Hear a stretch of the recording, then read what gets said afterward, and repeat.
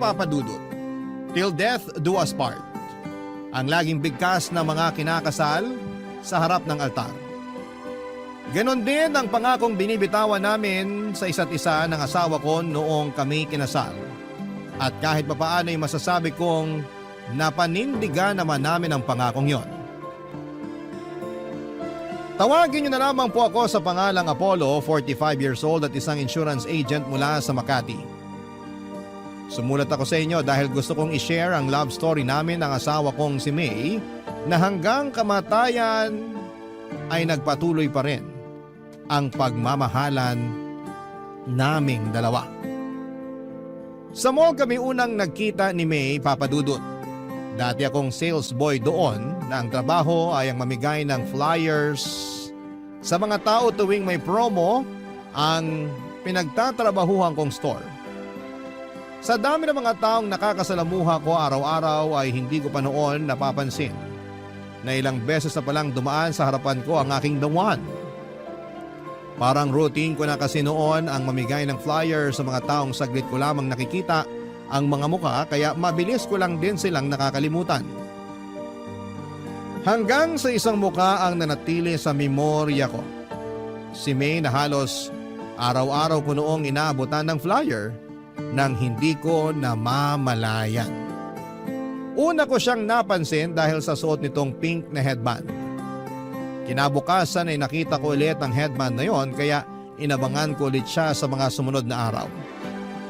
Hanggang sa napagtanto kong iisa lang ang babaeng nagmamay-ari ng pink na headband na yon.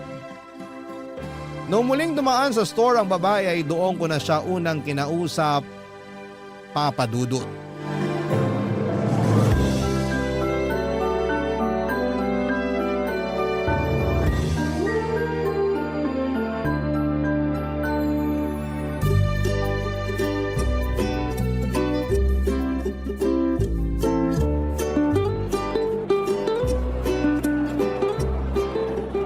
Good afternoon, ma'am. Ito po, flyer. May promo po kami this month. Baka gusto niyo po mag-avail. Salamat. Ay, teka lang. Ha? Ikaw na naman. Ano pong ibig niyong sabihin? Naalala kita eh. Ikaw yung lagi kong inaabutan ng flyer tuwing hapon. Baka po nagkakamali lang kayo. Hindi. Naalala ko yung pink mong headband eh. Dumaan ka na naman kahapon dito, di ba? Tapos nung nakaraang araw din. Ayan oh, sa tapat ng store namin. Natutuwa lang ako sa ginagawa mo na kahit araw-araw kitang inaabutan ng flyer, kinukuha mo pa rin. Yung iba kasi, hindi man lang nila ako pansinin kapag nag-aabot ako sa kanila. Ang sakit kaya nun kapag hindi ka pinapansin ng mga tao. Nahihiya lang din kasi ako kapag hindi ko kinuha yung inaabot mo. So, ikaw ngayong babae kahapon sa kanong nakaraan. Sabi na eh, hindi ako nagkakamali. Naalala ko yung headband mo eh, kasi kakaiba. Pambata. Total, nandito ka na lang din. Baka naman may time ka para explain ko tong laman ng flyers namin. Okay. Hindi naman ako nagmamadali. Okay, sige. This month kasi, may promo kami. Kailan ba birthday mo? Tapos na. Tapos na ba? Sayang naman. Kapag kasi birthday mo this month, may 20% discount ka kapag bumili ka dito sa store ngayong buwan. Kasi anniversary namin. Pero huwag ka mag-alala. May 10% discount din kapag first time buyer. First time mo lang naman bumili sa amin kung sakali, no? Hindi ako mahilig sa gadgets eh. Hindi. Pero if ever lang bibili ka, ngayon ka lang din ba bibili dito sa amin? Oo, hindi pa ako nakakapasok dyan sa store nyo. Ayos! Ayun! So kung plano mong bumili ng cellphone o tablet o laptop, bumili ka na ngayong buwan kasi may discount ka. Ano palang pangalan mo? May. Ako pala si Apollo. Salamat Apollo pero wala akong pambili ng tinda nyo eh. Tsaka may cellphone na ako. Hindi ko kailangan ng bagong cellphone ngayon. Ganun ba? O sige, pero kapag nangailangan ka, dito ka sa amin pumunta ha. Tutulungan kita makakuha ng discount. Okay, sige. May kailangan ka pa ba? May gusto ka bang itanong? Ang totoo niyan, hindi yung ibinibenta mong sadya ko kung bakit ako paulit-ulit na dumadaan dito sa store nyo. Ha? Ano?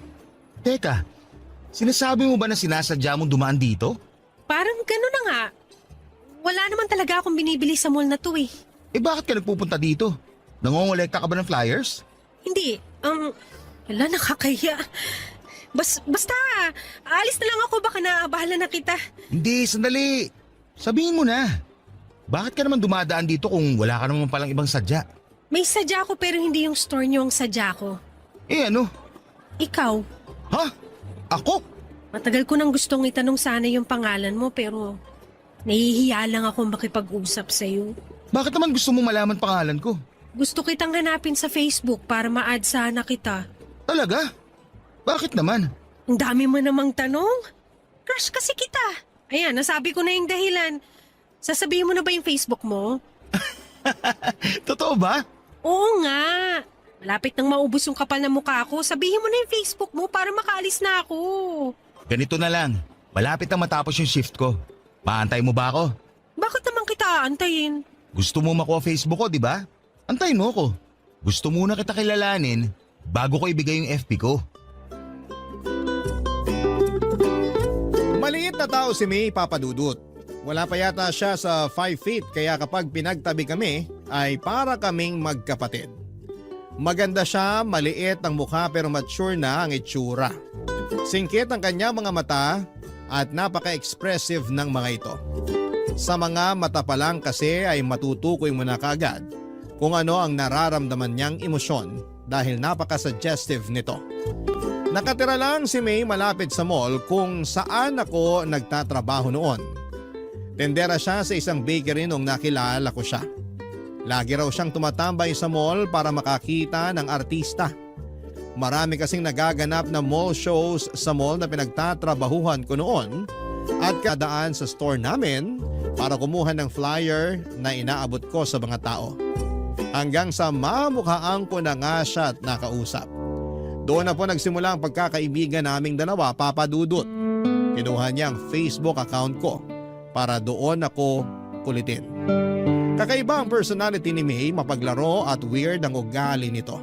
Para bang malayo sa mga normal na tao kung tumatakbo or tumakbo ang pag-iisip niya. Siya yung tinatawag na out of the box kung mag-isip. May usapan nga kami noon tungkol sa mga alaga naming hayop. At bigla na lang niya akong tinanong kapag daw ba magkakapareho ang size ng bawat hayop sa mundo. Sino raw sa kanila ang mananalo kapag naglaban? Napahagalpak na lamang ako ng tawa noon habang ini-imagine ko ang langgam at elepante na magkasing laki at naglalaban. Kasabay nito ay napaisip din ako kung sino nga ba sa kanila ang mananalo. Dahil sa kakaibang personality na ito ni May, kung kaya naman ay nagkaroon din ako ng interes sa kanya. Kaya naman noon nagkaroon ako ng oras para magpahinga.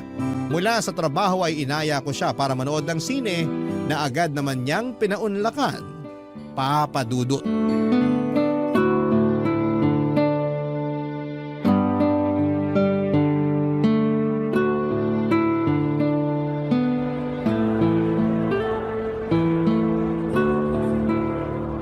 Ang lala ng twist ng pinanood natin ah.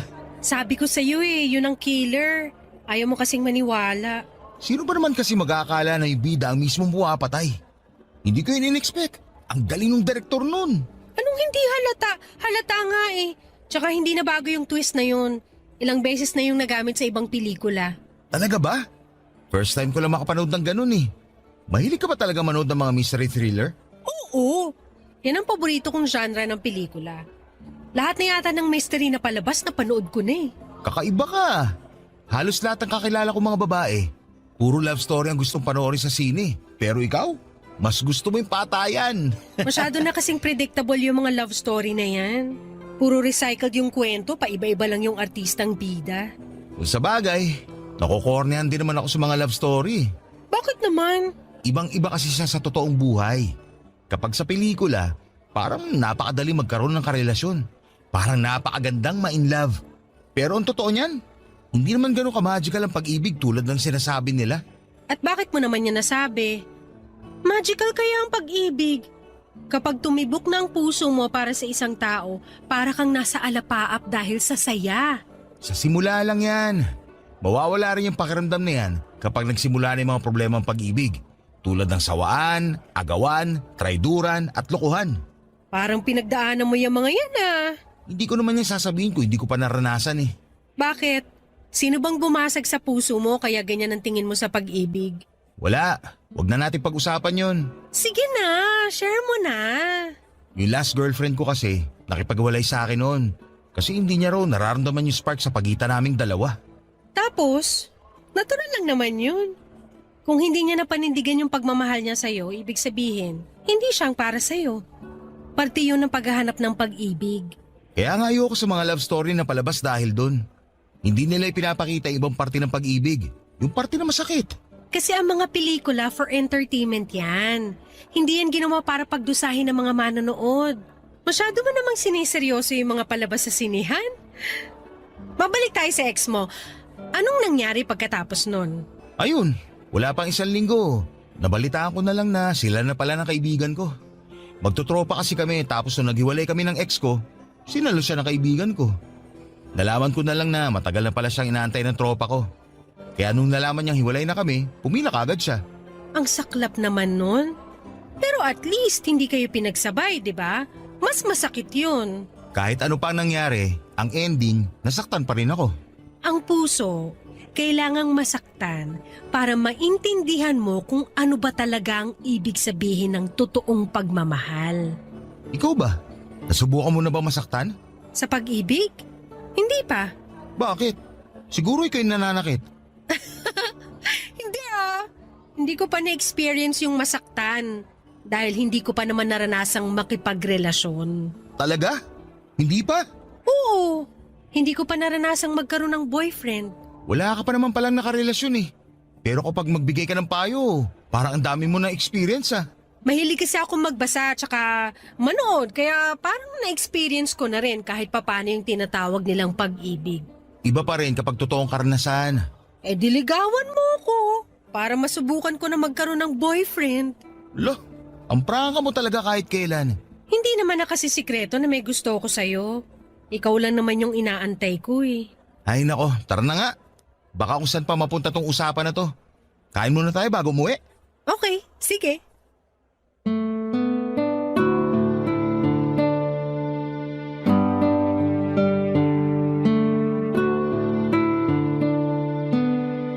Papadudot mabilis akong napaibig ni May dahil sa kakaibang ugali niya. Napakasaya niyang kasama. Tuwing nasa tabi ko siya ay para bang nagliliwanag ang buong mundo ko. Wala akong ibang ginawa kundi ang tumawa at matuto kapag nakakasama ko siya. Niligawan ko siya at ang panliligaw na yon ay umabot ng 3 buwan dahil kakaiba rin ang paraan nito ng pagtanggap ng manliligaw.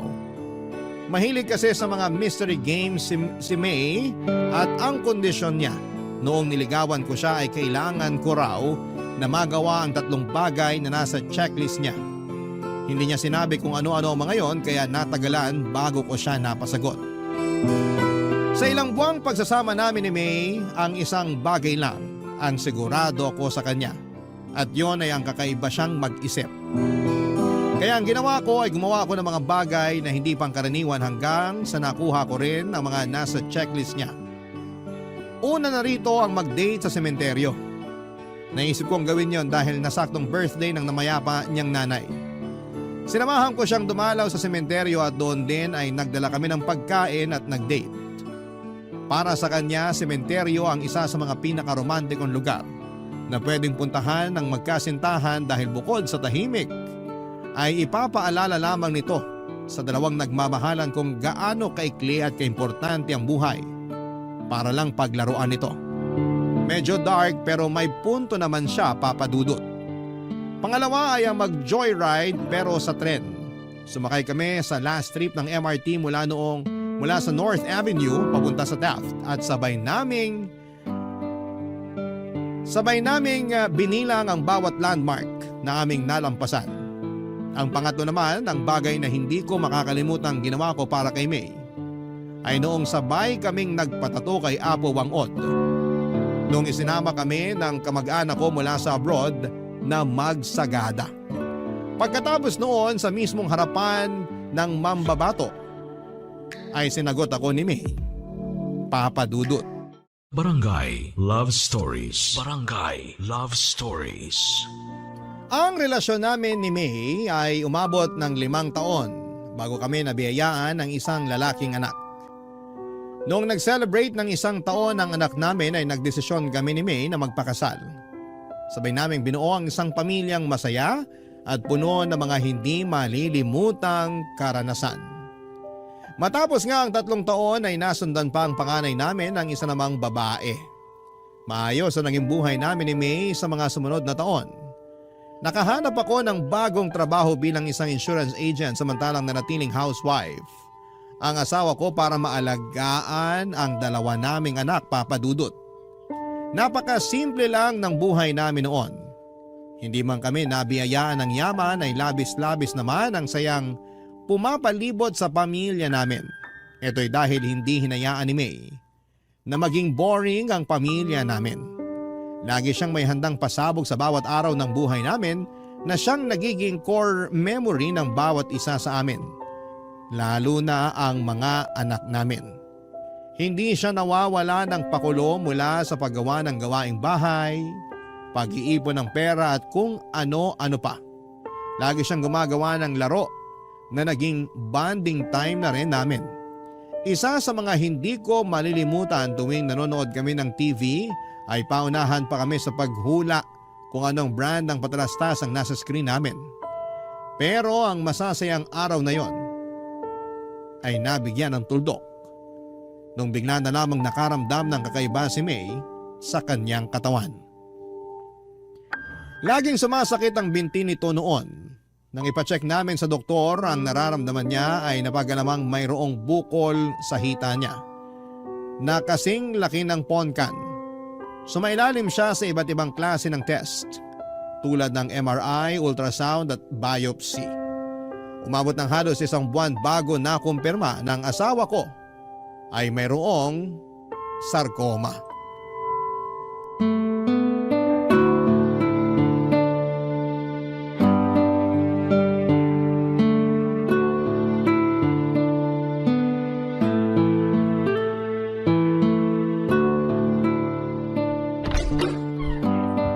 Mahal, nandito na ako.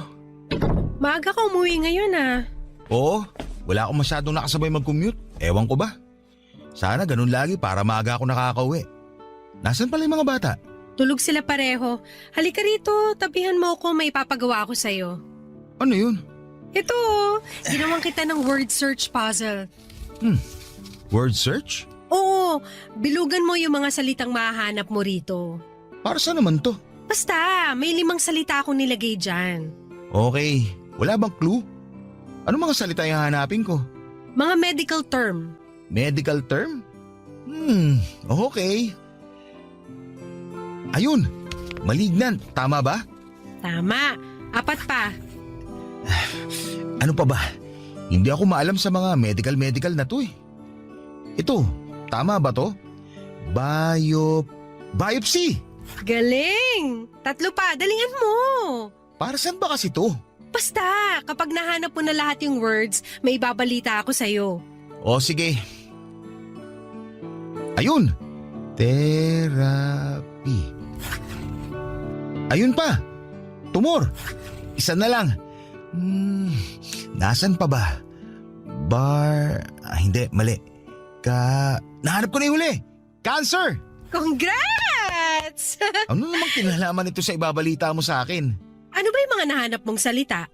Cancer, tumor, therapy, malignant, tapos biopsy. Teka, dumating na ba yung mga test mo sa ospital? Oo, nagkausap na kami ng doktor ko kanina. Confirmed. Ang alin? Yung mga binilugan mong salita, yan yung sakit ko. Cancer. Ano? Pinaglaro mo ako para lang sabihin may cancer ka? Pinaglolo ko mo ba ako, May? Ang boring naman kasi kapag sinabi ko lang sa'yo ng diretsahan. Mas maganda yung may thrill para surprise. Sa tingin mo, nakakatuwa itong ginagawa mo? Buhay ito pinag-uusapan natin. Magseryoso ka naman kahit ngayon lang. Hindi lahat pwedeng gawing laro. May cancer na nga ako, pinapagalitan mo pa ako. Sorry. Ikaw kasi. Anong sabi ng doktor? Anong klaseng cancer? Anong stage? Sarcoma. Ano yun? Anong klaseng cancer yun? Hindi ko maalala yung sinabi ng doktor. Parang cancer sa buto at sa tissue. Parang ganun. Buong katawan. Kailangan ko raw ng treatment para maagapan yung pagkalat ng cancer. Kailan ka magsisimula? Wala pang date. Sinabi ko kay Doc na kakausapin muna kita tungkol dito. Magpa-treatment ka na. Huwag na natin patagalin to. Pero kakayanin ba natin yung gastos? Huwag mo nang problemahin yan.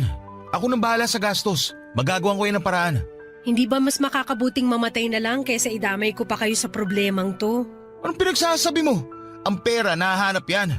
Ang buhay, hindi na yan napapalitan. Mas gusto ko na lang na malubog sa utang kaysa mamatay ka, May. Tandaan mo yan. Oh, nagagalit ka na naman. Ayoko lang na ganyan ang iniisip mo. Walang mabuting maidudulot ang pagkamatay mo. Kaya labanan mo yung sakit mo. Para sa mga anak natin at para sa akin. Sige, oo, lalaban ako. Magpapagamot ako. Alam na ba to ng mama mo? Ikaw pa lang ang pinagsabihan ko. Tatawag ako kay mama mamaya baka sakaling makahiram din tayo sa kanya ng panggastos. Kakausapin ko rin yung mga kapatid ko tungkol dyan. Basta ang mahalaga ngayon, magsimula ka na sa treatment mo. Papadudot lumaban si May at ginawa ko ang lahat para matustusan ang mga gastusin para sa treatment niya. Nag-apply ako sa mga loans at naghanap ng sideline para mabayaran ang mga hospital bills ni May. Hindi rin naman po kami pinabayaan ng mga kamag-anak at kaibigan namin. Nagpaabot din ng tulong ang pamilya ni May, ganoon din ang mga kapatid ko. Minsan kapag nasa ospital kami, ay ang mga in-laws ko ang nagbabantay sa mga bata. May oras nga noon na ilang linggong nawalay sa amin ng mga anak namin dahil kinailangan namin magstay sa ospital noon. Sa awa ng Diyos ay nalabanan naman ni May ang kanyang sakit matapos siyang magpa-opera. Tumalab ang treatment nito at sumailalim sa remission o pagkawala ng mga sintomas ng kanyang sakit ang asawa ko. Sobra-sobra ang pasasalamat ko noon sa Diyos. Dahil dininig nito ang mga panalangin ko na habaan pa ang buhay ni May. Masyado pa kasing bata ang mga anak namin para mawala ng ina. Kaya nakahinga ko nang sabihin ng mga doktor na maayos na ang lagay ng asawa ko na wala ng sintomas ng cancer sa katawan niya. Unti-unti ay bumalik sa dati niyang sigla si May, sabay naming binawi ang mga oras at panahong nasayang dahil sa sakit nito, kasama ang mga anak namin. Muli naming binalik ang dating sigla ng aming pamilya at sa loob ng 3 taon ay namuhay kami ng tahimik at masaya. Subalit muling sinubok ang tatag at pananampalataya ng aming pamilya noong muling nagparamdam ang sakit ni May.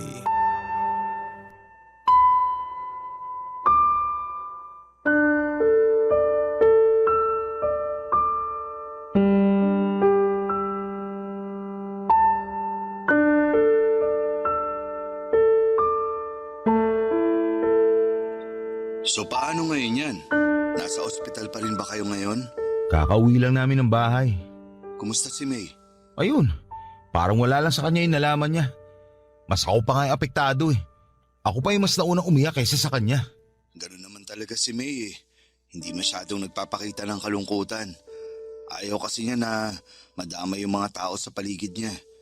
Matapang yun eh, pero kahit ganun, samaan mo na lang muna siya. Alam ko na kahit hindi yun nagpapakita ng emosyon eh, mabigat ang pakiramdam nun ngayon. Alam ko naman yun.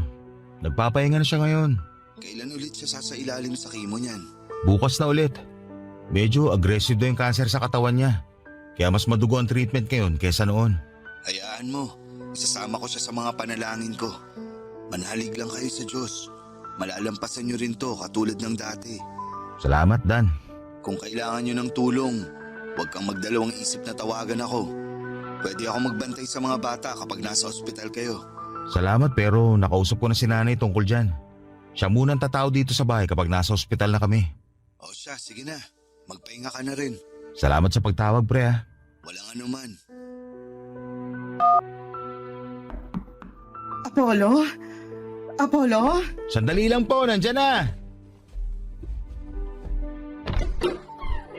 O ma, pasok po kayo. Nasaan ang anak ko? Okay na ba siya? Nasa kwarto po si May, nagpapahinga na po siya. Bumiyahe ako agad nung nabasa ko yung text mo. Ano bang nangyari sa kanya? Sumakit po yung likod niya kaninang umaga. Namimilipit na siya sa sakit, kaya itinakbo ko na lang siya sa ospital. Anong sabi ng doktor? Maayos na ba siya? Ma, bumalik po yung cancer ni May. Ano? Diyos ko, May. Akala ko ba maayos ng lahat? Akala ko pa wala na siyang cancer. Yun nga rin po ang alam namin eh. Pero sabi ng doktor, may pagkakataon talaga na bumabalik yung tumor sa mismong pinanggalingan nito. Mahabaging Diyos, ano nang nangyayari dito sa anak ko? Ma, sa inyo ko lang po muna sasabihin to. Hindi pa po to alam ni May. Pero bago kami umuwi, nakapag-usap kami ng doktor niya. Anong sinabi niya sa'yo? Masyado daw aggressive yung cancer cell sa katawan ni May. Binigyan na po siya ng doktor ng taning. Anong sabi mo? 2 weeks hanggang 2 months na lang daw po itatagal ng katawan niya.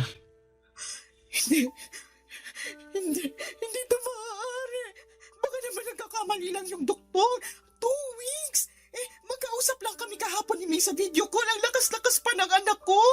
Basta ang sabi lang po sa akin, ihandaan na lang po natin ang mga sarili natin. Pero ma, huwag niyo na lang po sanang sabihin to kay May ha. Ayokong mapanghinaan siya ng loob. Diyos ko, ang anak ko. Gagawin naman daw po ng mga doktor ang magagawa nila para mapahaba pa ang buhay ni May. Umaasang tumalab yung treatment at mapahina ulit yung cancer katulad ng dati.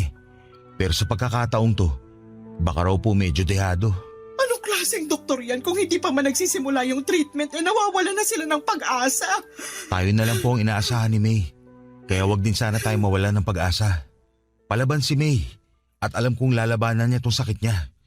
Magtiwala po tayo sa Diyos. Papadudot ang panalangin ko noon sa Diyos ay dugtungan pa ang buhay ng asawa ko. Pinagbigyan niya ako at dinugtungan niya ang buhay ni May. Maaaring kalabisan na kung humingi ulit ako sa kanya ng oras pero yun po ang ginawa ko. Ipinagpanalangin ko ulit na sana'y malampasan namin ang panibagong dagok sa buhay namin at tunay ngang God is good dahil ang hiling kong yon ay muling tinupad ng Panginoon. Nalampasan po ni May ang taning na ibinigay sa kanyang buhay.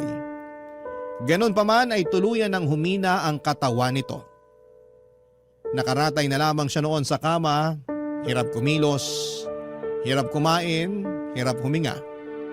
Ang tanging nagagawa na lamang niya noon ay ang umiyak ng umiyak dahil sa sakit na nararamdaman niya mula sa iba't ibang parte ng kanyang katawan. Hindi ko po iniwan si May sa kanyang laban. Lagi akong nasa tabi niya sa tuwing nahihirapan siya. Mula umaga hanggang sa pagtulog namin ay hawak-hawak ko ang mga kamay niya para maiparamdam ko sa kanyang hindi siya nag-iisa. Hanggang sa nag-decide si May na itigil na ang treatment niya. Hindi na raw kaya ng katawan niya ang bagsik na dulot ng mga treatment na ginagawa sa kanya. Pakiramdam niya ay mas lalo lang daw siyang nanghihina. Hindi ako pumayag noong una pero dahil sa pakiusap nito ay wala na akong nagawa kundi ang ibigay ang kahilingan niya. Umabot pa nga ng 4 na buwan si May bago tuluyang bumigay ang katawan niya. Papadudot na gulat ako sa naging reaksyon ng puso ko noong nag-flatline si May. Nakahinga ko. Sa halip na balutin ako ng kalungkutan ay nakaramdam ako ng kaginhawahan. Sa wakas ay tapos na ang paghihirap ng asawa ko. Hindi na niya kailangang mamilipit sa sakit. Hindi na niya kailangang umiyak. Hindi na niya kailangang maghabol ng kanyang hininga. Payapa na siya. Wala nang paghihirap. Wala nang pagdurusa.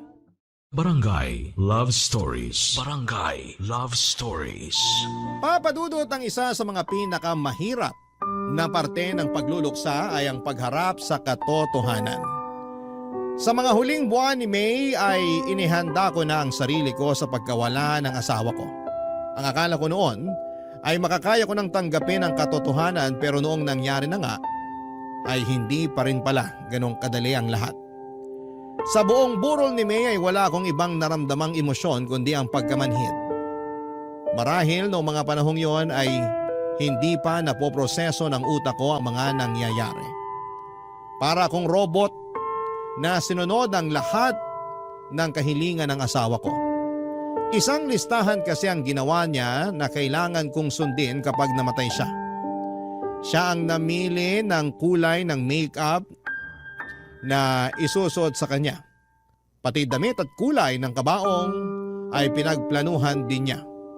Gusto niyang paglamayan namin siya ng 1 linggo bago siya i-cremate.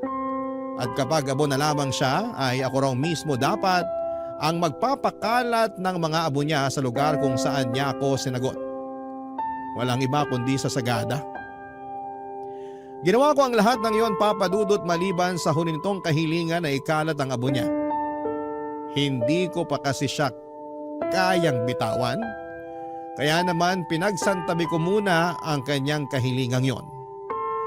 Matapos i-cremate si May ay sakalang nag-sink in sa akin na wala na talaga ang asawa ko.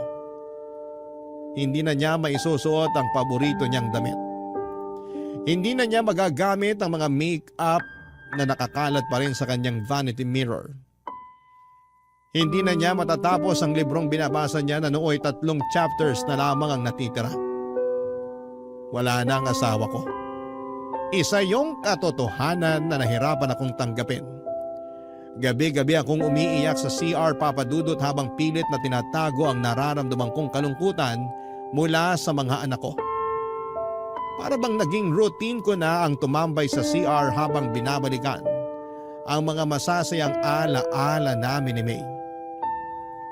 Isang gabi habang nakatambay ako sa CR at inaalala ang mga old pictures namin ng asawa ko ay bigla akong tinawagan ng kaibigan kong si Dan, Papa Dudut.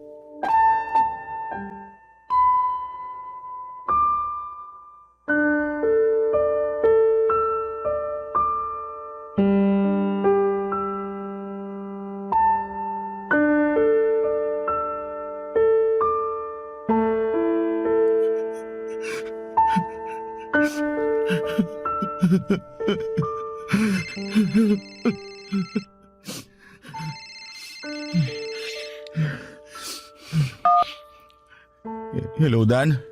Napatawag ka. Hello pre, gising ka pa ba?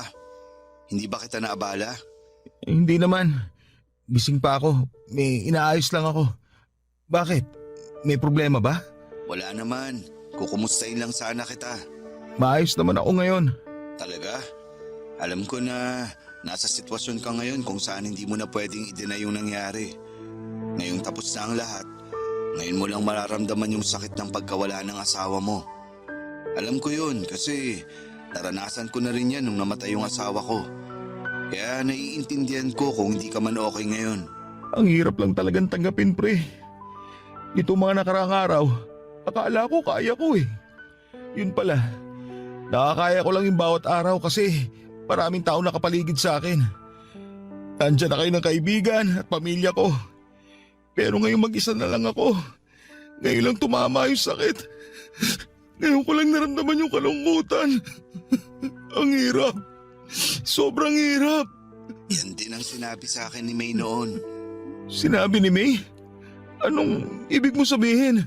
Ang totoo niyan pre, tumawag ako sa iyo ng ganitong oras dahil kay May. Hindi kita maintindihan, pare. Bago namatay si May, nagkaroon kami ng pagkakataong mag-usap. Isang bilin ang ibinigay niya sa akin. Sinabihan niya ako na samahan kita sa pagluluksa.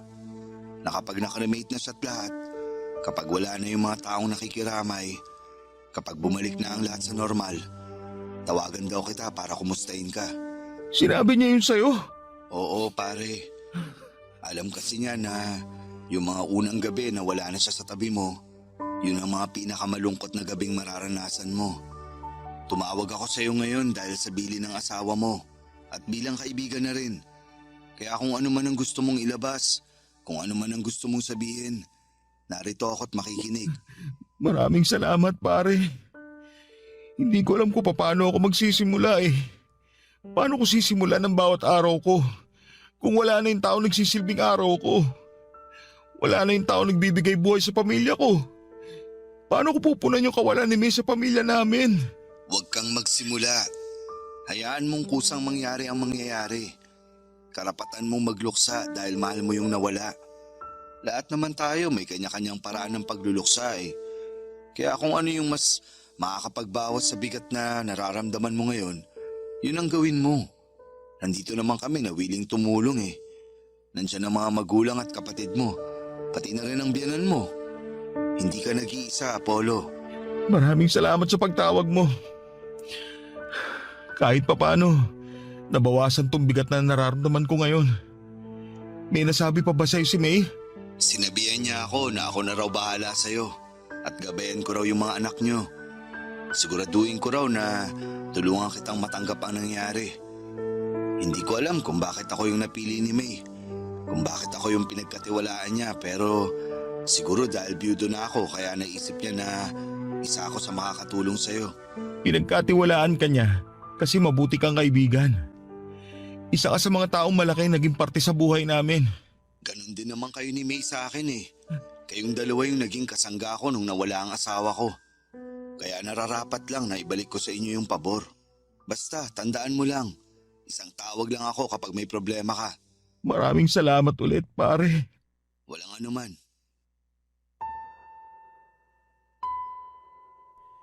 Nagulat ako, Papa Dudut, na kahit nawala na si May, ay nagawa pa rin pala niyang magplano para sa hinaharap. Hindi ko lubos maisip na kahit nasa kalagitnaan na ng paghihirap si May, ako pa rin ang iniisip niya. Mas lalo tuloy akong nalungkot at nangihinayang sa sanay magandang buhay ng asawa ko. Napakabata pa niya para pumanaw. Marami pa siyang pwedeng mapasaya sa buhay kaya sobra akong nasayangan sa sanay buhay na pwede pa nitong maranasan. Papadudot, hindi lang si Dan ang binili ni May na tumawag sa akin. Sa ika-40 days ng pagkamatay ni May ay nagkaroon ng memorial service sa bahay. Doon ay nilapitan ako ng kapatid ko at isang sulat ang ibinigay niya sa akin, Papadudot. Anito ay sulat yon ni May para sa akin. Pero ang kapatid ko ang nagsulat nito dahil hindi na kaya noon ni May ang bumangon. Basahin ko raw ito kapag wala ng tao sa bahay. Kapag mag-isa na lamang ako at nakakaramdam ng kalungkutan. Sa sulat ay kinumusta ako ni May. May mga ilang bilin din siya sa sulat, Papadudot, kung ano ang dapat kong gawin sa mga naiwan niyang gamit. Gusto niyang itapon ko na ang mga personal niyang gamit. Ang mga damit naman na pwede pang isuot ay idonate ko raw sa mga nangangailangan. Huwag daw ako mag-iwan ng bagay na magpapalungkot lamang sa akin. Kinabukasan ay yun po ang ginawa ko. Nilinis ko ang kwarto namin at kahit mabigat sa pakiramdam ay tuluyan ko nang inalis sa bahay ang mga gamit ng namayapa kong asawa. Sa mga sumunod na buwan ay nagkaroon ako ng excitement sa kung sino pa ang mga taong binilina ni May. Araw-araw ko nag-aabang sa mga tawag ng mga kamag-anak at kaibigan namin dahil baka may dala-dala silang mensahe mula sa asawa ko, Papadudot. Ang pangatlo at huling mensahe na nakuha ko mula kay May ay noong binisita ko ng biyanang ko sa bahay sa mismong unang death anniversary ni May, Papadudot.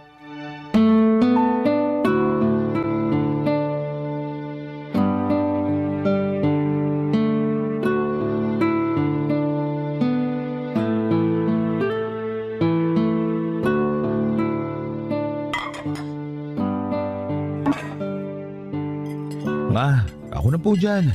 Hindi na, ako na magliligpit dito. Dalhin mo na lang to sa kapitbahay nyo. Pansit yan tsaka puto. Sayang din kapag hindi naubos, wala namang iba ng kakain. Maliban na lang kung may darating ka pang bisita. Wala na pong darating. O siya, itong itinabi kong ulam, ulamin nyo na lang bukas. Sige po. Nakakapagod tong araw na to. Alam mo ba, simula alas 4 nagluluto na ako. Sabi ko naman po kasi sa inyo, Ma. Mag-order na lang po tayo para hindi kayo mapagod. Hindi pwede. Kapag nag-order tayo, para na rin nating ininsulto si May. Dapat bigyan pa rin natin siya ng oras kahit na sa paghahanda lang ng anibersaryo ng pagkamatay niya. Alalahanin natin siya sa pamamagitan ng pagkaing inihanda natin para sa kanya mismo. Salamat po pala sa pag-prepare ng handa ngayon. walang anuman. Nasabi na sa akin yan ni May bago pa siya pumanaw. Binili na niya ako na pagsapit daw ng death anniversary niya, ako raw ang magluto ng handa dahil hindi ka raw marunong magluto. Binili na niya rin po kayo? Oo. Nung hinatid mo yung anak mo sa eskwela noon, ako yung naiwan na nagbantay kay May. Nag-usap kami tungkol sa buhay-buhay, tapos nabanggit niya na natatakot siyang mamatay. Hindi dahil mawawala na siya sa mundong to, kundi dahil maiiwan niya kayong mag-aama niya. Paano na lang daw kapag may handaan? Sino na raw ang magluluto? Tapos napag-usapan namin, yun nga, tungkol sa death anniversary niya na samahan kita kasi alam niya na hindi ka marunong maghanda sa mga ganitong klaseng okasyon. Kahit kailan talaga. Kahit wala na siya rito. Wala ni May. Ay, ganun talaga yung batang yon. Mas iniisip niya yung kapakanan ng iba kaysa sa kanya. Bago pala siya pumanaw, may iniwan si May para sa'yo. May iniwan po siya? Ano po yun? May record siya para sa'yo. Sabi niya, iparinig ko raw to sa'yo sa first anniversary ng kamatayan niya. Nasaan po? Ay, taka, nandito sa cellphone ko eh. Tulungan mo nga akong hanapin, nasa recording yun eh. Amin na po. Ako na ang titingin. Ayan yung cellphone ko. Hanapin mo na lang. 556655 ang passcode. Sige po. 556655. Tapos sa recording po, no? Oo, May ang nakalagay na pangalan. Ayun po. Nakita ko na. Play ko na po. Sige, play mo na. Hello, mahal. 1 taon na ba ang lumipas? Ang bilis naman. Parang kailan lang nung nawala ako ah.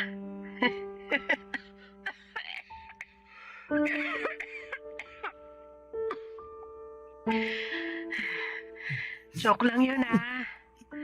Baka magalit ka na naman kasi nagbibiro na naman ako tungkol sa kamatayan. Siraulo ka talaga. Kumusta ka na? Nagawa mo na ba yung mga billing ko sa'yo? Siguraduhin mo lang na maganda yung naging makeup ko, ha? Tsaka dapat, by this time, nakakalat na yung mga abo ko sa sagada.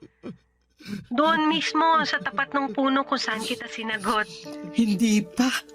Hanggang ngayon nandito pa yung mga abo Tapos, yung mga gamit ko, naipamigay mo na ba? Itapon mo na yung mga hindi mo gagamit.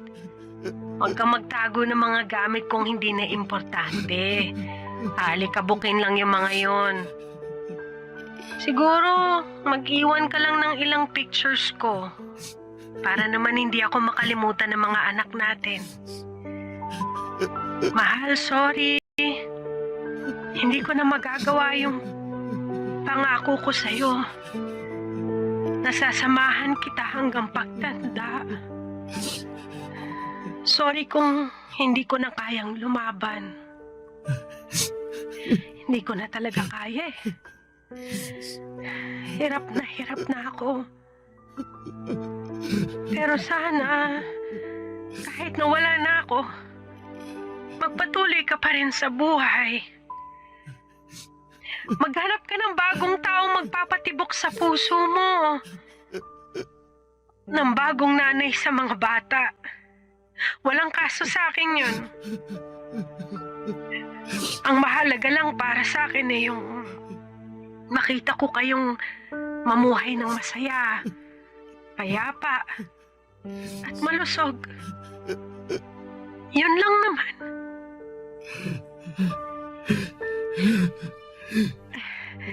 Ito na yung huling habiling ko sa'yo. Ikaw nang bahala sa mga bata, ha? Paalam, mahal ko. Paalam, mahal.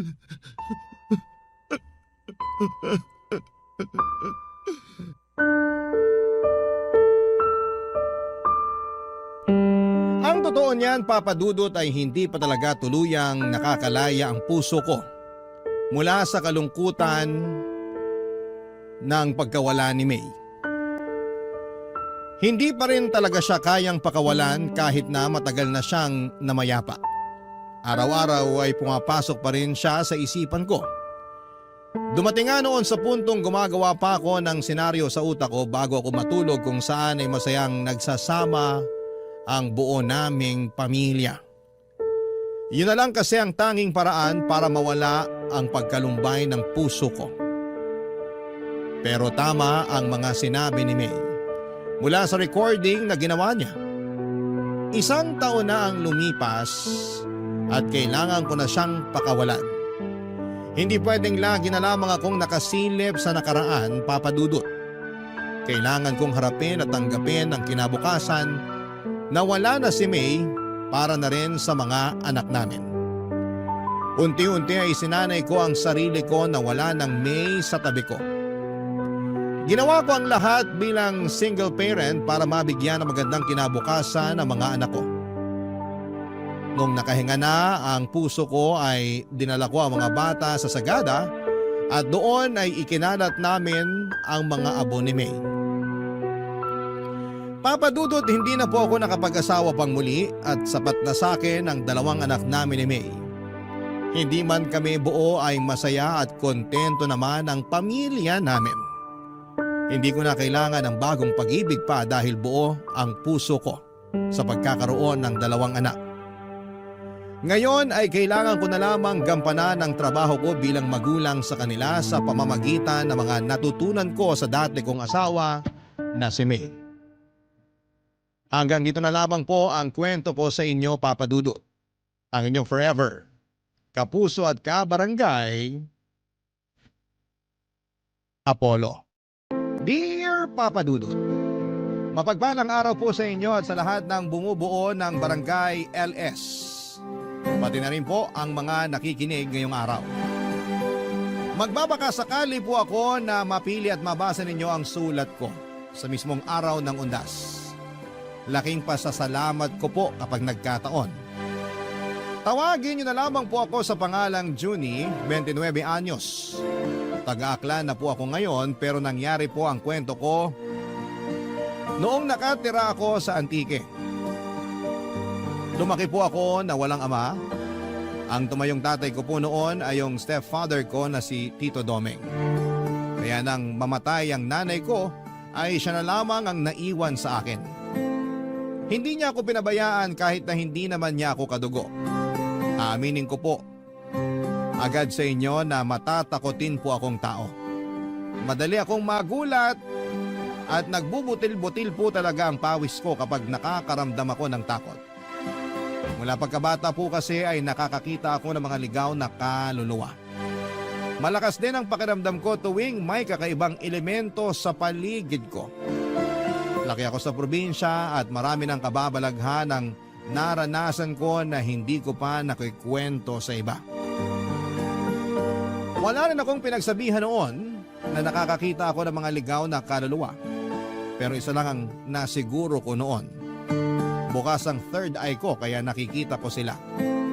Hindi yun naging madali sa akin dahil madalas akong nasasabihan na maluwag ang tornilyo. Masakit po para sa aking masabihan ng ganon dahil hindi ko naman ginustong magkaroon ng ganitong kakayahan. Kaya naman tuwing natatakot ako ay tinutumbasan ko na lamang yon ng dasal.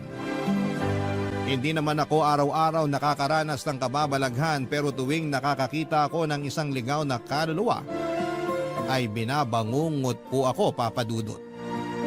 At noong malaman ni Tito Domeng ang tungkol sa kakayahan ko ay ginamit niya ako sa panggagamot niya. Marami pa rin po kasi noon sa probinsya yung mga naniniwala sa tradisyonal na manggagamot. Sa mga ganong manggagamot lumalapit ang mga tao kapag walang sapat na perang pampaospital. At yun nga po ang naging trabaho ng stepfather ko, Papa Dudut.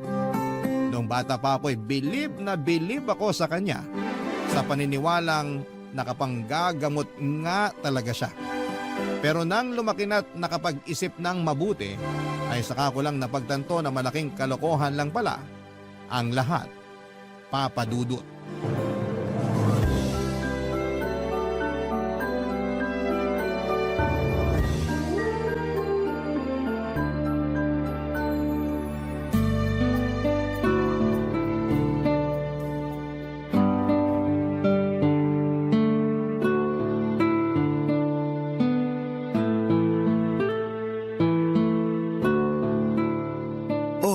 Ba't di pa tayo maandar? Titingnan ko muna yung gulong, Tito. Flat yata. Ha? Ngayon pa talaga? Pudpud na kasi yung gulong nitong tricycle eh. Sa susunod na linggo ko pa sana balak palitan. Kaso inabutan na ngayon. Paano ngayon yan?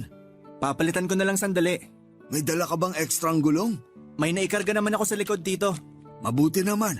Bilisan mo na lang. Mag-aalas 11 na ng gabi. Teka, bababa muna ako nang mapalitan mo yung gulong ng maigi. Yung mga gamit mo pang ayos, nadala mo rin ba? Lagi lang naman nandito sa likod yon. Buti na lang talaga naisipan kong ikarga tong gulong kanina. Kung hindi, baka dito na tayo magpapalipas ng gabi. Hindi tayo pwedeng magpalipas ng gabi rito, Juni. Bakit naman, Tito? Basta, Nga pala, Tito. Ano ba talagang sakit nung matandang ginamot nyo kanina? nung matandang babae. Siyempre, nag-imbento lang ako ng sakit. Pero mukhang maayos naman yung kalagayan ng matanda. Dala na lang siguro ng edad kaya nanghihina. Hindi na nga makatayo eh. Ikaw ba naman abuti ng mahigit 80 anyos? Hindi mo ba nakita kanina kung gaano katanda yung ale? Hindi naman ako pumasok sa bahay nila, kaya hindi ko na nakita yung matanda. Kayo lang naman kailangan dun. Umamin ka nga. Napipilitan ka lang bang sumama sa akin? Paano tayo paniniwalaan ng mga ginagamot ko kung hindi mo ipinapakitang suportado mo ko sa ginagawa ko? Mali naman kasi naman loko tayo ng ibang tao, Tito. Totoong herbal naman yung pinababayaran ko sa kanila. Hindi ko nga lang alam kung magagamot nun yung sakit na meron sila. Pero hindi ko nakasalanan yun. Sila tong may kailangan sa akin. Yun na nga, Tito eh. Kailangan nila kayo kasi wala silang pampaospital. Nagtiwala sila sa inyo. Pero naging katiwa-tiwala ba kayo? Hindi na mahalaga kung nagtiwala sila sa akin o hindi. Hindi ko naman sila gagamutin sa ikalawang pagkakataon. Kung wala akong nagawa para sa kanila sa unang beses na lumapit sila, malamang kukuha na ng panibagong manggagamot yung mga yun. Kaya bakit pa ako mag-aalala? Paano nga kung wala silang makuha? Sa tingin nyo ba, may maitutulong pa yung herbal na ginawa nyo? Nung tinikman ko nga yung laman ng binibenta nyo, oregano lang yung nalasahan ko. Bakit mo kasi tinikman? Sira ulo ka pala eh. Ay, bilisan mo na lang dyan ang makauwi na. Juni, kaninong aso yung nasa Malay ko po, di naman tayo taga rito. Tsaka, anong aso sinasabi nyo? Wala naman ako nakikita. Tumingin ka sa likuran mo. Anak ng, kanina pa ba yan dyan? Bugawin mo. Baka mamaya, hindi lang basta aso yan. Nasa liblib na lugar pa naman tayo. Wala tayong maihinga ng tulong dito. Shoo! Alis! Umalis ka rito! Hoy! Ano ka ba? Hindi naman umaalis eh. Batuhin mo na. Tito, alam niyo namang may ginagawa pa ako rito eh. Kung kayo na lang kaya bumato. Naduduwag ka lang yata eh. Ay, pambihira naman oh. Bibilisan ko na lang dito para makaalis na tayo. Ano, Juni? Wala na bang ibibilis yan? Tapos na ako, Tito. Pwede na kayong sumakay. Oh, ayos lang ba kayo? Paano ako magiging maayos kung may umaalulong na aso malapit sa atin? Aso lang naman yan, Tito. Tara na. Inilabutan ako ron ah. Bakit, Tito? May nakita ba kayo kanina? Wala, matay rin.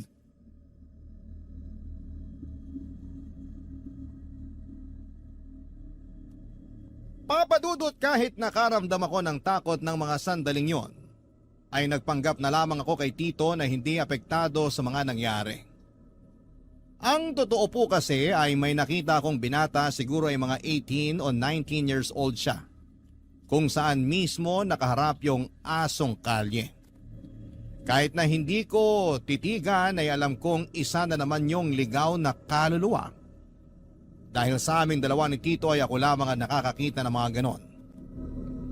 May pamahiin kaming pinapaniwalaan tuwing may umaalulong na aso. Meron daw itong nakikitang masamang espiritu o di kaya'y may mamamatay. At sa pagkakataong yon ay kami lang naman ni Tito ang magkasama kaya gano'n na lamang ang kabang naramdaman ko. Dahil sa nangyari ay hindi na naman ako nakatulog ng maayos sa pag-uwi namin. Pasado alas 12 na noon nang lumabas ako ng bahay para manigarilyo. Nakapatay na lahat ng ilaw sa bahay at hindi na ako nag-abala pang buksan dahil wala naman sana akong balak magtagal sa labas. Pero habang nakaupo ako roon at humihit-hit ng sigarilyo, ay bigla na lang may humawak sa magkabilang balikat ko. Paglingon ko, wala namang tao. Nang ibalik ko noon ang tingin sa harapan ko ay ramdam na ramdam ko na nagkakabutil-butil na ang pawis ko sa noo. Nang makita ang isang batang lalaki na nanlalalim ang mga mata at maputla ang mga labi niya. Nang kumurap ako ay bigla na lamang itong nawala, Papa Dudut.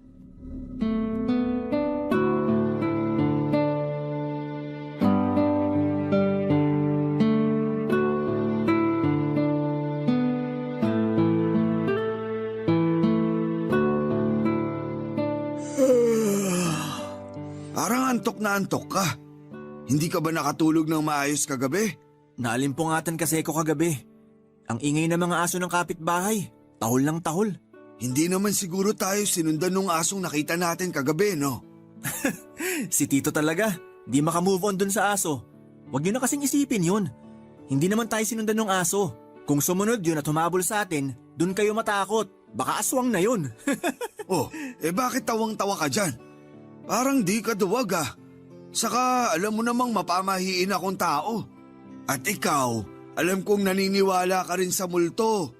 Kaya huwag ka nang magtapang-tapangan dyan. Mag-almusal na lang tayo, Tito. Tapos na ako, kanina pa.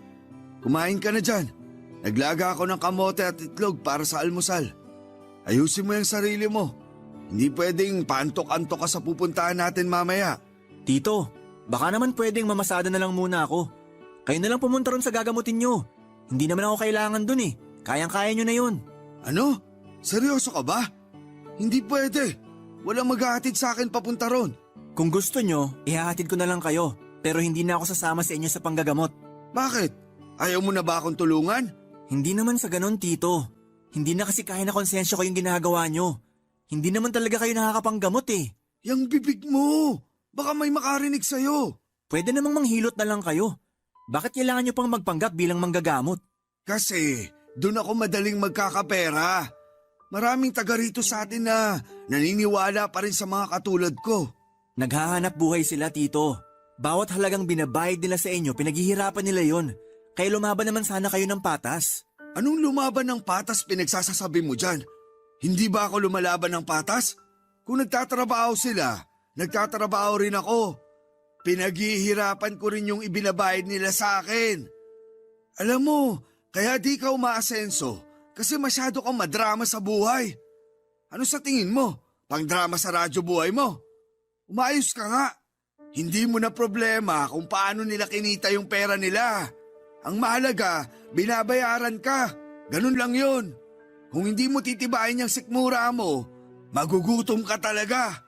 Maraming paraan para kumita nang hindi ka nanloloko ng mga tao, Tito. Ginusto niya lang talaga yung ganyang gawain, kaya nakasanayan nyo na. Tigilan mo na nga yan. Huwag mo na akong pangaralan. Mag-asikaso ka na. Sasama ka sa akin mamaya. Sabi ko ho, ihahatid ko na lang kayo mamaya. Susunduin ko na lang kayo kapag pauwi na.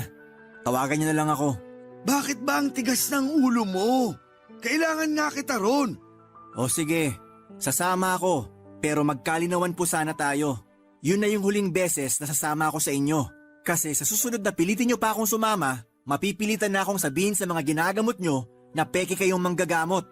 Kung marunong kang tumanaw ng utang na loob, hindi mo gagawin yan sa akin. Pwede naman akong tumanaw ng utang na loob sa ibang paraan. Pero hindi sa gusto nyo, Tito. Kapakanan nyo lang din naman ang iniisip ko eh. Paano kung malaman ng mga nagpapagamot sa inyo na hindi naman talaga nakakatulong yung ginagawa nyo? Paano kung karmahin kayo sa panloloko nyo sa kanila? At yung pinakamalalang pwedeng mangyari, paano kung may mamatay ng dahil sa inyo? At bakit naman may mamamatay ng dahil sa akin? Maiintindihan nyo rin yung sinasabi ko pagdating ng araw, Tito.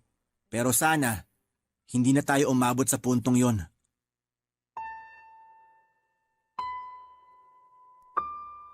Papadudod ilang beses ko nang sinubukan na patigilin na si Tito sa ginagawa niya. Tuwing may inilalapit sa kanya na may lagnat o pananakit ng katawan, ang matik na sinasabi niya ay napaglaruan daw ng elemento. Minsan naman ay sinasabi niyang may nagbabantay na kaluluwa. at doon niya ginagamit ang kakayahan ko. Sinasabi niya na may nakikita akong kaluluwang gumagambala sa kanila kahit na ang totoo ay wala naman talaga. Dahil kung meron man ay hindi na kakailanganin pang magsinungaling ni Tito. Tuwing sinasabi ko sa kanya na ayoko nang sumama sa panggagamot niya ay ginagamit niya ang utang na loob ko sa kanya para hindi ako makawala. Batid ko na may sarili naman akong pag-iisip at kaya ko nang magdesisyon para sa sarili ko, Papa Dudut. Pero hindi ko naman siya magawang iwanan dahil wala na siyang pamilya o malapit na kamag-anak doon sa lugar namin. Hanggang isang araw ay hindi ko akalain na aabot na rin si Tito sa puntong pati mga taong malapit sa amin ay biniktima na rin niya para sa pera. Nagkasakit noon, Papa Dudut, ang nanay ng kaibigan ko. Naging magkaklase kami ni Chito noong high school at magkapitbahay lang din kami. Dahil ilang araw nang masama ang lagay ng nanay niya, ay nagpasya na siyang lumapit kay Tito Domeng sa pag-aakalang may maitutulong ito sa kanila para gumaling. Barangay Love Stories. Barangay Love Stories. Papa Dudut, hindi ako kasama ni Tito noong ginagamot niya ang nanay ni Chito. Kahit anong kasing pilit niya ay namasada na lamang ako. Pero bago niya puntahan ang nanay ng kaibigan ko ay sinabihan ko na si Chito na sa ospital na lamang dalhin ang kanyang ina para makasigurado. Pero dahil walang sapat na pera ay nagbaka sakali siya sa kakayahan ni Tito Domeng. Hindi ako mapakali noong araw na yon dahil bukod sa kaibigan ko si Chito ay alam ko namang hirap din sila sa pera. Nang makauwi ako noon ay nalaman ko na nagbayad pala ito ng 500 piso kay Tito Domeng. Tinanong ko siya kung ano ang ginawa niya sa nanay ni Chito at ang sinabi niya lang daw ay may nagambalang elemento ang nanay ng kaibigan ko. Nagbigay lang siya ng pangontra at herbal na hindi naman talaga makakatulong sa kalagayan nito noon. Umasa ang kaibigan ko na magiging mabuti na ang kalagayan ng nanay niya at hindi na kakailanganin pang dalhin sa ospital. Pero ilang araw lang ang lumipas ay pumanaw ito. Huli na nang malaman ni Chito ang sakit na ikinamatay ng nanay niya at hindi ito naagapan. Sinisi niya si Tito Domeng sa panloloko nito sa kanila, kaya ang nangyari ay sinugod kami sa bahay, Papa Dudut.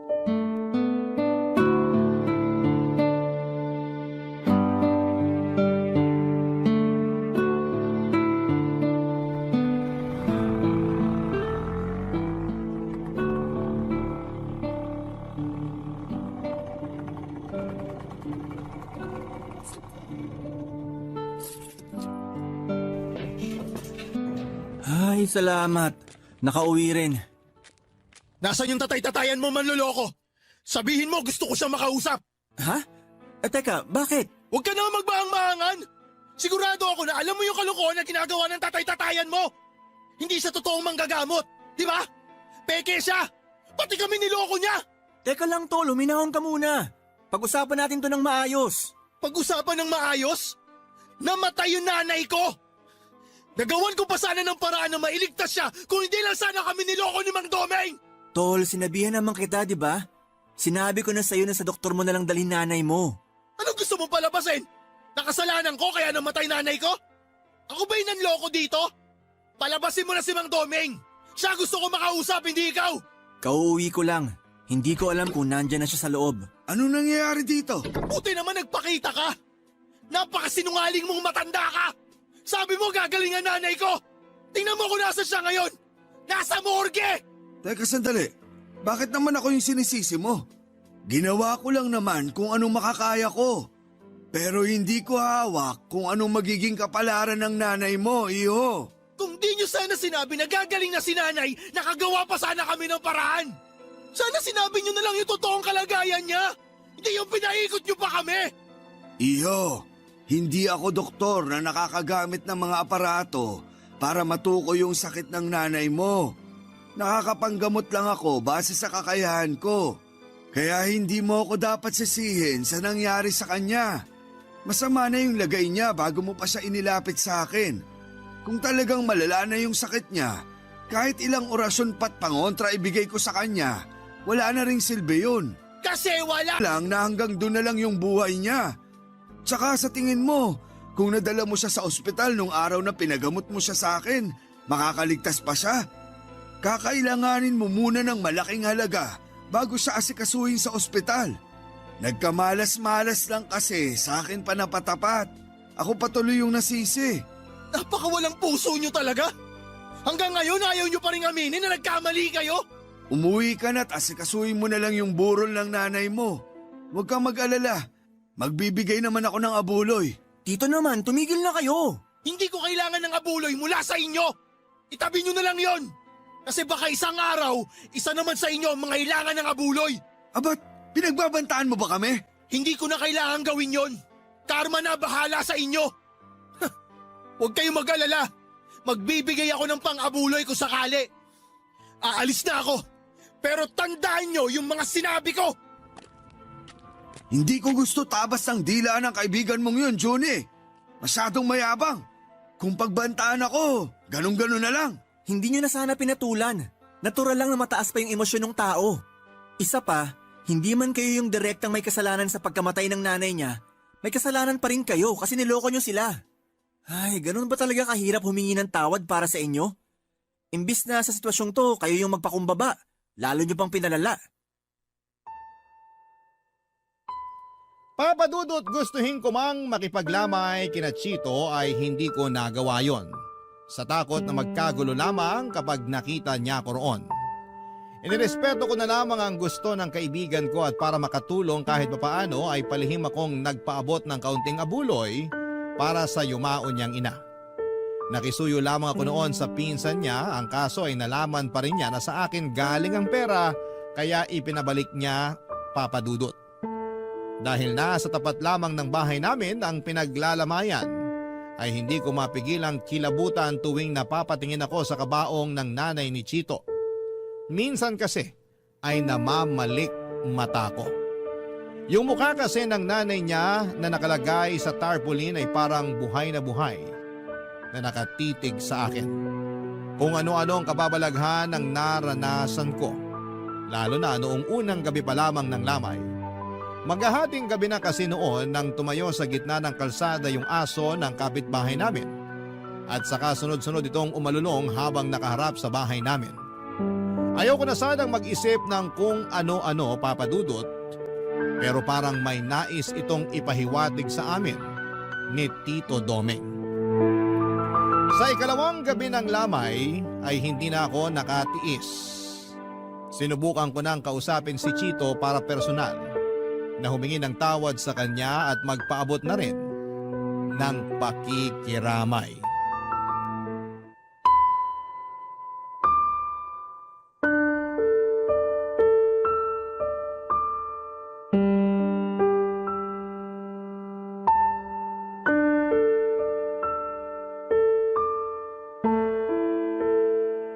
Tol, pasensya ka na. Dumiretso na ako rito sa bakuran nyo. Di ba sabi ko sa'yo ayoko makita pagmumukha mo dito? Ano yan? Naguhugas kamay ka ngayon? Tol, hindi. Gusto ko lang talaga makiramay. May pinagsamahan naman tayo eh. Kung ano man yung nagawa ni Tito, hindi naman ako kasama ron. Pinigilan ko rin naman siya eh. Ikaw rin, pinigilan kita. Ano ngayon gusto mong gawin ko? Pasalamatan ka? Hindi naman sa ganon. Gusto ko lang makiramay, yun lang. Ay, ano pang magagawa ko? Nandito ka na. Baka gusto mo magkape. May mainit na tubig pa ron sa kusina. Hindi na. Di na ako magkakape. Gusto ko lang talagang sabihin na pasensya ka na talaga. Hanap ka na lang na mauupuan mo. Konti pa lang naman yung tao dito sa lamay. Sige, pero baka kailangan mo rin ng tulong. Kahit tagabigay lang ng kape o biskwit, pwede ako. Huwag ka mag-alala. Hindi naman ako mag-uuwi. Huwag na. Huwag ka na mag-abala. Kaya ko na to. O sige, ikaw bahala. Magkalinawan lang tayo ah. Hindi porket hinahayaan kita rito, pwede na rin pumunta rito yung tatay-tatayan mo. Magkakagulo talaga kami pag nakita ko siya rito. Mukhang hindi naman talaga siya pupunta kung sakali. Tol, pwede ko bang silipin si tita? Pwede naman. Sige, sumilip ka. Grabe, nakakagulat talaga itong nangyari kay tita. Ang lakas-lakas pa niya nung nakaraan. Binibiro pa nga niya ako tuwing nakikita niya akong dumaraan eh. Hindi kasi nagsasabi si nanay na may nararamdaman na pala siya. Sana may nagawa man lang ako para sa kanya. Ayaw lang siguro ni tita na maging pabigat sa'yo, kaya hindi niya sinabi. Ano nga palang sakit niya? Pancreatic cancer. Nakita ko yung itinago ni nanay na papel sa mga gamit niya. Nagpa-check up na pala siya noon pero hindi niya sinasabi sa akin. Pero di ba inaaya mo siyang magpa-check up nitong mga nakaraang buwan nung sinabi mo na may napapansin ka sa kanya? Inaaya ko siya pero ayaw niyang sumama. Hindi niya raw gusto yung amoy ng ospital eh. Ang sabi niya pag nasa loob siya ng ospital para siyang unti-unting pinapatay. Ay, kaya naman pala niya nasabi yun kasi nanggaling na siya ron. Naalala ko yung araw na yun. Maghapon siyang nawala. Tapos ang sabi niya lang, naghahanap siya ng pwedeng pasukan bilang kasambahay. Talagang ayaw niya na nag-aalala ka. Kaya kahit nahihirapan na, hindi pa rin nagsasabi. Tama ka. Ayaw niyang mamroblema pa ako sa gastusin. Hindi ko rin kasi alam kung saan ko kukunin yung pera kung sakali. Pero sakit-sakit sa parte ko. Nawala man lang akong nagawa para dugtungan yung buhay ng nanay ko. Kasalanan ko to eh. Kasalanan ko rin kung bakit namatay si nanay. Huwag mo nang sisihin yung sarili mo. Wala na tayong magagawa. Wala na siya eh. Ipagdasal na lang natin yung kaluluwa ni... Tol, bakit? Ang nanay mo, nandito siya. Ano? Seryoso ka? Sinabi ko naman sa'yo noon na nakakakita talaga ako ng mga ligaw na kaluluwa, di ba? Huwag ka mag-alala. Hindi kita niloloko. Pero bakit nakikita mo siya rito? Kaya mo ba siyang kausapin? Nakikita ko lang siya. Pero wala akong kakayahan na kausapin siya. Sa tingin mo, galit ba sa akin nanay ko? Hindi ko masasabi. Huh? Namatay yung kandila. Siya ba may gawa nun? Teka, kumalma ka nga. Maraming nakikipaglamay ngayon. Baka matakot mo sila. Ano ako kakalma kung alam ko nandito yung kaluluwa ng nanay ko? Tapos namatay pa yung kandila. Anong ibig sabihin nun? Ipinaparamdam lang niya na nandito siya. Wala naman siyang intensyon na takutin tayo. Nandito pa rin ba siya? Oo. Nasa tabi mo. Tol naman! Huwag mo naman akong takutin ng ganyan. Totoo yung sinasabi ko. Pero hindi mo naman kailangan matakot. Si nanay talaga oh. Mahal na mahal ko naman siya pero wag naman sana siya magparamdam ng ganito. Baka pag nagkataon, dalawa na kaming paglamayan dito.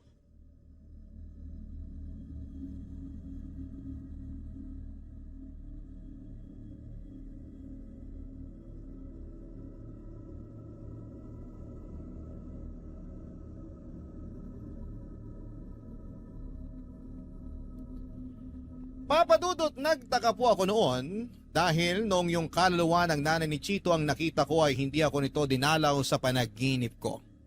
Sa katunayan, iyon pa lamang ang unang pagkakataon na nakatulog ako ng maayos matapos makakita ng kaluluwa ng yumao. Tungkol naman kay Tito Doming, kahit nalaman niya na wala na ang nanay ni Chito ay hindi man lang siya humingi ng tawad at hindi pa rin siya tumigil sa pangkagamot niya. May iba na namang gumaling sa tulong niya pero yon ay dahil simpleng lagnat lamang talaga ang sakit nila at wala ng sintomas ng iba pang mga sakit. Pero bukod sa nanay ni Chito ay may nabanggit sa akin si Tito na may isa sa mga ginamot niya ang tuluyan ng namaalam. Ang malala doon, hindi pa rin siya nakonsensya sa ginawa niya. Papadudot, hindi ko alam kung bakit napakabigat ng pakiramdam ko nang umuwi sa bahay ni Tito matapos niyang ibalita na namatay yung matanda habang dinadasalan niya.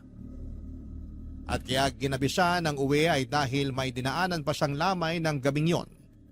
Pagkagaling sa lamay ay diretsyo na agad siya pauwi sa bahay at hindi na naisipang pang magpagpag, dala ng kalasingan. Pero ang hindi ko alam, bukod sa pagsuway niya sa pamahiin tuwing may lamay, may isa pa pala siyang ginawang kalokohan na hindi ko akalain na magagawa niya ng mga panahong yon, Papadudot. Barangay Love Stories. Barangay Love Stories. Papadudot, ng minsang umuwi si Tito ay nagtaka ko kung bakit may mga dala siyang pagkain. Noong tinanong ko siya kung saan galing yon, ang sabi niya lang ay bigay lang daw yon ng mga ginamot niya. Binigay lamang bilang pasasalamat. Pero syempre hindi ko siya nagawang paniwalaan dahil malakas talaga ang pakiramdam ko noon na may ginawa na naman siyang kalokohan. Ilang araw lang mula nang mapansin ko yung mga dalang pagkain ni Tito Doming ay nalaman ko na nagsusugal na rin pala siya sa mga pinupuntahan niyang lamay, kung saan-saan na siya nakakarating noon dahil sa kaadikan niya sa pagsusugal. Hindi lang yon ang ginawa niya. Inamin niya rin sa akin na noong natalo na siya sa sugal ay natukso siyang kumuha ng pera sa mga abuloy doon mismo sa tabi ng kabaong noong pinaglalamayan. Naggalit ako sa kanya. Sa halip kasi na magtinu siya dahil sa nangyari sa nanay ni Chito ay lumala pa siya at umabot pa nga sa puntong ultimo patay ay nagiging biktima na rin niya. Pero ang mas inaalala ko po noon ay yung nalabag ni Tito ang pamahiin sa patay. Bukod sa hindi siya nagpapagpag, nag-uwi rin siya ng mga pagkain galing sa lamay pati na rin yung perang kinuha niya mula sa abuloy.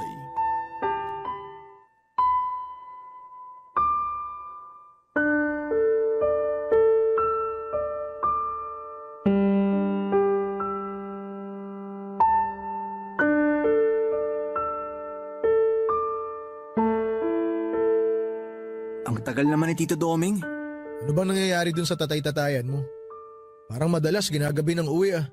Hindi pa nagpapasundo sa'yo. Ewan ko ba ron? Hindi na nga ata ng gagamot kasi nakahanap na ng bagong libangan. Bakit? Ano na naman naisip niyang gawin? Ayun, naadik na sa pagsusugal sa lamay. Pati abuloy dun sa patay, pinapakailaman niya raw pag natatalo siya. Nakakahiya tuloy dun sa pamilya ng pinaglalamayan. Di ko rin maintindihan niya si Mang Doming. Ayos naman siya nun eh. Akala ko nga, totoong nakakapanggamot siya kasi di ba nung sumasakit yung tiyan ko, siya lang ang nakapagpawala nun. Dahil siguro yun sa herbal na pinainom sa'yo. Teka, matagal mo na bang alam yung modus niya? Hindi, kailan ko lang din nalaman na peke pala siya. Paano mo nalaman? Ay, ayoko na pag-usapan. Ako kasing nahihiya para kay Tito. Sige na, sabihin mo na. Wala na rin namang mawawala. Nalaman ko yun nung ako naman yung nagkasakit. Ayaw niya akong gamutin. Namimilipit na ako noon sa sakit ng tiyan. Kasi alam niyang hindi ka niya magagamot. Kaya pala nagpa-hospital ka na lang nun. Tapos ayun, appendicitis na pala. Kung hindi na agapan, baka nauna pa akong pinaglamayan kesa sa nanay mo. Ay, nga pala tol. May sasabihin talaga ako sa'yo kaya pumunta ako rito sa inyo. Ano yun? Mukhang seryoso yan ah. Kagabi kasi, nakita ko si nanay sa panaginip ko. Malungkot siya tapos umiiyak. Nung nagising ako, nakita ko siya sa kwarto ko. Ha? Paano nangyari yun? Hindi ko rin alam eh. Basta nakita ko si nanay. Sigurado akong siya yun. Kung ganon, nakakakita ka na nga. Tol, hindi naman ako bulag. Sira, nakakakita ng mga kaluluwa yung ibig kong sabihin. Alam ko naman, binibiro lang kita. Masyado ka kasing seryoso eh. Pero seryoso nga, pareho na tayo? Hindi ko pa sigurado yan. Si nanay pa lang naman yung nakita ko. Ay, baka naman guni-guni mo lang yon kasi mismo na yung nanay mo. Tol, sigurado ako sa nakita ko. Akala ko nga nananaginip pa rin ako nun eh. Pero kahit nakailang kurot na ako sa sarili ko, totoo pala talaga. Ibig sabihin bukas na rin yung third eye mo. Ay, good luck sa'yo. Bakit? Yun kasi yung dahilan kaya madalas akong binabangungot. Buti na lang laging nagigising si Tito Doming pag naririnig niyang sumisigaw ako. Pero minsan kusa naman ako nagigising. Kaya iniisip ko na lang na baka hindi ko pa talaga oras. Masamang damo ka kasi, kaya hindi ka pa natutuluyan. Bakit ikaw? Anong klaseng damo ka ba? Tito, akala ko mamaya pa kayo. Kaya ba nagpatuloy ka ng busita rito? Tito, hindi naman pumunta rito si Chito para makipag-away sa inyo. May pinag-uusapan lang kami. Wala akong pakialam sa pinag-usapan yung dalawa. Hoy Chito, umuwi ka na ron sa inyo. Tito, wag naman kayong ganyan Tol, kay Chito. ayos lang.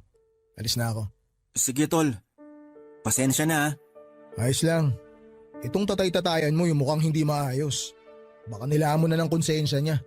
Tanggap niya na Dr. Kwakwak siya. Bastos ka! Umalis ka na rito!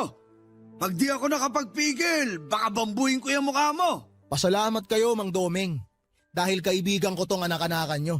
Kasi kung hindi, sisiguraduhin ko na kayo naman yung paglalamayan dito sa bahay nyo.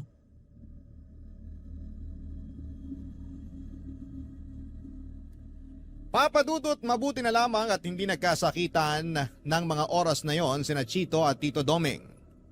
Hanggang sa pagkakataong kasing yon ay hindi pa rin sila nagkakaayos. Sa pag-uwing yon ni Tito Doming ay napansin ko kaagad ang butil-butil na pawis niya mula sa kanyang noo. Pati na rin sa ibang parte ng kanyang katawan. Parang pagod na pagod siya.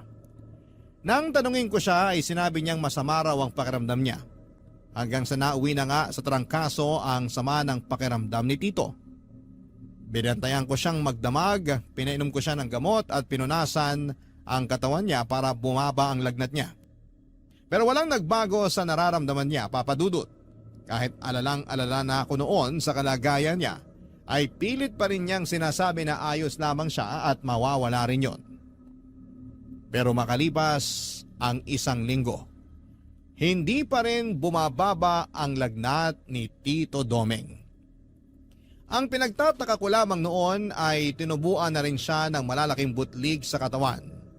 Nagtutubig po yun at kapag pumutok na ay nagiging sugat naman.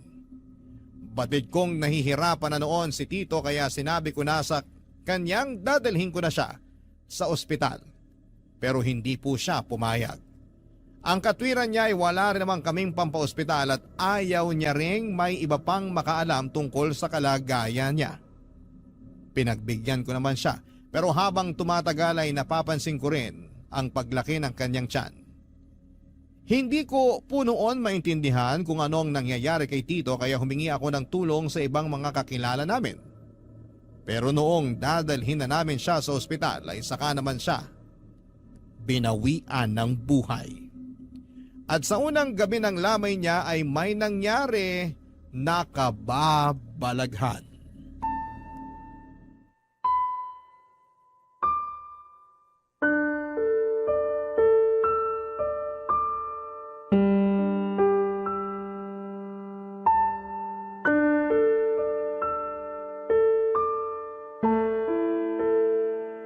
Tol, naikiramay ako. Salamat. Grabe, wala pang 1 buwang nalilibing si nanay tapos ngayon, si Mang Doming naman yung pinaglalamayan. Ay, pasensya ka na nga pala sa mga nasabi ko noon sa kanya. Nadala lang ako ng galit. Hindi mo kailangan humingi ng pasensya. Naiintindihan ko naman yung nangyari. Salamat, Tol. Pero sa tingin mo, ano kayang kinamatay ni Mang Doming? Hindi ko rin alam. Hindi rin kasi matukoy kung ano yung sakit niya. Hindi kaya nabarang si Mang Doming? Kasi kung kulam lang, posibleng magamot pa siya eh. Kasi mula nung naglabasan yung mga sugat niya sa katawan, ilang araw lang ang itinagal niya. Yung barang kasi, Tol, intensyon talaga na patayin yung taong dinapuan ng sumpa. Pero sino namang gagawa nun kay Tito Doming? Malay mo, may iba pa siyang nakaalitan. Basta ako, hindi ko magagawang magpakulam o magpabarang ng tao. Kahit na malaki pa yung kasalanan sa akin. Ngayong napag-usapan na natin yung barang, suspecha ko baka isa sa mga pinagnakawan niya ng abulo yung nagalit sa kanya. Hindi malabong mangyari yon. Pero mahirap din mambintang. Mahirap patunayan kung sino yung nagpabarang kay Mang Doming eh. Lalo na kung hindi naman natin kilala kung sino yung mga galit sa kanya. Kahit naman loko-loko si Tito Doming, nakakaawa pa rin siya. Tsaka siya na lang yung meron ako. Ngayong wala na siya, mag-isa na lang talaga ako sa buhay. Ako rin naman eh. Si nanay na lang yung meron ako tapos nawala pa. Wala man lang sa mga kamag-anak ni Tito Doming yung dumating para makiramay. Sinubukan ko naman silang kontakin. Pero mga wala raw pamasahe. Uy, ayos ka lang? Bigla ka na lang natahimik dyan. Huwag mo sabihin may nakikita ka na naman. Tol, tingnan mo yung bangkay ni Mang Doming. Bakit? Anong meron? Tingnan mo yung bandang leeg niya. Parang may gumagalaw eh. Ano namang gagalaw dyan? Ikaw talaga mananakot ka pa. Seryoso ko, tingnan mo, ayun oh. Parang may uod. Oo nga. Pero paano magkakauod yung bangkay ni Tito? Unang gabi pa lang naman ang lamay niya. Mukhang binarang nga si Mang Doming, Tol. Ganyan daw kasi yung nangyayari kapag namatay sa barang ang isang tao eh. Hindi pa rin nawawala yung sumpa kahit patay na siya. Uy, bakit natapon yung mga abuloy? Nasagi mo ba yung garapon? Hindi. Ang layo ng kamay ko. Pasuyo naman, tol. Ikaw na mamulot ng mga barya. Sisindihan ko lang tong kandila. Namatay na naman eh. Ay, sige. Ako na pupulot sa mga barya. Hoy, ano ba yan? Huwag ka humarang. Nakita mo na ngang may pinupulot dito eh. Tsaka ka patatayo sa harap ng kabaong. Uy, Manong. Pwede po bang umatras muna kay sandali? Pupulutin ko lang itong mga barya oh. Uy, sinong kausap mo dyan? Yung Manong na nakatayo dito sa... Ha? Mang Doming! Tol! Nandito siya! Tol! Ano? Nakikita mo rin ba siya? Oo, nakikita ko rin siya. Pero huwag ka na magpahalata. Tayo lang yung nakakakita sa kanya. Baka matakot yung mga tao dito sa burol kapag nalaman nilang nakikita natin yung kaluluwa ng pinaglalamayan. Pero... Sige na nga. Grabe naman oh. Bakit nagpapakita sa akin si Mang Doming? Hindi naman ako yung nagpabarang sa kanya. Nakita ko rin naman yung nanay mo nung burol niya. Teka, kilala mo ba yon? Sino? Ayun oh, yung binata na nakatayo ron sa may poste. Kanino ko pa siya napapansin na nakatingin dito. Akala ko naman kanina napatingin lang. Pero paglingon ko nandun pa rin siya. Hindi umaalis. Oo nga no. Titig na titig siya sa kabaong ni Mang Doming. Hindi kaya ka mag-anak niya yan? Wala siyang kamag-anak dito. Eh sino yun? Hindi ko nga alam. Kaya nga tinanong kita. Ha? Tol! Nawala yung binata. Teka, saan naman pumunta? Ewan ko. Ang bilis na wala eh. Tumingin lang ako sa isang sandali. Paglingon ko, wala na siya. Hayaan mo na. Baka napadaan lang. Baka nga.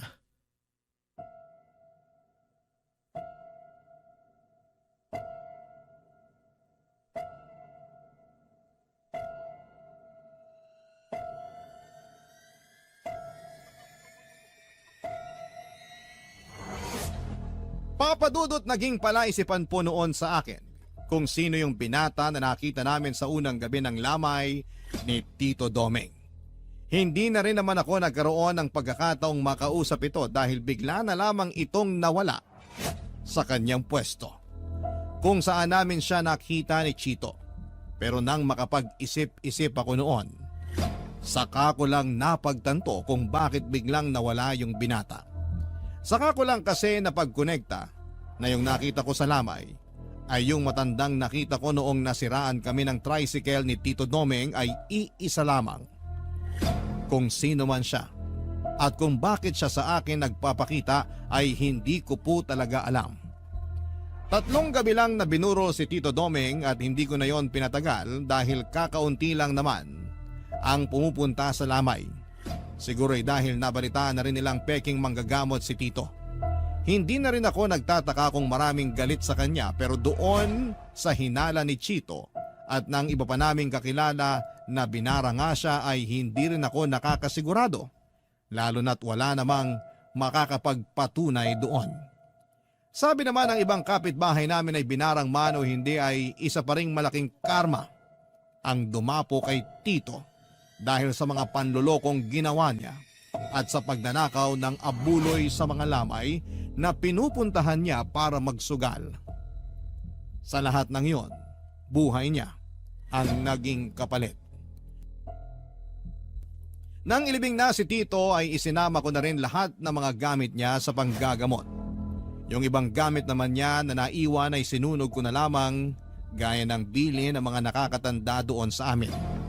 Masama raw kasing mag-iwan ng mga gamit ng isang taong namatay, lalo na kung namatay sa pambabarang. Mula nang mawala si Tito ay ramdam ko na hindi niya nilisan ang bahay niya. Madalas pa rin siyang nagpaparamdam kaya naman nagpasya na akong lisanin na ang bahay na yon. At ngayon nga po ay nandito na ako sa Aklan at isinama ako ni Chito sa trabahong inaalok niya sa akin. Ang kaso ay hindi ako natanggap dahil bumagsak ako sa medical. May problema kasi ako sa baga. Pero para hindi ako matenga ay nagtitinda na lamang ako ng street food sa palengke gamit ang pinagbentahan ko ng tricycle. Ibinenta ko yon bago umalis sa Antique. Yung bahay naman ni Tito ay ibiniling ko na lamang sa mga kakilala namin doon. Sabi ko ibibisitahin ko na lamang yon kapag dadalaw ako sa puntod ni Tito tuwing undas. Hanggang sa ngayon ay nakakakita pa rin ako ng mga ligaw na kaluluwa. Pareho na kami ng kaibigan kong si Chito. Kung hanggang kailan ko ito mararanasan, yun po ang hindi ko alam. Hanggang dito na lamang po ang aking kwento at maraming salamat po sa inyo at sa lahat ng bumubuo ng Barangay Love Stories. Ang inyong forever kapuso at kabarangay, Junie.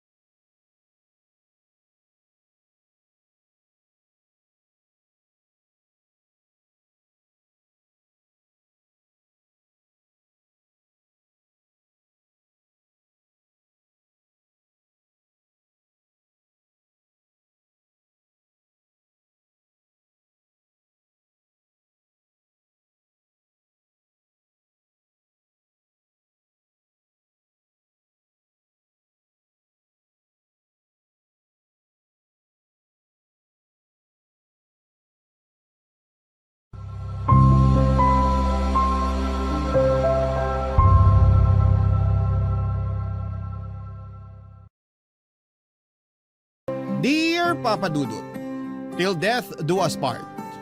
Ang laging bigkas ng mga kinakasal sa harap ng altar. Ganon din ang pangakong binibitawan namin sa isa't isa ng asawa ko noong kami kinasal. At kahit papaano ay masasabi kong napanindigan naman namin ang pangakong yon. Tawagin niyo na lamang po ako sa pangalang Apollo, 45 years old at isang insurance agent mula sa Makati. Sumulat ako sa inyo dahil gusto kong i-share ang love story namin ng asawa kong si May na hanggang kamatayan ay nagpatuloy pa rin ang pagmamahalan naming dalawa. Sa mall kami unang nagkita ni May, Papa Dudut. Dati akong sales boy doon na ang trabaho ay ang mamigay ng flyers sa mga tao tuwing may promo ang pinagtatrabahuhan kong store. Sa dami ng mga taong nakakasalamuha ko araw-araw ay hindi ko pa noon napapansin na ilang beses na palang dumaan sa harapan ko ang aking the one. Parang routine ko na kasi noon ang mamigay ng flyer sa mga taong saglit ko lamang nakikita ang mga mukha kaya mabilis ko lang din silang nakakalimutan. Hanggang sa isang mukha ang nanatili sa memorya ko. Si May na halos araw-araw ko noong inaabutan ng flyer nang hindi ko namamalayan. Una ko siyang napansin dahil sa suot nitong pink na headband. Kinabukasan ay nakita ko ulit ang headband na yon kaya inabangan ko ulit siya sa mga sumunod na araw. Hanggang sa napagtanto kong iisa lang ang babaeng nagmamay-ari ng pink na headband na yon. Noong muling dumaan sa store ang babae ay doon ko na siya unang kinausap, Papa Dudut.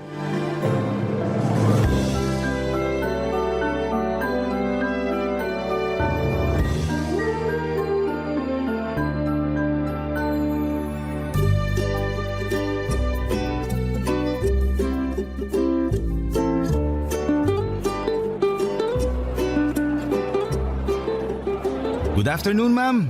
Ito po, flyer. May promo po kami this month. Baka gusto niyo po mag-avail. Salamat. Ay, teka lang. Ha? Ikaw na naman. Ano pong ibig niyong sabihin? Naalala kita eh. Ikaw yung lagi kong inaabutan ng flyer tuwing hapon. Baka po nagkakamali lang kayo. Hindi. Naalala ko yung pink mong headband eh. Dumaan ka na naman kahapon dito, di ba? Tapos nung nakaraang araw din. Hindi po ako yun. Aalis na ako. Sandali lang, sandali. Hindi nga ako yun. Huwag ka matakot sa akin. Nagtatanong lang naman ako eh. Tsaka, wala namang masama kahit araw-araw kang kumuha ng flyers namin. Curious lang talaga ako. Hindi nga ako yun, ang kulit. Talaga ba? Kahit i-check natin yung CCTV ng store? Ha? May CCTV ba rito? Oo! Ayan oh, sa tapat ng store namin. Natutuwa lang ako sa ginagawa mo na kahit araw-araw kitang inaabutan ng flyer, kinukuha mo pa rin. Yung iba kasi, Ni hindi man lang nila ako pansinin kapag nag-aabot ako sa kanila. Ang sakit kaya nun kapag hindi ka pinapansin ng mga tao. Nahihiya. Okay, sige. This month kasi may promo kami. Kailan ba birthday mo? Tapos na. Tapos na ba? Sayang naman. Kapag kasi birthday mo this month, may 20% discount ka kapag bumili ka dito sa store ngayong buwan. Kasi anniversary namin. Pero huwag ka mag-alala. May 10% discount din kapag first time buyer. First time mo lang naman bumili sa amin kung sakali, no? Hindi ako mahilig sa gadgets eh. Hindi. Pero if ever lang bibili ka, ngayon ka lang din ba bibili dito sa amin? Oo, hindi pa ako nakakapasok dyan sa store nyo. Ayos! Ayun! So kung plano mong bumili ng cellphone o tablet o laptop, bumili ka na ngayong buwan kasi may discount ka. Ano palang pangalan mo? May, Ako pala si Apollo. salamat Apollo pero wala akong pambili ng tinda nyo eh. Tsaka may cellphone na ako. Hindi ko kailangan ng bagong cellphone ngayon. Ganun ba? O sige, pero kapag nangailangan ka, dito ka sa amin pumunta ha. Tutulungan kita makakuha ng discount. Okay, sige. May kailangan ka pa ba? May gusto ka bang itanong? Ang totoo niyan, hindi yung ibinibenta mong sadya ko kung bakit ako paulit-ulit na dumadaan dito sa store nyo. Ha? Ano? Teka, sinasabi mo ba na sinasadya mong dumaan dito? Parang gano'n na nga. Wala naman talaga akong binibili sa mall na to eh. Bakit ka nagpupunta dito? Nangongolekta ka ba ng flyers? Hindi, wala nakakahiya. Basta, alis na lang ako baka naabahala na kita. Hindi, sandali. Sabihin mo na. Bakit ka naman dumadaan dito kung wala ka naman palang ibang sadya? May sadya ko pero hindi yung store nyo ang sadya ko. Ano? Ikaw, Ha? Ako? matagal ko nang gustong itanong sana yung pangalan mo pero nahihiya lang ako makipag-usap sa'yo. Bakit naman gusto mo malaman pangalan ko? Gusto kitang hanapin sa Facebook para ma-add sana kita. Talaga? Bakit naman? Ang dami mo namang tanong. Crush kasi kita. Ayan, nasabi ko na yung dahilan. Sasabihin mo na ba yung Facebook mo? Totoo ba? Oo nga. Malapit nang maubos yung kapal na mukha ko. Sabihin mo na yung Facebook mo para makaalis na ako. Ganito na lang. Malapit na matapos yung shift ko. Maantay mo ba ako? Bakit naman kita aantayin? Gusto mo makuha Facebook ko, di ba? Antayin mo ko. Gusto muna kita kilalanin bago ko ibigay yung FB ko. Maliit na tao si May, Papa Dudut. Wala pa yata siya sa 5 feet kaya kapag pinagtabi kami ay para kaming magkapatid. Maganda siya, maliit ang mukha pero mature na ang itsura. Singkit ang kanyang mga mata at napaka-expressive ng mga ito. Sa mga mata pa lang kasi ay matutukoy mo na kaagad kung ano ang nararamdaman niyang emosyon dahil napaka-suggestive nito. Nakatira lang si May malapit sa mall kung saan ako nagtatrabaho noon. Tendera siya sa isang bakery nung nakilala ko siya. Lagi raw siyang tumatambay sa mall para makakita ng artista. Marami kasing nagaganap na mall shows sa mall na pinagtatrabahuhan ko noon at karaniwan ay marami rin talagang artista na nagpupunta doon. Noong minsang dumaan siya sa harapan ng store namin ay inabutan ko raw ng flyer si May at doon din ay agad siyang nakaramdam ng attraction sa akin. Hindi naman sa pagmamayabang pero mukha raw kasi akong artista, Papa Dudut. Simula noon ay araw-araw na siyang dumadaan sa store namin para kumuha ng flyer na inaabot ko sa mga tao. Hanggang sa mamukhaan ko na nga siya at nakausap. Doon na po nagsimula ang pagkakaibigan naming dalawa, Papa Dudut. Kinuha niya ang Facebook account ko para doon ako kulitin. Kakaiba ang personality ni May, mapaglaro at weird ang ugali nito. Para bang malayo sa mga normal na tao kung tumatakbo or tumakbo ang pag-iisip niya. Siya yung tinatawag na out of the box kung mag-isip. May usapan nga kami noon tungkol sa mga alaga naming hayop. At bigla na lang niya akong tinanong kapag daw ba magkakapareho ang size ng bawat hayop sa mundo. Sino raw sa kanila ang mananalo kapag naglaban? Napahagalpak na lamang ako ng tawa noon habang ini-imagine ko ang langgam at elepante na magkasing laki at naglalaban. Kasabay nito ay napaisip din ako kung sino nga ba sa kanila ang mananalo. Dahil sa kakaibang personality na ito ni May, Kung kaya naman ay nagkaroon din ako ng interes sa kanya. Kaya naman noon nagkaroon ako ng oras para magpahinga. Mula sa trabaho ay inaya ko siya para manood ng sine na agad naman niyang pinaunlakan. Papa Dudut.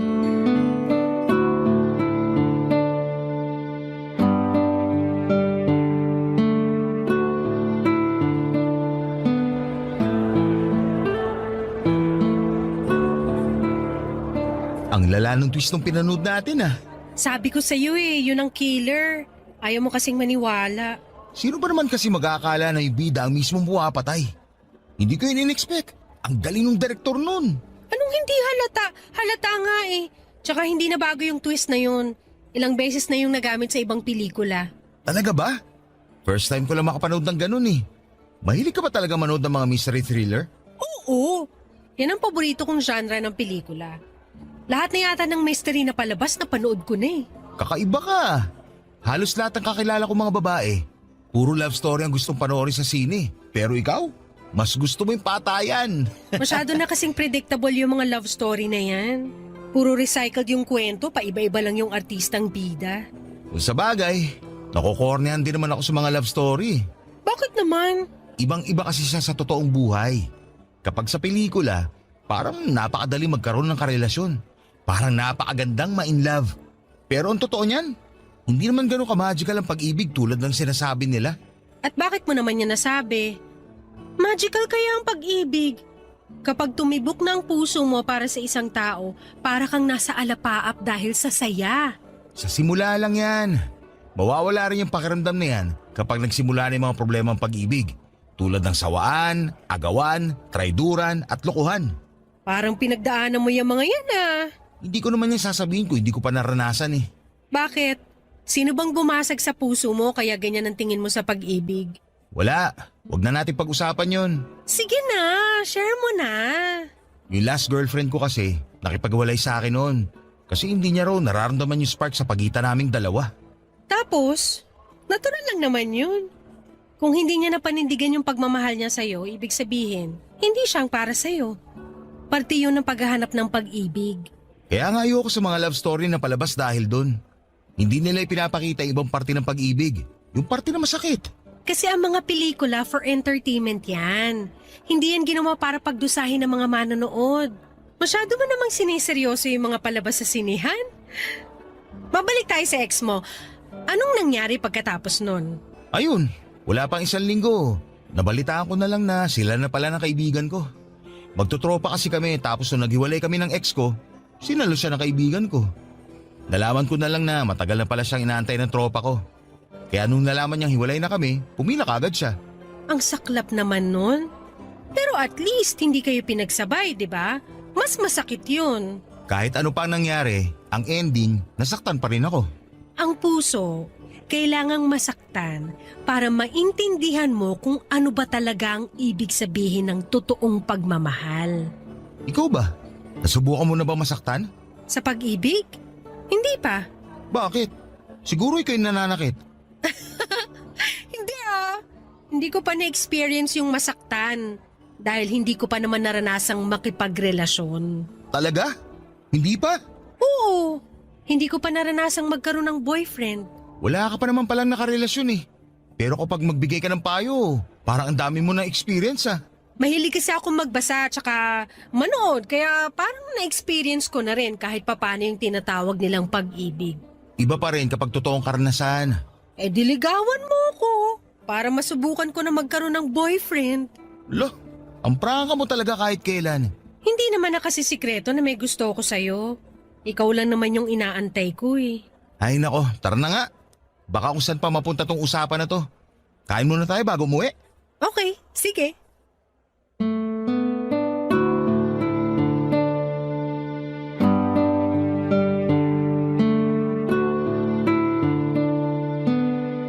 Papadudot mabilis akong napaibig ni May dahil sa kakaibang ugali niya. Napakasaya niyang kasama. Tuwing nasa tabi ko siya ay para bang nagliliwanag ang buong mundo ko. Wala akong ibang ginawa kundi ang tumawa at matuto kapag nakakasama ko siya.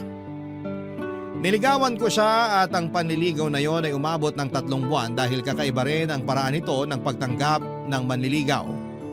Mahilig kasi sa mga mystery games si May at ang kondisyon niya noong niligawan ko siya ay kailangan ko raw na magawa ang 3 bagay na nasa checklist niya. Hindi niya sinabi kung ano-ano mga yon kaya natagalan bago ko siya napasagot. Sa ilang buwang pagsasama namin ni May, ang isang bagay lang ang sigurado ako sa kanya at yon ay ang kakaiba siyang mag-isip. Kaya ang ginawa ko ay gumawa ako ng mga bagay na hindi pangkaraniwan hanggang sa nakuha ko rin ang mga nasa checklist niya. Una na rito ang mag-date sa sementeryo. Naisip kong gawin yon dahil nasaktong birthday ng namayapa niyang nanay. Sinamahan ko siyang dumalaw sa sementeryo at doon din ay nagdala kami ng pagkain at nag-date. Para sa kanya, sementeryo ang isa sa mga pinakaromantikong lugar na pwedeng puntahan ng magkasintahan dahil bukod sa tahimik ay ipapaalala lamang nito sa 2 nagmamahalan kung gaano kaikli at kaimportante ang buhay para lang paglaruan nito. Medyo dark pero may punto naman siya, Papa Dudut. Pangalawa ay ang mag-joyride pero sa tren. Sumakay kami sa last trip ng MRT mula sa North Avenue papunta sa Taft at sabay naming binilang ang bawat landmark na aming nalampasan. Ang pangatlo naman, ang bagay na hindi ko makakalimutang ginawa ko para kay May, ay noong sabay kaming nagpatato kay Apo Wangod. Noong isinama kami ng kamag-anak ko mula sa abroad na magsagada. Pagkatapos noon sa mismong harapan ng mambabato, ay sinagot ako ni May, Papa Dudut. Barangay Love Stories. Barangay Love Stories. Ang relasyon namin ni May ay umabot ng 5 taon bago kami nabiyayaan ng isang lalaking anak. Noong nag-celebrate ng 1 taon ang anak namin ay nagdesisyon kami ni May na magpakasal. Sabay naming binuo ang isang pamilyang masaya at puno ng mga hindi malilimutang karanasan. Matapos nga ang 3 taon ay nasundan pa ang panganay namin ng isa namang babae. Maayos ang naging buhay namin ni May sa mga sumunod na taon. Nakahanap ako ng bagong trabaho bilang isang insurance agent samantalang nanatiling housewife ang asawa ko para maalagaan ang 2 naming anak, Papa Dudut. Napakasimple lang ng buhay namin noon. Hindi man kami nabiyayaan ng yaman ay labis-labis naman ang sayang pumapalibot sa pamilya namin. Ito'y dahil hindi hinayaan ni May na maging boring ang pamilya namin. Lagi siyang may handang pasabog sa bawat araw ng buhay namin na siyang nagiging core memory ng bawat isa sa amin, lalo na ang mga anak namin. Hindi siya nawawala ng pakulo mula sa paggawa ng gawaing bahay, pag-iipon ng pera at kung ano-ano pa. Lagi siyang gumagawa ng laro na naging bonding time na rin namin. Isa sa mga hindi ko malilimutan tuwing nanonood kami ng TV ay paunahan pa kami sa paghula kung anong brand ng patalastas ang nasa screen namin. Pero ang masasayang araw na yon ay nabigyan ng tuldok nung bigla na lamang nakaramdam ng kakaiba si May sa kanyang katawan. Laging sumasakit ang binti nito noon. Nang ipacheck namin sa doktor, ang nararamdaman niya ay napagalamang mayroong bukol sa hita niya na kasing laki ng ponkan. Sumailalim siya sa iba't ibang klase ng test tulad ng MRI, ultrasound at biopsy. Umabot ng halos 1 buwan bago nakumpirma ng asawa ko ay mayroong sarcoma.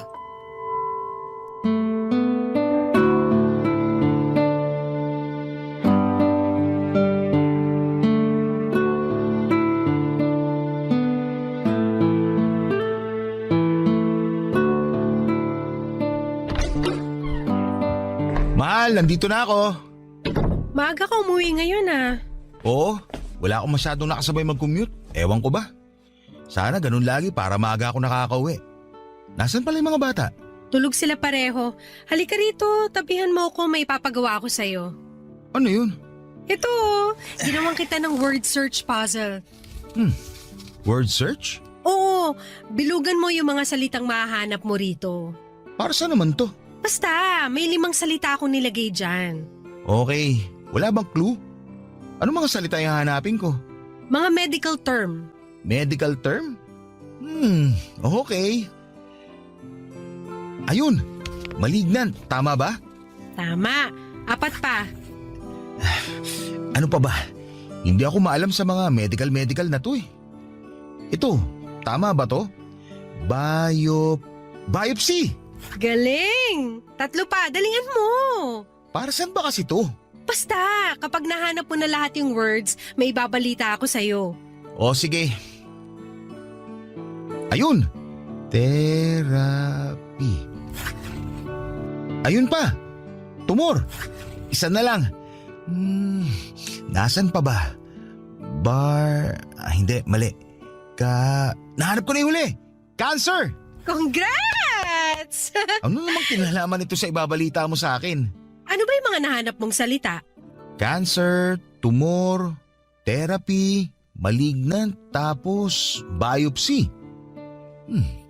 Teka, dumating na ba yung mga test mo sa ospital? Oo. Nagkausap na kami ng doktor ko kanina. Confirmed. Ang alin? Yung mga binilugan mong salita, yan yung sakit ko. Cancer. Ano? Pinaglaro mo ako para lang sabihin may cancer ka? Pinaglolo ko mo ba ako, May? Ang boring naman kasi kapag sinabi ko lang sa'yo ng diretsahan. Mas maganda yung may thrill para surprise. Sa tingin mo, nakakatuwa itong ginagawa mo? Buhay ito pinag-uusapan natin. Magseryoso ka naman kahit ngayon lang. Hindi lahat pwedeng gawing laro. May cancer na nga ako, pinapagalitan mo pa ako. Sorry. Ikaw kasi. Anong sabi ng doktor? Anong klaseng cancer? Anong stage? Sarcoma. Ano yun? Anong klaseng cancer yun? Hindi ko maalala yung sinabi ng doktor. Parang cancer sa buto at sa tissue.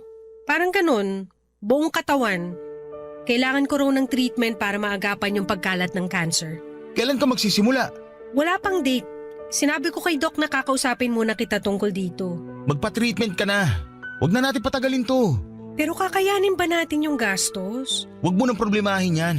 Ako nang bahala sa gastos. Magagawan ko yan ng paraan. Hindi ba mas makakabuting mamatay na lang kaysa idamay ko pa kayo sa problemang to? Anong pinagsasabi mo? Ang pera nahahanap yan. Ang buhay, hindi na yan napapalitan. Mas gusto ko na lang na malubog sa utang kaysa mamatay ka, May. Tandaan mo yan. Oh, nagagalit ka na naman. Ayoko lang na ganyan ang iniisip mo. Walang mabuting maidudulot ang pagkamatay mo. Kaya labanan mo yung sakit mo. Para sa mga anak natin at para sa akin. Sige, oo, lalaban ako. Magpapagamot ako. Alam na ba to ng mama mo? Ikaw pa lang ang pinagsabihan ko. Tatawag ako kay mama mamaya baka sakaling makahiram din tayo sa kanya ng panggastos. Kakausapin ko rin yung mga kapatid ko tungkol dyan. Basta ang mahalaga ngayon, magsimula ka na sa treatment mo. Papadudot lumaban si May at ginawa ko ang lahat para matustusan ang mga gastusin para sa treatment niya. Nag-apply ako sa mga loans at naghanap ng sideline para mabayaran ang mga hospital bills ni May. Hindi rin naman po kami pinabayaan ng mga kamag-anak at kaibigan namin. Nagpaabot din ng tulong ang pamilya ni May, ganoon din ang mga kapatid ko. Minsan kapag nasa ospital kami, ay ang mga in-laws ko ang nagbabantay sa mga bata. May oras nga noon na ilang linggong nawalay sa amin ng mga anak namin dahil kinailangan namin magstay sa ospital noon. Sa awa ng Diyos ay nalabanan naman ni May ang kanyang sakit matapos siyang magpa-opera. Tumalab ang treatment nito at sumailalim sa remission o pagkawala ng mga sintomas ng kanyang sakit ang asawa ko. Sobra-sobra ang pasasalamat ko noon sa Diyos. Dahil dininig nito ang mga panalangin ko na habaan pa ang buhay ni May. Masyado pa kasing bata ang mga anak namin para mawala ng ina. Kaya nakahinga ko nang sabihin ng mga doktor na maayos na ang lagay ng asawa ko na wala ng sintomas ng cancer sa katawan niya. Unti-unti ay bumalik sa dati niyang sigla si May, sabay naming binawi ang mga oras at panahong nasayang dahil sa sakit nito, kasama ang mga anak namin.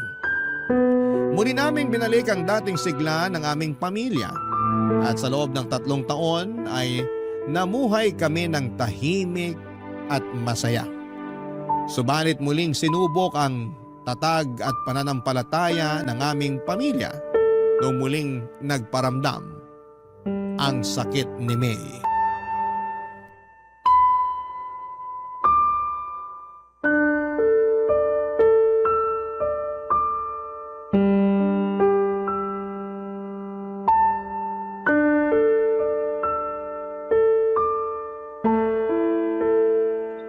So paano ngayon yan? Nasa ospital pa rin ba kayo ngayon? Kakauwi lang namin ng bahay. Kumusta si May? Ayun, parang wala lang sa kanya yung nalaman niya. Mas ako pa nga yung apektado eh. Ako pa yung mas naunang umiyak kaysa sa kanya. Ganun naman talaga si May eh.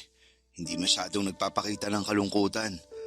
Ayaw kasi niya na madamay yung mga tao sa paligid niya.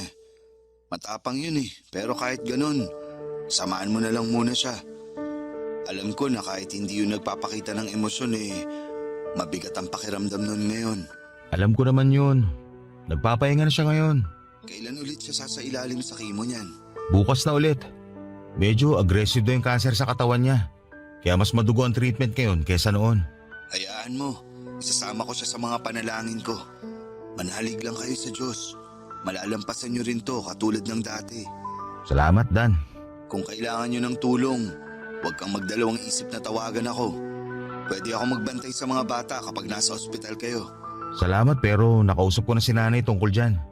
Siya munang tatao dito sa bahay kapag nasa ospital na kami. O siya, sige na. Magpahinga ka na rin. Salamat sa pagtawag, pre ha. Walang anuman.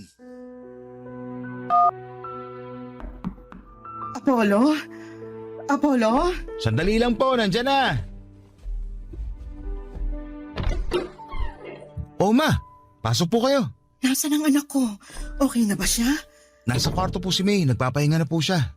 Bumiyahe ako agad nung nabasa ko yung text mo. Ano bang nangyari sa kanya? Sumakit po yung likod niya kaninang umaga. Namimilipit na siya sa sakit, kaya itirakbo ko na lang siya sa ospital.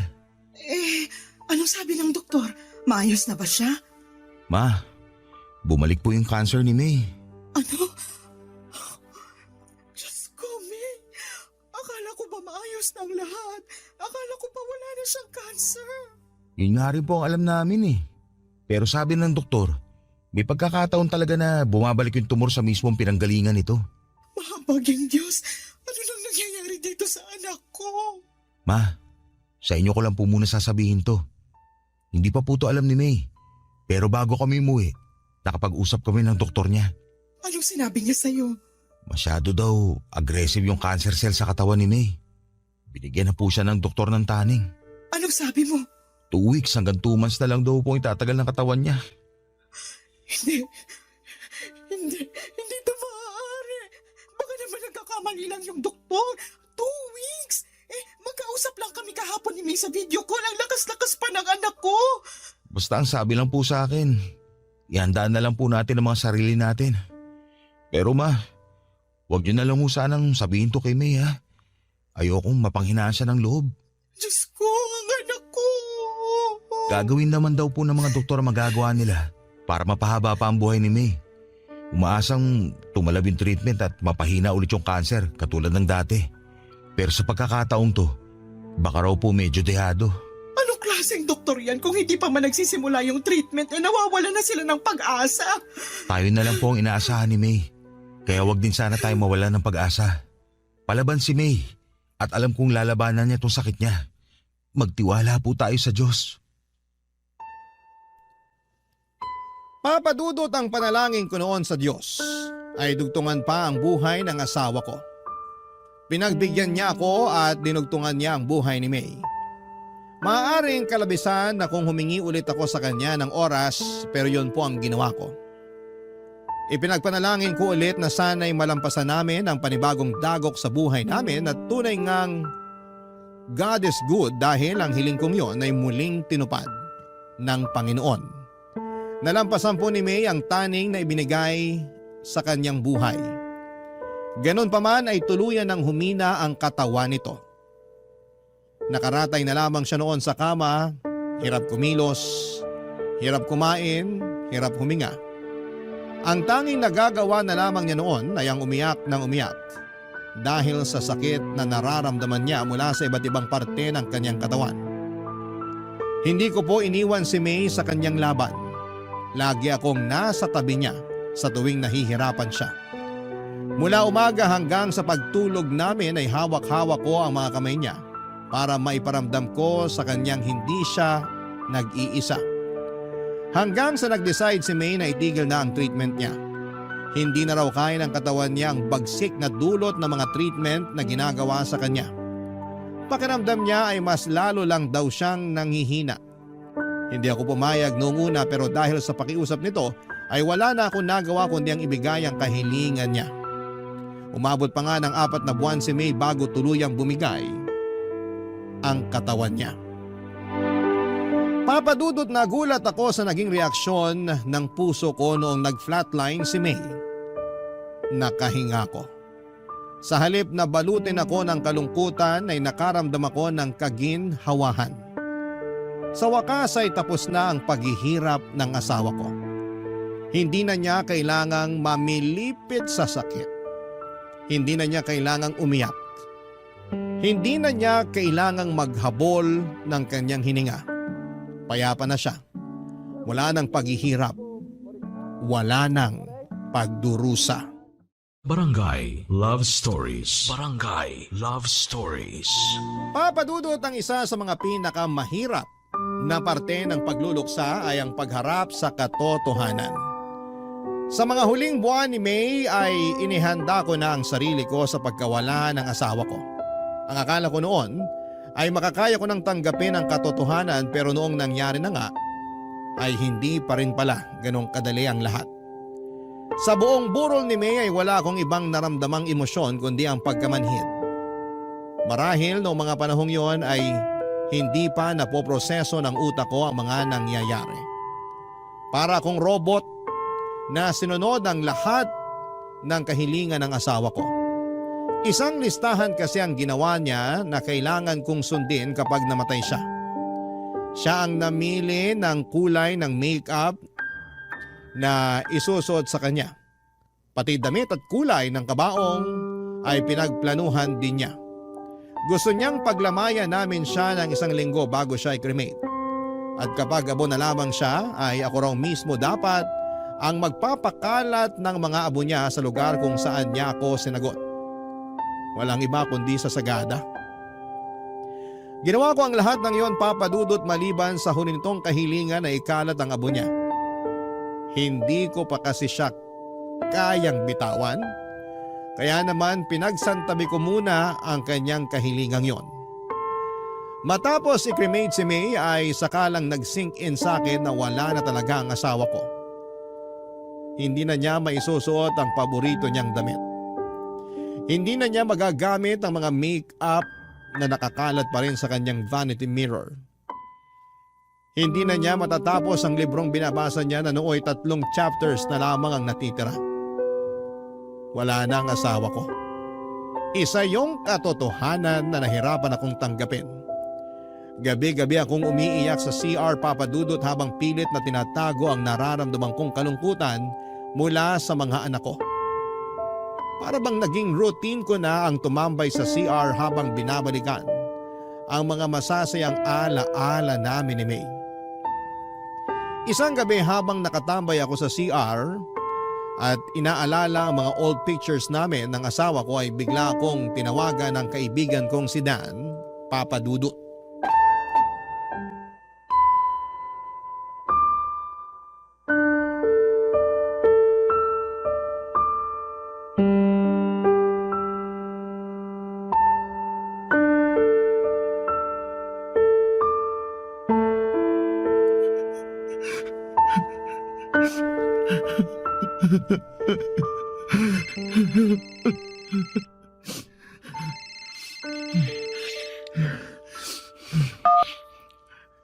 Hello, Dan. Napatawag ka. Hello pre, gising ka pa ba? Hindi ba kita naabala? Hindi naman. Gising pa ako. May inaayos lang ako. Bakit? May problema ba? Wala naman, kukumustahin lang sana kita. Maayos naman ako ngayon. Talaga? Alam ko na nasa sitwasyon ka ngayon kung saan hindi mo na pwedeng i-deny yung nangyari. Ngayong tapos na ang lahat, Ngayon mo lang mararamdaman yung sakit ng pagkawala ng asawa mo. Alam ko yun kasi naranasan ko na rin yan nung namatay yung asawa ko. Kaya naiintindihan ko kung hindi ka man okay ngayon. Ang hirap lang talagang tanggapin, pre. Ito mga nakaraang araw, akala ko kaya ko eh. Yun pala, nakakaya ko lang yung bawat araw kasi maraming tao nakapaligid sa akin. Nandiyan na kayo ng kaibigan at pamilya ko. Pero ngayon mag-isa na lang ako. Ngayon lang tumama yung sakit. Ngayon ko lang naramdaman yung kalungkutan. Ang hirap. Sobrang hirap. Yan din ang sinabi sa akin ni May noon. Sinabi ni May? Anong ibig mo sabihin? Ang totoo niyan, pre, tumawag ako sa iyo ng ganitong oras dahil kay May. Hindi kita maintindihan, pare. Bago namatay si May, nagkaroon kami ng pagkakataong mag-usap. Isang bilin ang ibinigay niya sa akin. Sinabihan niya ako na samahan kita sa pagluluksa. Na kapag nakremate na siya't lahat, kapag wala na yung mga taong nakikiramay, kapag bumalik na ang lahat sa normal, tawagan daw kita para kumustahin ka. Sinabi niya yun sa'yo?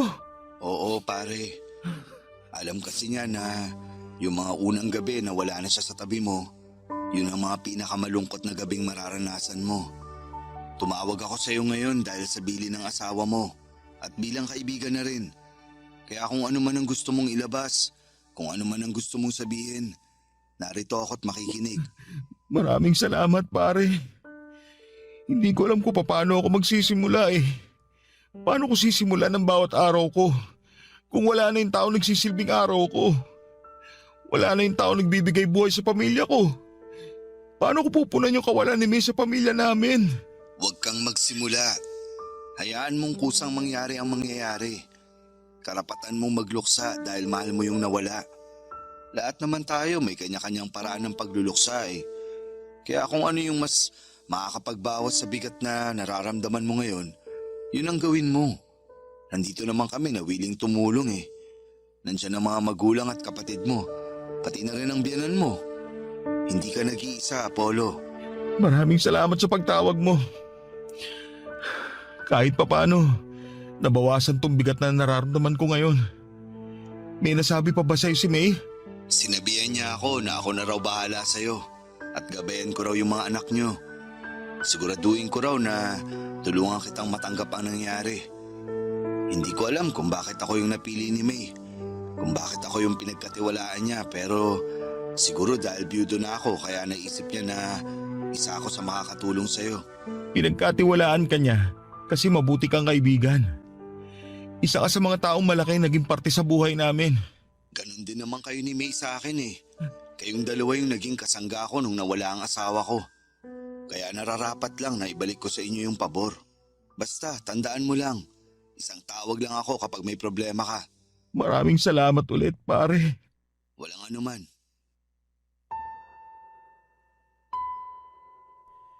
Nagulat ako, Papa Dudut, na kahit nawala na si May, ay nagawa pa rin pala niyang magplano para sa hinaharap. Hindi ko lubos maisip na kahit nasa kalagitnaan na ng paghihirap si May, ako pa rin ang iniisip niya. Mas lalo tuloy akong nalungkot at nangihinayang sa sanay magandang buhay ng asawa ko. Napakabata pa niya para pumanaw. Marami pa siyang pwedeng mapasaya sa buhay kaya sobra akong nasayangan sa sanay buhay na pwede pa nitong maranasan. Papa Dudut, hindi lang si Dan ang binili ni May na tumawag sa akin.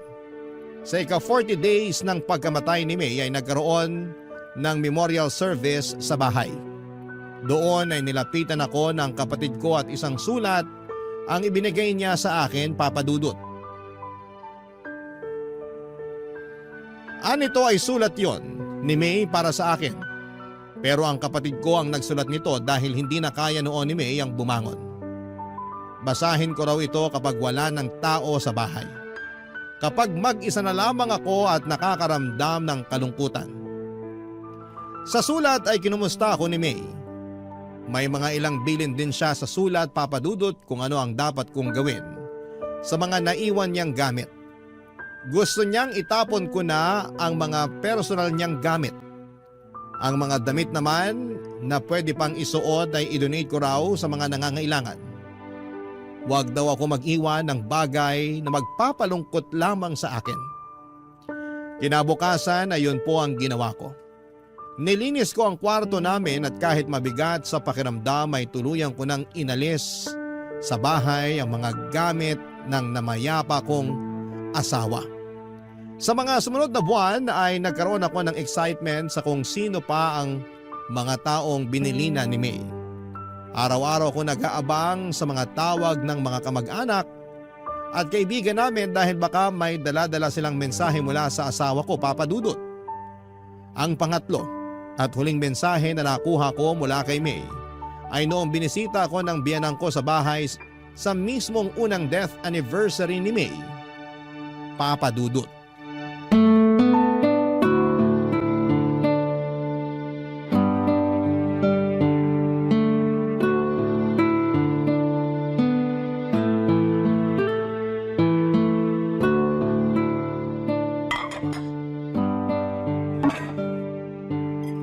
Ma, ako na po dyan. Hindi na, ako na magliligpit dito. Dalhin mo na lang to sa kapitbahay nyo. Pansit yan tsaka puto. Sayang din kapag hindi naubos, wala namang iba ng kakain. Maliban na lang kung may darating ka pang bisita. Wala na pong darating. O siya, itong itinabi kong ulam, ulamin nyo na lang bukas. Sige po. Nakakapagod tong araw na to. Alam mo ba, simula alas 4 nagluluto na ako. Sabi ko naman po kasi sa inyo, Ma. Mag-order na lang po tayo para hindi kayo mapagod. Hindi pwede. Kapag nag-order tayo, para na rin nating ininsulto si May. Dapat bigyan pa rin natin siya ng oras kahit na sa paghahanda lang ng anibersaryo ng pagkamatay niya. Alalahanin natin siya sa pamamagitan ng pagkaing inihanda natin para sa kanya mismo. Salamat po pala sa pag-prepare ng handa ngayon. Walang anuman. Nasabi na sa akin niya ni May bago pa siya pumanaw. Binili na niya ako na pagsapit daw ng death anniversary niya, ako raw ang magluto ng handa dahil hindi ka raw marunong magluto. Binili na niya rin po kayo? Oo. Nung hinatid mo yung anak mo sa eskwela noon, ako yung naiwan na nagbantay kay May. Nag-usap kami tungkol sa buhay-buhay, tapos nabanggit niya na natatakot siyang mamatay. Hindi dahil mawawala na siya sa mundong to, kundi dahil maiiwan niya kayong mag-aama niya. Paano na lang daw kapag may handaan? Sino na raw ang magluluto? Tapos napag-usapan namin, yun nga, tungkol sa death anniversary niya na samahan kita kasi alam niya na hindi ka marunong maghanda sa mga ganitong klaseng okasyon. Kahit kailan talaga. Kahit wala na siya rito. Kami pa rin ang inaalala ni May. Ay, ganun talaga yung batang yun. Mas iniisip niya yung kapakanan ng iba kaysa sa kanya. Bago pala siya pumanaw, may iniwan si May para sa'yo. May iniwan po siya? Ano po yun? May nirecord siya para sa'yo. Sabi niya, iparinig ko raw to sa'yo sa first anniversary ng kamatayan niya. Nasaan po? Ay, taka, nandito sa cellphone ko eh. Tulungan mo nga akong hanapin, nasa recording yun eh. Amin na po. Ako na ang titingin. Ayan yung cellphone ko. Hanapin mo na lang. 556655 ang passcode. Sige po. 556655. Tapos sa recording po, no?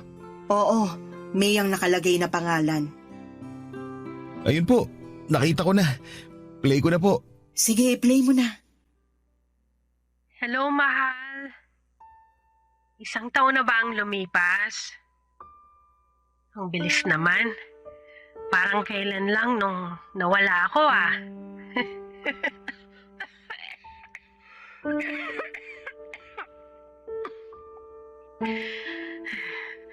Joke lang yun ah. Baka magalit ka na naman kasi nagbibiro na naman ako tungkol sa kamatayan. Siraulo ka talaga. Kumusta ka na? Nagawa mo na ba yung mga billing ko sa'yo? Siguraduhin mo lang na maganda yung naging makeup ko, ha? Tsaka dapat, by this time, nakakalat na yung mga abo ko sa sagada. Doon mismo, sa tapat ng puno kung saan kita sinagot. Hindi pa. Hanggang ngayon nandito Tapos, pa yung mga abo yung mga mo. gamit ko, naipamigay mo na ba? Itapon mo na yung mga hindi mo gagamit. Huwag kang magtago ng mga gamit kung hindi na importante. Alikabukin lang yung mga yon. Siguro, mag-iwan ka lang ng ilang pictures ko. Para naman hindi ako makalimutan ng mga anak natin. Mahal, sorry. Hindi ko na magagawa yung pangako ko sa'yo. Nasasamahan kita hanggang pagtanda. Sorry kung hindi ko na kayang lumaban. Hindi ko na talaga kaya eh. Hirap na ako. Pero sana, kahit nawala na ako, magpatuloy ka pa rin sa buhay. Maghanap ka ng bagong taong magpapatibok sa puso mo. Ng bagong nanay sa mga bata. Walang kaso sa akin yun. Ang mahalaga lang para sa akin ay yung makita ko kayong mamuhay ng masaya, payapa, at malusog. Yun lang naman.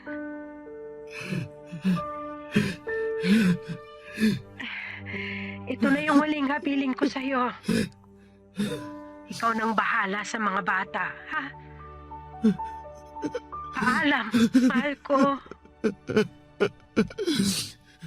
Paalam, mahal.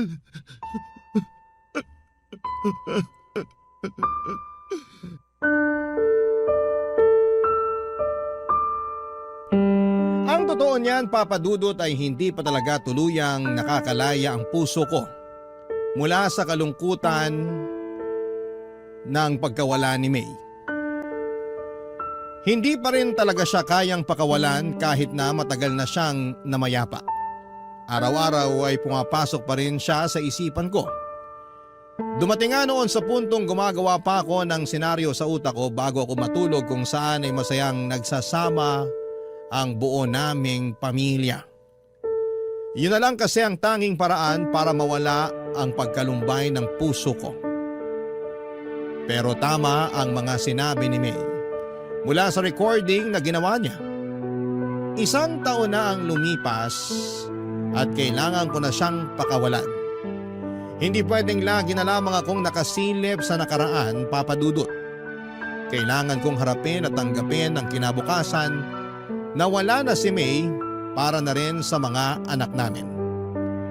Unti-unti ay sinanay ko ang sarili ko na wala ng May sa tabi ko. Ginawa ko ang lahat bilang single parent para mabigyan ng magandang kinabukasan ang mga anak ko. Nung nakahinga na ang puso ko ay dinala ko ang mga bata sa sagada at doon ay ikinalat namin ang mga abo ni May. Papa Dudut, hindi na po ako nakapag-asawa pang muli at sapat na sa akin ang 2 anak namin ni May. Hindi man kami buo ay masaya at kontento naman ang pamilya namin. Hindi ko na kailangan ng bagong pag-ibig pa dahil buo ang puso ko sa pagkakaroon ng 2 anak. Ngayon ay kailangan ko na lamang gampanan ang trabaho ko bilang magulang sa kanila sa pamamagitan ng mga natutunan ko sa dati kong asawa na si May. Hanggang dito na lamang po ang kwento ko sa inyo, Papa Dudut. Ang inyong forever, kapuso at kabarangay, Apollo. Dear Papa Dudut, mapagpalang araw po sa inyo at sa lahat ng bumubuo ng Barangay LS. Pati na rin po ang mga nakikinig ngayong araw. Magbabaka sakali po ako na mapili at mabasa ninyo ang sulat ko sa mismong araw ng undas. Laking pasasalamat ko po kapag nagkataon. Tawagin niyo na lamang po ako sa pangalang Junie, 29 anyos. Taga-Aklan na po ako ngayon pero nangyari po ang kwento ko noong nakatira ako sa Antique. Lumaki po ako na walang ama. Ang tumayong tatay ko po noon ay yung stepfather ko na si Tito Domeng. Kaya nang mamatay ang nanay ko ay siya na lamang ang naiwan sa akin. Hindi niya ako pinabayaan kahit na hindi naman niya ako kadugo. Aaminin ko po agad sa inyo na matatakotin po akong tao. Madali akong magulat At nagbubutil-butil po talaga ang pawis ko kapag nakakaramdam ako ng takot. Mula pagkabata po kasi ay nakakakita ako ng mga ligaw na kaluluwa. Malakas din ang pakiramdam ko tuwing may kakaibang elemento sa paligid ko. Laki ako sa probinsya at marami ng kababalaghan ang naranasan ko na hindi ko pa nakikwento sa iba. Wala rin akong pinagsabihan noon na nakakakita ako ng mga ligaw na kaluluwa. Pero isa lang ang nasiguro ko noon. Bukas ang third eye ko kaya nakikita ko sila. Hindi yun naging madali sa akin dahil madalas akong nasasabihan na maluwag ang tornilyo. Masakit po para sa aking masabihan ng ganon dahil hindi ko naman ginustong magkaroon ng ganitong kakayahan. Kaya naman tuwing natatakot ako ay tinutumbasan ko na lamang yon ng dasal. Hindi naman ako araw-araw nakakaranas ng kababalaghan pero tuwing nakakakita ako ng isang ligaw na kaluluwa ay binabangungot po ako, Papa Dudut. At noong malaman ni Tito Domeng ang tungkol sa kakayahan ko ay ginamit niya ako sa panggagamot niya. Marami pa rin po kasi noon sa probinsya yung mga naniniwala sa tradisyonal na manggagamot. Sa mga ganong manggagamot lumalapit ang mga tao kapag walang sapat na perang pampaospital. At yun nga po ang naging trabaho ng stepfather ko, Papa Dudut. Noong bata pa ako'y bilib na bilib ako sa kanya sa paniniwalang nakapanggagamot nga talaga siya. Pero nang lumaki na't nakapag-isip ng mabuti ay saka ko lang napagtanto na malaking kalokohan lang pala ang lahat, Papa Dudut.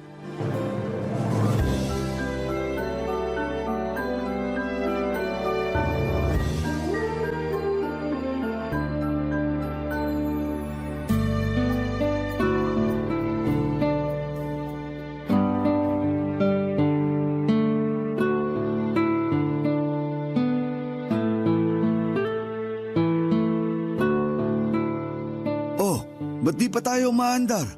Titingnan ko muna yung gulong, Tito. Flat yata. Ha? Ngayon pa talaga?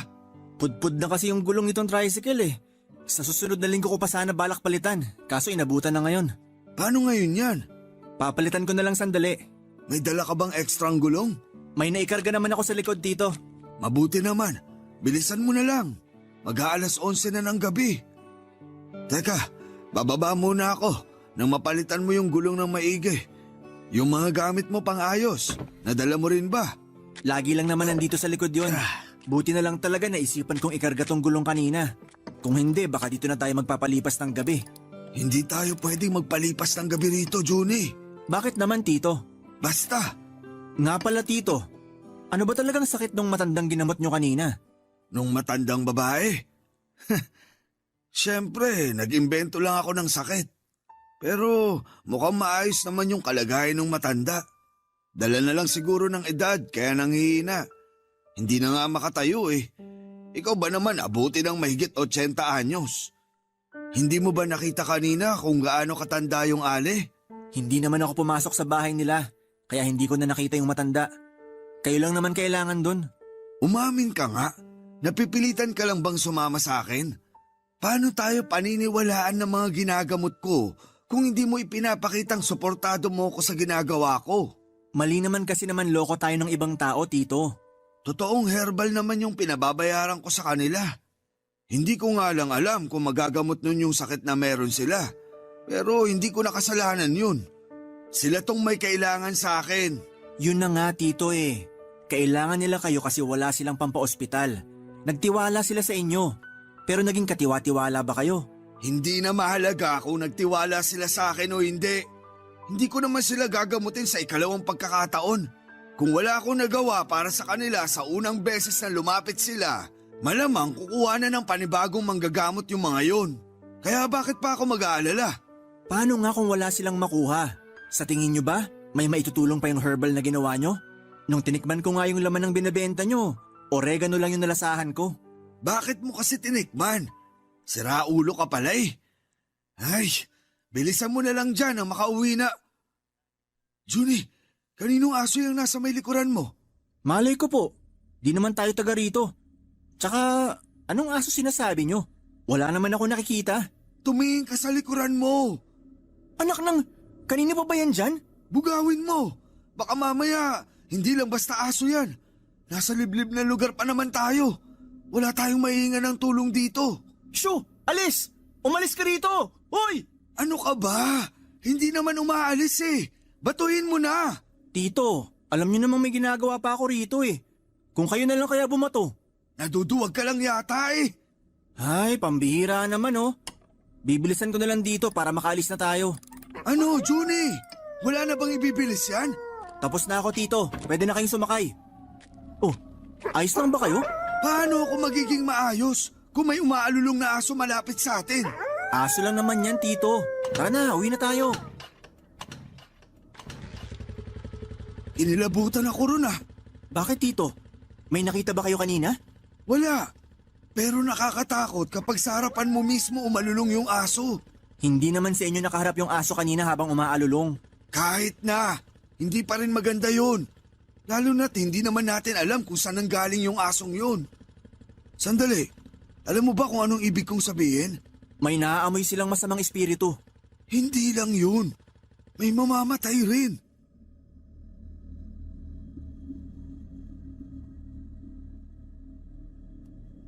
Papadudot kahit nakaramdam ako ng takot ng mga sandaling yon, ay nagpanggap na lamang ako kay Tito na hindi apektado sa mga nangyari. Ang totoo po kasi ay may nakita akong binata, siguro ay mga 18 o 19 years old siya, kung saan mismo nakaharap yung asong kalye. Kahit na hindi ko titigan ay alam kong isa na naman yung ligaw na kaluluwa. Dahil sa aming dalawa ni Tito ay ako lamang ang nakakakita ng mga ganon. May pamahiin kaming pinapaniwalaan tuwing may umaalulong na aso. Meron daw itong nakikitang masamang espiritu o di kaya'y may mamamatay. At sa pagkakataong yon ay kami lang naman ni Tito ang magkasama kaya gano'n na lamang ang kabang naramdaman ko. Dahil sa nangyari ay hindi na naman ako nakatulog ng maayos sa pag-uwi namin. Pasado 12:00 na noon nang lumabas ako ng bahay para manigarilyo. Nakapatay na lahat ng ilaw sa bahay at hindi na ako nag-abala pang buksan dahil wala naman sana akong balak magtagal sa labas. Pero habang nakaupo ako roon at humihit-hit ng sigarilyo, ay bigla na lang may humawak sa magkabilang balikat ko. Paglingon ko, wala namang tao. Nang ibalik ko noon ang tingin sa harapan ko ay ramdam na ramdam ko na nagkakabutil-butil na ang pawis ko sa noo. Nang makita ang isang batang lalaki na nanlalalim ang mga mata at maputla ang mga labi niya. Nang kumurap ako ay bigla na lamang itong nawala. Papadudot.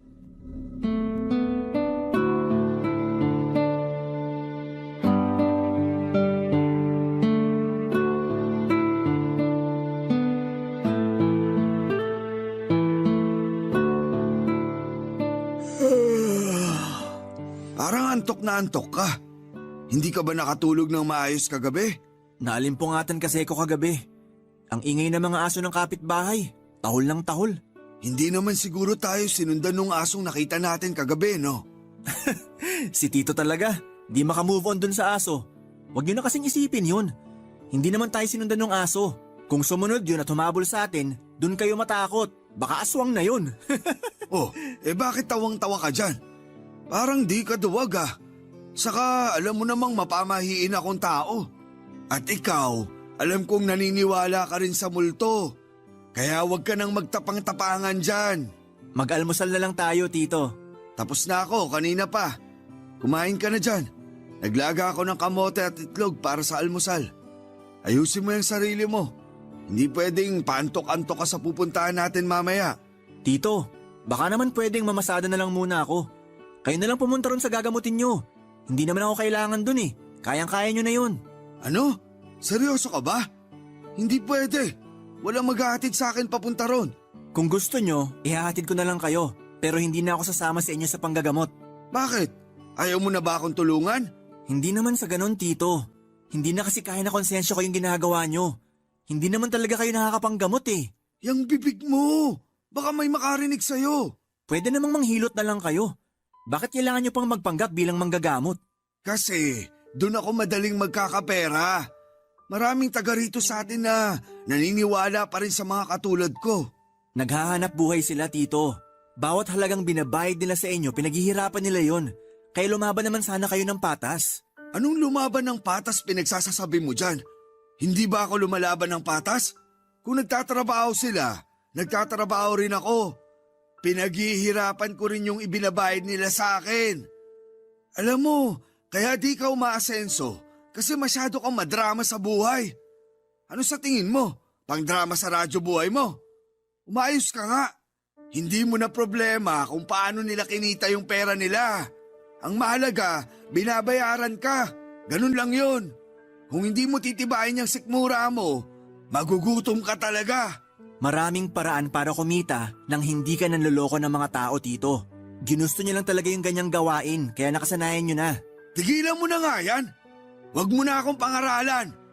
Mag-asikaso ka na. Sasama ka sa akin mamaya. Sabi ko ho, ihahatid ko na lang kayo mamaya. Susunduin ko na lang kayo kapag pauwi na. Tawagan niyo na lang ako. Bakit ba ang tigas ng ulo mo? Kailangan nga kita ron. O sige, sasama ako. Pero magkalinawan po sana tayo. Yun na yung huling beses na sasama ako sa inyo. Kasi sa susunod na pilitin nyo pa akong sumama, mapipilitan na akong sabihin sa mga ginagamot nyo na peke kayong manggagamot. Kung marunong kang tumanaw ng utang na loob, hindi mo gagawin yan sa akin. Pwede naman akong tumanaw ng utang na loob sa ibang paraan. Pero hindi sa gusto nyo, Tito. Kapakanan nyo lang din naman ang iniisip ko eh. Paano kung malaman ng mga nagpapagamot sa inyo na hindi naman talaga nakakatulong yung ginagawa nyo? Paano kung karmahin kayo sa panloloko nyo sa kanila? At yung pinakamalalang pwedeng mangyari, paano kung may mamatay ng dahil sa inyo? At bakit naman may mamamatay ng dahil sa akin? Maiintindihan nyo rin yung sinasabi ko pagdating ng araw, Tito. Pero sana, hindi na tayo umabot sa puntong yon.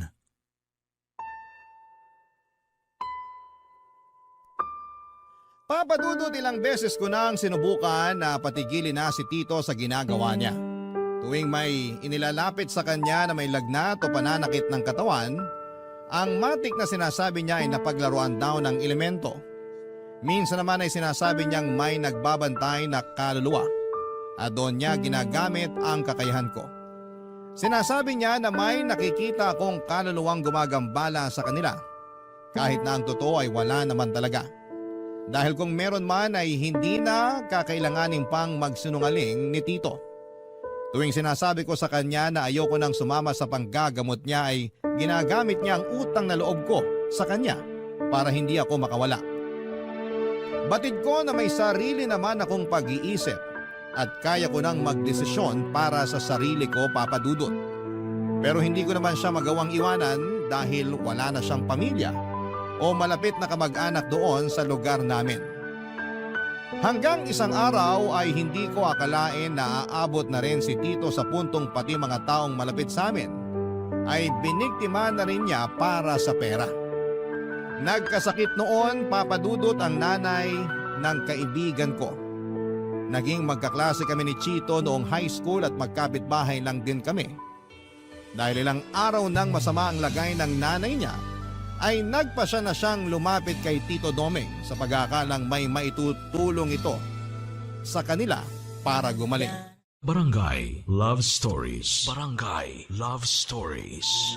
Papa Dudut, hindi ako kasama ni Tito noong ginagamot niya ang nanay ni Chito. Kahit anong kasing pilit niya ay namasada na lamang ako. Pero bago niya puntahan ang nanay ng kaibigan ko ay sinabihan ko na si Chito na sa ospital na lamang dalhin ang kanyang ina para makasigurado. Pero dahil walang sapat na pera ay nagbaka sakali siya sa kakayahan ni Tito Domeng. Hindi ako mapakali noong araw na yon dahil bukod sa kaibigan ko si Chito ay alam ko namang hirap din sila sa pera. Nang makauwi ako noon ay nalaman ko na nagbayad pala ito ng 500 piso kay Tito Domeng. Tinanong ko siya kung ano ang ginawa niya sa nanay ni Chito at ang sinabi niya lang daw ay may nagambalang elemento ang nanay ng kaibigan ko. Nagbigay lang siya ng pangontra at herbal na hindi naman talaga makakatulong sa kalagayan nito noon. Umasa ang kaibigan ko na magiging mabuti na ang kalagayan ng nanay niya at hindi na kakailanganin pang dalhin sa ospital. Pero ilang araw lang ang lumipas ay pumanaw ito. Huli na nang malaman ni Chito ang sakit na ikinamatay ng nanay niya at hindi ito naagapan. Sinisi niya si Tito Doming sa panloloko nito sa kanila, kaya ang nangyari ay sinugod kami sa bahay, Papa Dudut.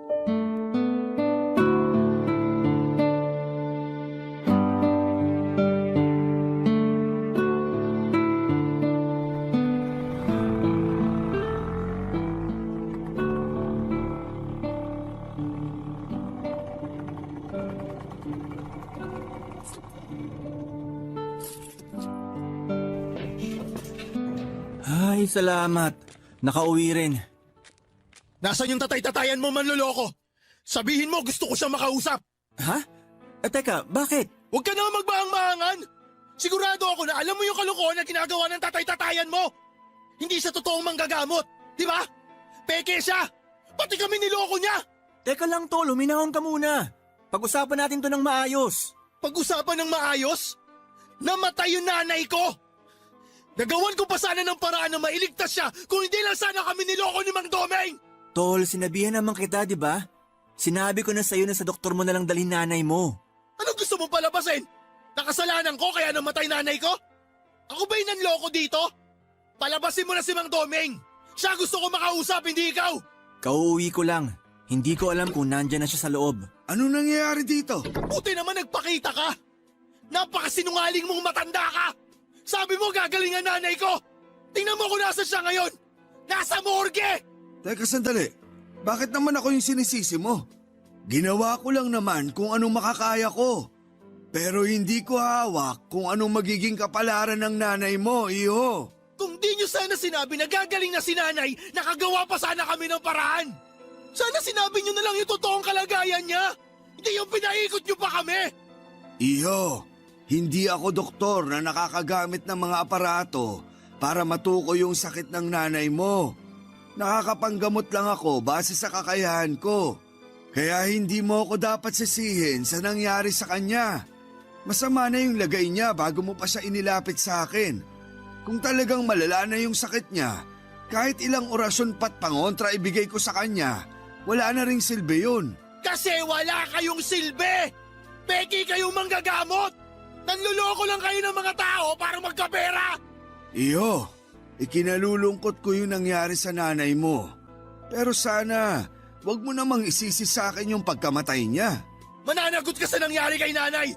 Tol, Huwag mo na subukan ipagtanggol to matanda. Wala akong kasalanan sa pagkamatay ng nanay mo, Chito. Tanggapin mo na lang na hanggang doon na lang yung buhay niya. Tsaka sa tingin mo, kung nadala mo siya sa ospital nung araw na pinagamot mo siya sa akin, makakaligtas pa siya? Kakailanganin mo muna ng malaking halaga bago siya asikasuhin sa ospital. Nagkamalas-malas lang kasi sa akin pa napatapat. Ako patuloy yung nasisi. Napakawalang puso nyo talaga. Hanggang ngayon ayaw nyo pa rin aminin na nagkamali kayo. Umuwi ka na't asikasuhin mo na lang yung burol ng nanay mo. Huwag kang mag-alala. Magbibigay naman ako ng abuloy. Tito naman, tumigil na kayo. Hindi ko kailangan ng abuloy mula sa inyo. Itabi nyo na lang yon. Kasi baka isang araw, isa naman sa inyo ang mangailangan ng abuloy. Abat, pinagbabantaan mo ba kami? Hindi ko na kailangan gawin yon. Karma na bahala sa inyo. Huwag kayong mag-alala. Magbibigay ako ng pang-abuloy ko sakali. Aalis na ako. Pero tandaan nyo yung mga sinabi ko. Hindi ko gusto tabas ng dila ng kaibigan mong yun, Johnny. Masyadong mayabang. Kung pagbantaan ako, ganun-ganun na lang. Hindi nyo na sana pinatulan. Natural lang na mataas pa yung emosyon ng tao. Isa pa, hindi man kayo yung direktang may kasalanan sa pagkamatay ng nanay niya, may kasalanan pa rin kayo kasi niloko nyo sila. Ay, ganun ba talaga kahirap humingi ng tawad para sa inyo? Imbis na sa sitwasyong to, kayo yung magpakumbaba. Lalo nyo pang pinalala. Papadudot gustuhin ko mang makipaglamay kina Chito ay hindi ko nagawa yon.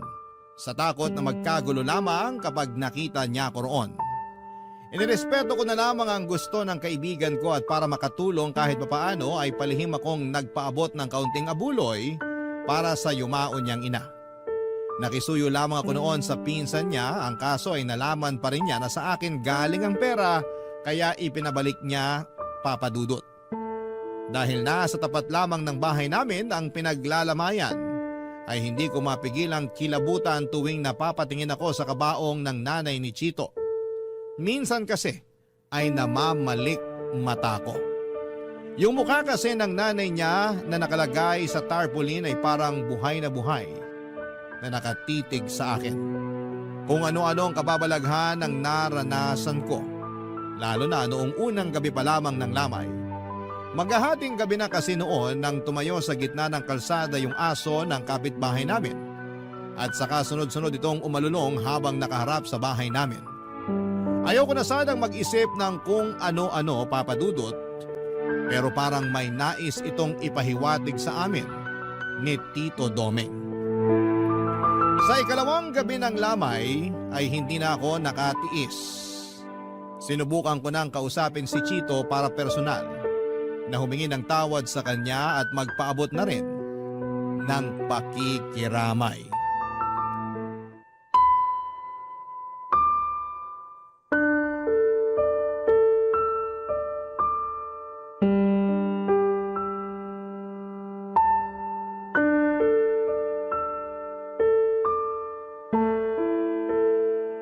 Tol, pasensya ka na. Dumiretso na ako rito sa bakuran nyo. Di ba sabi ko sa'yo ayoko makita pagmumukha mo dito? Ano yan? Naguhugas kamay ka ngayon? Tol, hindi. Gusto ko lang talaga makiramay. May pinagsamahan naman tayo eh. Kung ano man yung nagawa ni Tito, hindi naman ako kasama ron. Pinigilan ko rin naman siya eh. Ikaw rin, pinigilan kita. Ano ngayon gusto mong gawin ko? Pasalamatan ka? Hindi naman sa ganon. Gusto ko lang makiramay, yun lang. Ay, ano pang magagawa ko? Nandito ka na. Baka gusto mo magkape. May mainit na tubig pa ron sa kusina. Hindi na. Di na ako magkakape. Gusto ko lang talagang sabihin na pasensya ka na talaga. Hanap ka na lang na mauupuan mo. Konti pa lang naman yung tao dito sa lamay. Sige, pero baka kailangan mo rin ng tulong. Kahit tagabigay lang ng kape o biskwit, pwede ako. Huwag ka mag-alala. Hindi naman ako mag-uuwi. Huwag na. Huwag ka na mag-abala. Kaya ko na to. O sige, ikaw bahala.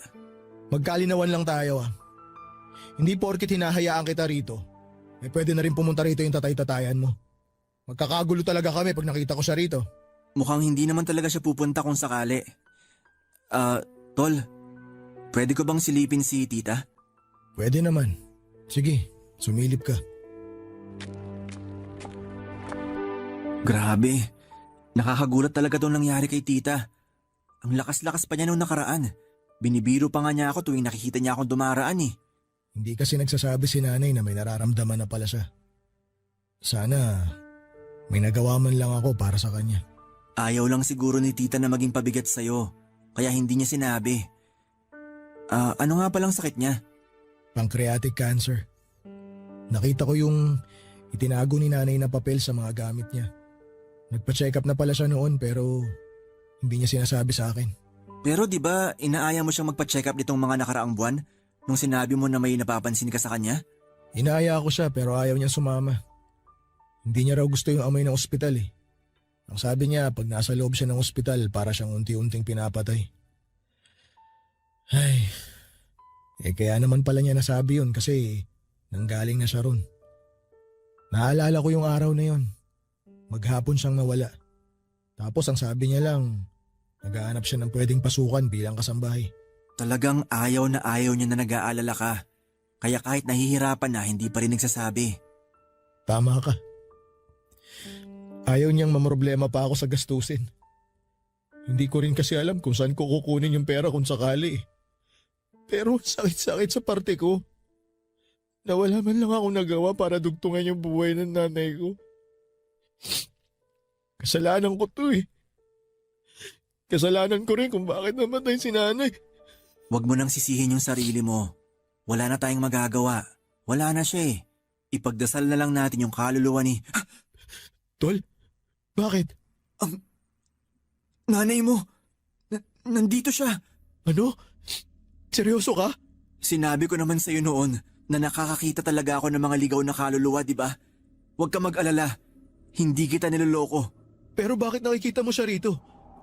Kaya mo ba siyang kausapin? Nakikita ko lang siya. Pero wala akong kakayahan na kausapin siya. Sa tingin mo, galit ba sa akin nanay ko? Hindi ko masasabi. Namatay yung kandila. Siya ba may gawa nun? Teka, kumalma ka nga. Maraming nakikipaglamay ngayon. Baka matakot mo sila. Paano ako kakalma kung alam ko nandito yung kaluluwa ng nanay ko? Tapos namatay pa yung kandila. Anong ibig sabihin nun? Ipinaparamdam lang niya na nandito siya. Wala naman siyang intensyon na takutin tayo. Nandito pa rin ba siya? Oo. Nasa tabi mo. Tol naman! Huwag mo naman akong takutin ng ganyan. Totoo yung sinasabi ko. Pero hindi mo naman kailangan matakot. Si nanay talaga oh. Mahal na mahal ko naman siya pero wag naman sana siya magparamdam ng ganito. Baka pag nagkataon, dalawa na kaming paglamayan dito.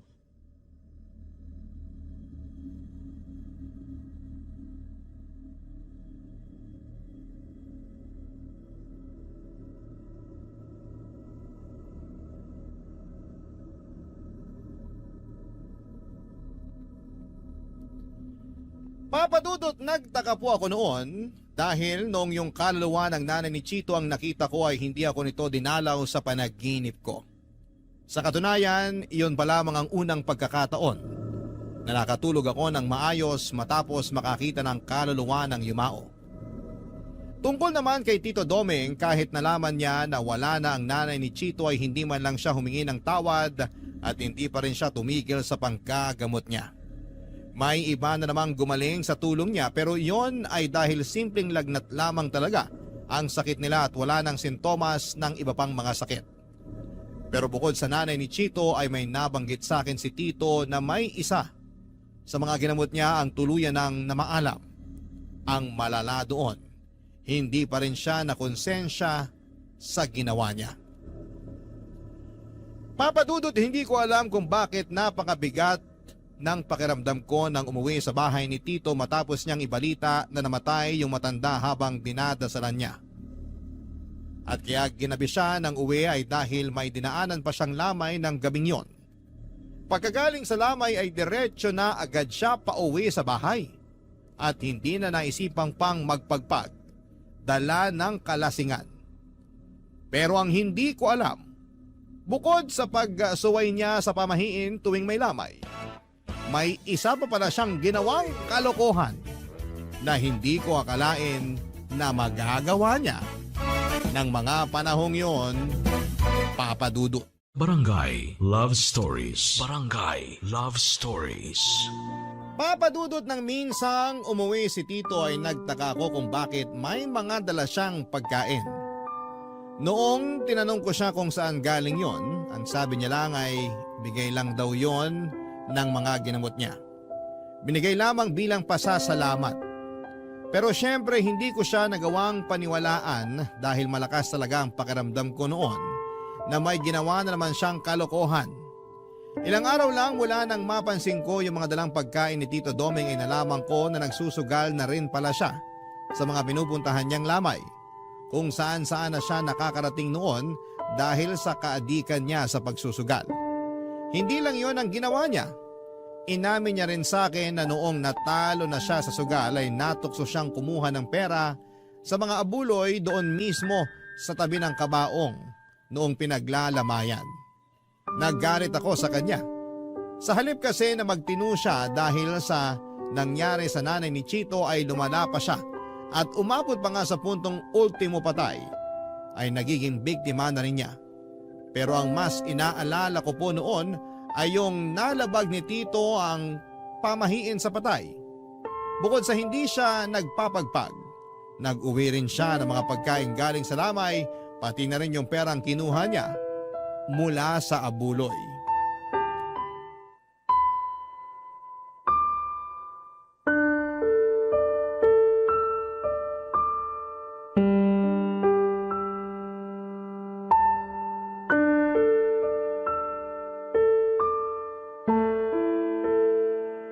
Ang tagal naman ni Tito Doming. Ano bang nangyayari dun sa tatay-tatayan mo? Parang madalas ginagabi ng uwi ah. Hindi pa nagpapasundo sa'yo. Ewan ko ba ron? Hindi na nga ata ng gagamot kasi nakahanap na ng bagong libangan. Bakit? Ano na naman naisip niyang gawin? Ayun, Naadik na sa pagsusugal sa lamay. Pati abuloy dun sa patay, pinapakialaman niya raw pag natatalo siya. Nakakahiya tuloy dun sa pamilya ng pinaglalamayan. Di ko rin maintindihan niya si Mang Doming. Ayos naman siya nun eh. Akala ko nga, totoong nakakapanggamot siya kasi di ba nung sumasakit yung tiyan ko, siya lang ang nakapagpawala nun.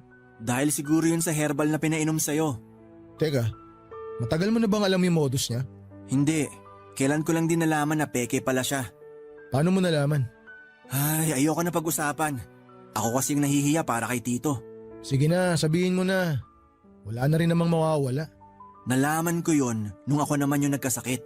Ayaw niya akong gamutin. Namimilipit na ako noon sa sakit ng tiyan. Kasi alam niyang hindi ka niya magagamot. Kaya pala nagpa-hospital ka na lang nun. Tapos ayun, appendicitis na pala. Kung hindi na agapan, baka nauna pa akong pinaglamayan kesa sa nanay mo. Ay, nga pala tol. May sasabihin talaga ako sa'yo kaya pumunta ako rito sa inyo. Ano yun? Mukhang seryoso yan ah. Kagabi kasi, nakita ko si nanay sa panaginip ko. Malungkot siya tapos umiiyak. Nung nagising ako, nakita ko siya sa kwarto ko. Ha? Paano nangyari yun? Hindi ko rin alam eh. Basta nakita ko si nanay. Sigurado akong siya yun. Kung ganon, nakakakita ka na nga. Tol, hindi naman ako bulag. Sira, nakakakita ng mga kaluluwa yung ibig kong sabihin. Alam ko naman, binibiro lang kita. Masyado ka kasing seryoso eh. Pero seryoso nga, pareho na tayo? Hindi ko pa sigurado yan. Si nanay pa lang naman yung nakita ko. Ay, baka naman guni-guni mo lang yon kasi mismo na yung nanay mo. Tol, sigurado ako sa nakita ko. Akala ko nga nananaginip pa rin ako nun eh. Pero kahit nakailang kurot na ako sa sarili ko, totoo pala talaga. Ibig sabihin bukas na rin yung third eye mo. Ay, good luck sa'yo. Bakit? Yun kasi yung dahilan kaya madalas akong binabangungot. Buti na lang laging nagigising si Tito Doming pag naririnig niyang sumisigaw ako. Pero minsan kusa naman ako nagigising. Kaya iniisip ko na lang na baka hindi ko pa talaga oras. Masamang damo ka kasi, kaya hindi ka pa natutuluyan. Bakit ikaw? Anong klaseng damo ka ba? Tito, akala ko mamaya pa kayo. Kaya ba nagpatuloy ka ng busita rito? Tito, hindi naman pumunta rito si Chito para makipag-away sa inyo. May pinag-uusapan lang kami. Wala akong pakialam sa pinag-usapan yung dalawa. Hoy, Chito, umuwi ka na ron sa inyo. Tito, wag naman kayong ganyan Tol, kay Chito. ayos lang. Alis na ako. Sige tol, pasensya na. Ayos lang. Itong tatay-tatayan mo yung mukhang hindi maayos. Baka nilaan mo na ng konsensya niya. Tanggap niya na Dr. Kwakwak siya. Bastos ka! Umalis ka na rito! Pag di ako nakapagpigil, baka bambuhin ko yung mukha mo. Pasalamat kayo, Mang Doming. Dahil kaibigan ko tong anak-anakan nyo. Kasi kung hindi, sisiguraduhin ko na kayo naman yung paglalamayan dito sa bahay nyo.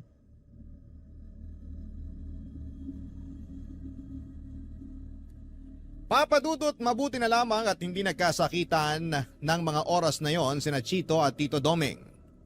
Hanggang sa pagkakataong kasing yon ay hindi pa rin sila nagkakaayos. Sa pag-uwing yon ni Tito Doming ay napansin ko kaagad ang butil-butil na pawis niya mula sa kanyang noo. Pati na rin sa ibang parte ng kanyang katawan. Parang pagod na pagod siya. Nang tanungin ko siya ay sinabi niyang masama raw ang pakiramdam niya. Hanggang sa nauwi na nga sa trangkaso ang sama ng pakiramdam ni Tito.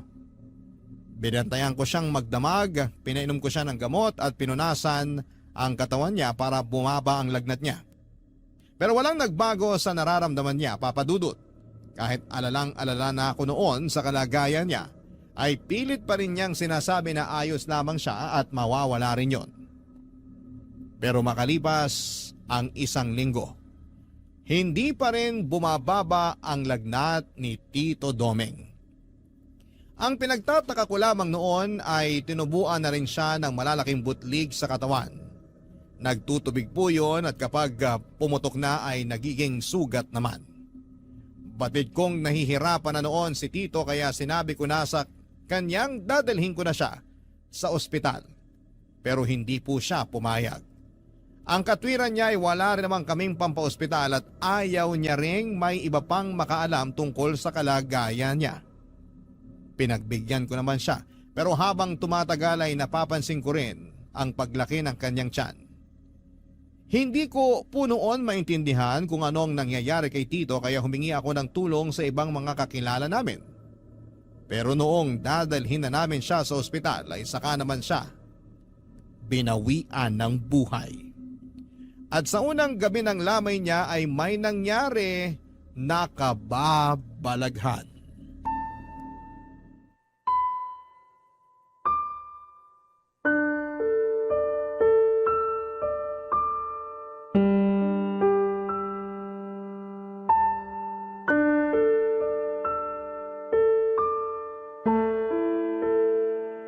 Tol, naikiramay ako. Salamat. Grabe, wala pang isang buwang nalilibing si nanay tapos ngayon, si Mang Doming naman yung pinaglalamayan. Ay, pasensya ka na nga pala sa mga nasabi ko noon sa kanya. Nadala lang ako ng galit. Hindi mo kailangan humingi ng pasensya. Naiintindihan ko naman yung nangyari. Salamat, Tol. Pero sa tingin mo, ano kayang kinamatay ni Mang Doming? Hindi ko rin alam. Hindi rin kasi matukoy kung ano yung sakit niya. Hindi kaya nabarang si Mang Doming? Kasi kung kulam lang, posibleng magamot pa siya eh. Kasi mula nung naglabasan yung mga sugat niya sa katawan, ilang araw lang ang itinagal niya. Yung barang kasi, Tol, intensyon talaga na patayin yung taong dinapuan ng sumpa. Pero sino namang gagawa nun kay Tito Doming? Malay mo, may iba pa siyang nakaalitan. Basta ako, hindi ko magagawang magpakulam o magpabarang ng tao. Kahit na malaki pa yung kasalanan sa akin. Eh ngayong napag-usapan na natin yung barang, suspecha ko baka isa sa mga pinagnakawan niya ng abuloy yung nagalit sa kanya. Hindi malabong mangyari yon. Pero mahirap din mambintang. Mahirap patunayan kung sino yung nagpabarang kay Mang Doming eh. Lalo na kung hindi naman natin kilala kung sino yung mga galit sa kanya. Kahit naman loko-loko si Tito Doming, nakakaawa pa rin siya. Tsaka siya na lang yung meron ako. Ngayong wala na siya, mag-isa na lang talaga ako sa buhay. Ako rin naman eh. Si nanay na lang yung meron ako tapos nawala pa. Wala man lang sa mga kamag-anak ni Tito Doming yung dumating para makiramay. Sinubukan ko naman silang kontakin. Pero mga wala raw pamasahe. Uy, ayos ka lang? Bigla ka na lang natahimik dyan. Huwag mo sabihin may nakikita ka na naman. Tol, tingnan mo yung bangkay ni Mang Doming. Bakit? Anong meron? Tingnan mo yung bandang leeg niya. Parang may gumagalaw eh. Ano namang gagalaw dyan? Ikaw talaga mananakot ka pa. Seryoso ko, tingnan mo, ayun oh. Parang may uod. Oo nga. Pero paano magkakauod yung bangkay ni Tito? Eh unang gabi pa lang naman ang lamay niya. Mukhang binarang nga si Mang Doming, Tol. Ganyan daw kasi yung nangyayari kapag namatay sa barang ang isang tao eh. Hindi pa rin nawawala yung sumpa kahit patay na siya. Uy, bakit natapon yung mga abuloy? Nasagi mo ba yung garapon? Hindi, ang layo ng kamay ko. Pasuyo naman, Tol. Ikaw na mamulot ng mga barya. Sisindihan ko lang tong kandila. Namatay na naman eh. Ay, sige, ako na pupulot sa mga barya. Hoy, ano ba yan? Huwag ka humarang. Nakita mo na ngang may pinupulot dito eh, tsaka ka patatayo sa harap ng kabaong. Uy, Manong! Pwede po bang umatras muna kay sandali? Pupulutin ko lang tong mga barya oh. Uy, sinong kausap mo dyan? Yung Manong na nakatayo dito sa... Ha? Mang Doming! Tol! Nandito siya! Tol! Ano? Nakikita mo rin ba siya? Oo, nakikita ko rin siya. Pero huwag ka na magpahalata. Tayo lang yung nakakakita sa kanya. Baka matakot yung mga tao dito sa burol kapag nalaman nilang nakikita natin yung kaluluwa ng pinaglalamayan. Pero... Sige na nga. Grabe naman oh. Bakit nagpapakita sa akin si Mang Doming? Hindi naman ako yung nagpabarang sa kanya. Nakita ko rin naman yung nanay mo nung burol niya. Teka, kilala mo ba yon? Sino? Ayun oh, yung binata na nakatayo ron sa may poste. Kanino ko pa siya napapansin na nakatingin dito. Akala ko naman kanina napatingin lang.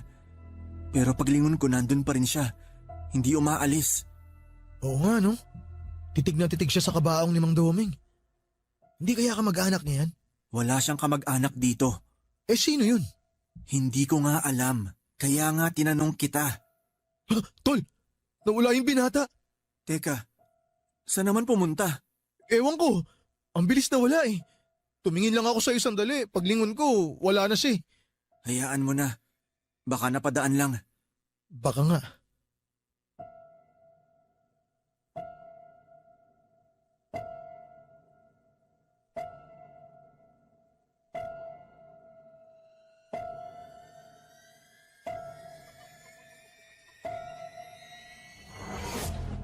Papadudot naging palaisipan po noon sa akin kung sino yung binata na nakita namin sa unang gabi ng lamay ni Tito Domeng. Hindi na rin naman ako nagkaroon ng pagkakataong makausap ito dahil bigla na lamang itong nawala sa kanyang pwesto. Kung saan namin siya nakita ni Chito. Pero nang makapag-isip-isip ako noon, saka ko lang napagtanto kung bakit biglang nawala yung binata. Saka ko lang kasi napagkonekta na yung nakita ko sa lamay ay yung matandang nakita ko noong nasiraan kami ng tricycle ni Tito Domeng ay iisa lamang. Kung sino man siya at kung bakit siya sa akin nagpapakita ay hindi ko po talaga alam. 3 gabi lang na binuro si Tito Domeng at hindi ko na yon pinatagal dahil kakaunti lang naman ang pumupunta sa lamay. Siguro ay dahil nabalitaan na rin nilang peking manggagamot si Tito. Hindi na rin ako nagtataka kung maraming galit sa kanya pero doon sa hinala ni Chito at ng iba pa naming kakilala na binara nga siya ay hindi rin ako nakakasigurado. Lalo na't wala namang makakapagpatunay doon. Sabi naman ng ibang kapitbahay namin ay binarang man o hindi ay isa pa ring malaking karma ang dumapo kay Tito dahil sa mga panlulokong ginawa niya at sa pagnanakaw ng abuloy sa mga lamay na pinupuntahan niya para magsugal. Sa lahat ng iyon, buhay niya ang naging kapalit. Nang ilibing na si Tito ay isinama ko na rin lahat ng mga gamit niya sa panggagamot. Yung ibang gamit naman niya na naiwan ay sinunog ko na lamang gaya ng bili ng mga nakakatanda doon sa amin. Masama raw kasing mag-iwan ng mga gamit ng isang taong namatay, lalo na kung namatay sa pambabarang. Mula nang mawala si Tito ay ramdam ko na hindi niya nilisan ang bahay niya.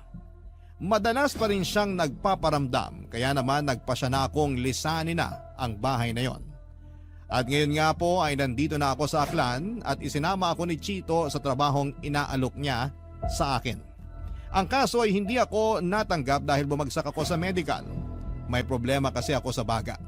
Pero para hindi ako matenga ay nagtitinda na lamang ako ng street food sa palengke gamit ang pinagbentahan ko ng tricycle. Ibinenta ko yon bago umalis sa Antique. Yung bahay naman ni Tito ay ibiniling ko na lamang sa mga kakilala namin doon.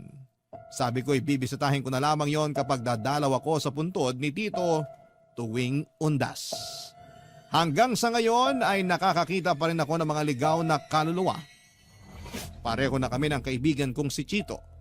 Kung hanggang kailan ko ito mararanasan, yun po ang hindi ko alam. Hanggang dito na lamang po ang aking kwento at maraming salamat po sa inyo at sa lahat ng bumubuo ng Barangay Love Stories. Ang inyong forever kapuso at kabarangay, Junie.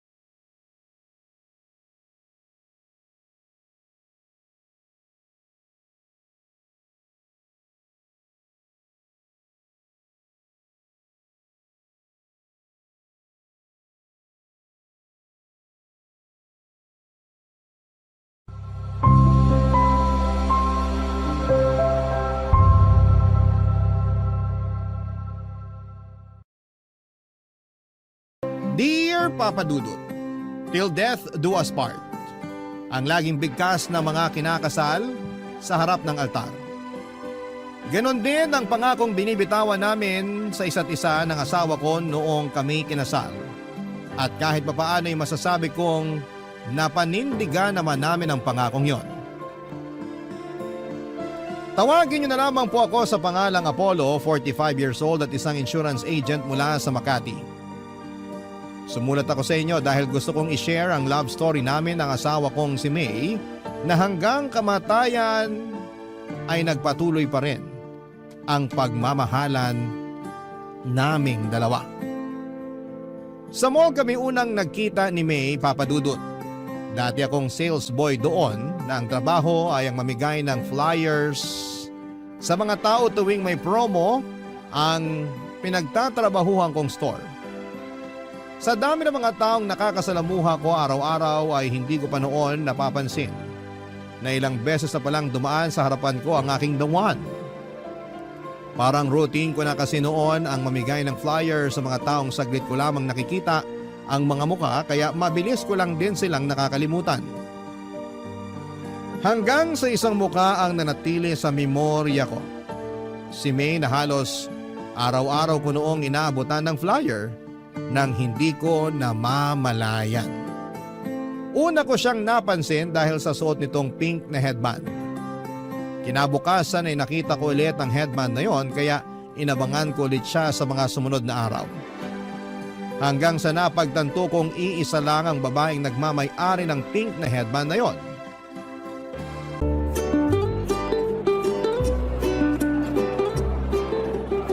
Good afternoon, ma'am. Ito po, flyer. May promo po kami this month. Baka gusto niyo po mag-avail. Salamat.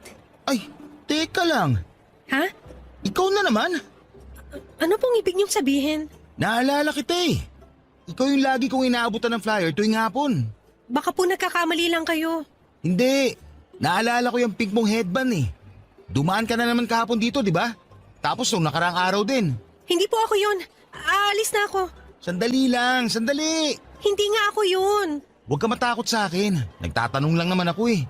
Tsaka, wala namang masama kahit araw-araw kang kumuha ng flyers namin. Curious lang talaga ako. Hindi nga ako yun, ang kulit. Talaga ba? Kahit i-check natin yung CCTV ng store? Ha? May CCTV ba rito? Oo! Ayan oh, sa tapat ng store namin. Natutuwa lang ako sa ginagawa mo na kahit araw-araw kitang inaabutan ng flyer, kinukuha mo pa rin. Yung iba kasi, hindi man lang nila ako pansinin kapag nag-aabot ako sa kanila. Ang sakit kaya nun kapag hindi ka pinapansin ng mga tao. Nahihiya lang din kasi ako kapag hindi ko kinuha yung inaabot mo.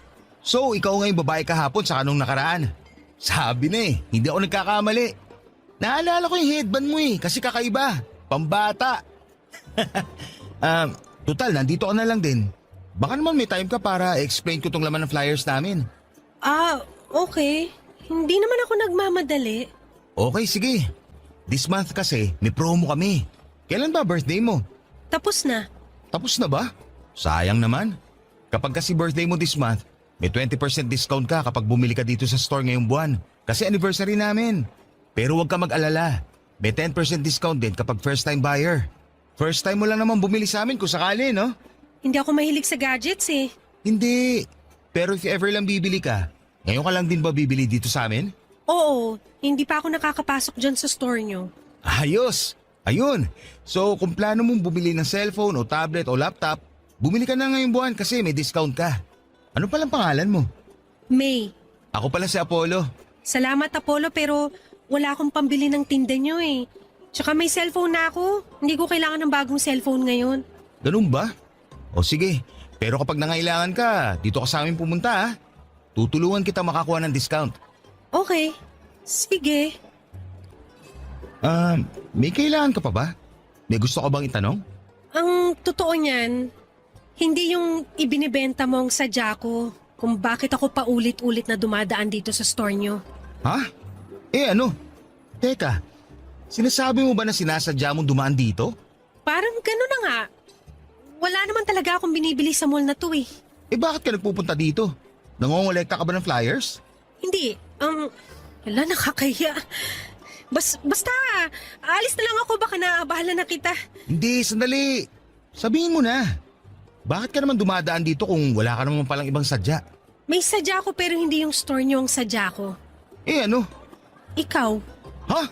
Ako? Matagal ko nang gustong itanong sana yung pangalan mo pero nahihiya lang akong makipag-usap sa'yo. Bakit naman gusto mo malaman pangalan ko?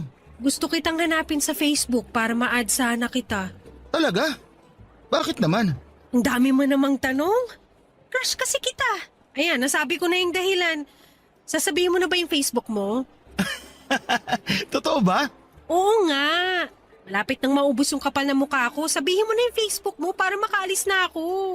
Ganito na lang. Malapit na matapos yung shift ko. Maantay mo ba ako? Bakit naman kita aantayin? Gusto mo makuha Facebook ko, di ba? Antayin mo ko. Gusto muna kita kilalanin bago ko ibigay yung FB ko. Maliit na tao si May, Papa Dudut. Wala pa yata siya sa 5 feet kaya kapag pinagtabi kami ay para kaming magkapatid. Maganda siya, maliit ang mukha pero mature na ang itsura. Singkit ang kanyang mga mata at napaka-expressive ng mga ito. Sa mga mata pa lang kasi ay matutukoy mo na kaagad kung ano ang nararamdaman niyang emosyon dahil napaka-suggestive nito. Nakatira lang si May malapit sa mall kung saan ako nagtatrabaho noon. Tendera siya sa isang bakery nung nakilala ko siya. Lagi raw siyang tumatambay sa mall para makakita ng artista. Marami kasing nagaganap na mall shows sa mall na pinagtatrabahuhan ko noon at karaniwan ay marami rin talagang artista na nagpupunta doon. Noong minsang dumaan siya sa harapan ng store namin ay inabutan ko raw ng flyer si May at doon din ay agad siyang nakaramdam ng attraction sa akin. Hindi naman sa pagmamayabang pero mukha raw kasi akong artista, Papa Dudut. Simula noon ay araw-araw na siyang dumadaan sa store namin para kumuha ng flyer na inaabot ko sa mga tao. Hanggang sa mamukhaan ko na nga siya at nakausap. Doon na po nagsimula ang pagkakaibigan naming dalawa, Papa Dudut. Kinuha niya ang Facebook account ko para doon ako kulitin. Kakaiba ang personality ni May, mapaglaro at weird ang ugali nito. Para bang malayo sa mga normal na tao kung tumatakbo or tumakbo ang pag-iisip niya. Siya yung tinatawag na out of the box kung mag-isip. May usapan nga kami noon tungkol sa mga alaga naming hayop. At bigla na lang niya akong tinanong kapag daw ba magkakapareho ang size ng bawat hayop sa mundo. Sino raw sa kanila ang mananalo kapag naglaban? Napahagalpak na lamang ako ng tawa noon habang ini-imagine ko ang langgam at elepante na magkasing laki at naglalaban. Kasabay nito ay napaisip din ako kung sino nga ba sa kanila ang mananalo. Dahil sa kakaibang personality na ito ni May, kung kaya naman ay nagkaroon.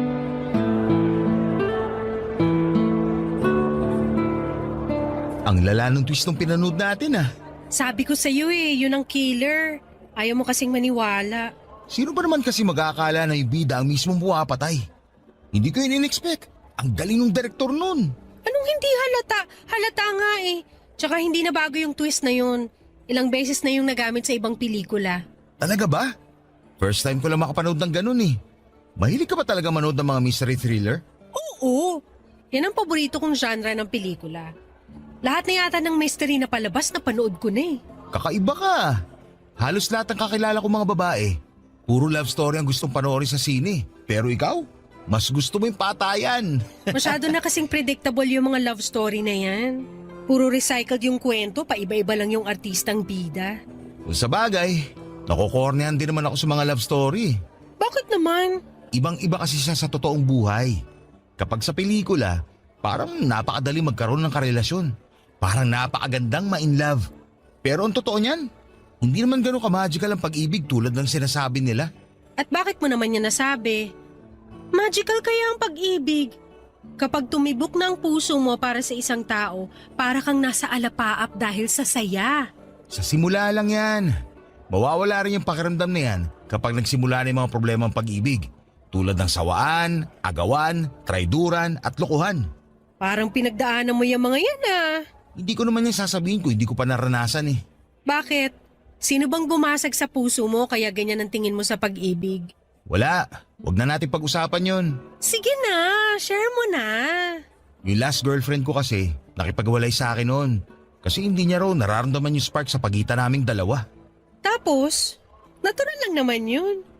Kung hindi niya napanindigan yung pagmamahal niya sa'yo, ibig sabihin, hindi siyang para sa'yo. Parte yun ng paghahanap ng pag-ibig.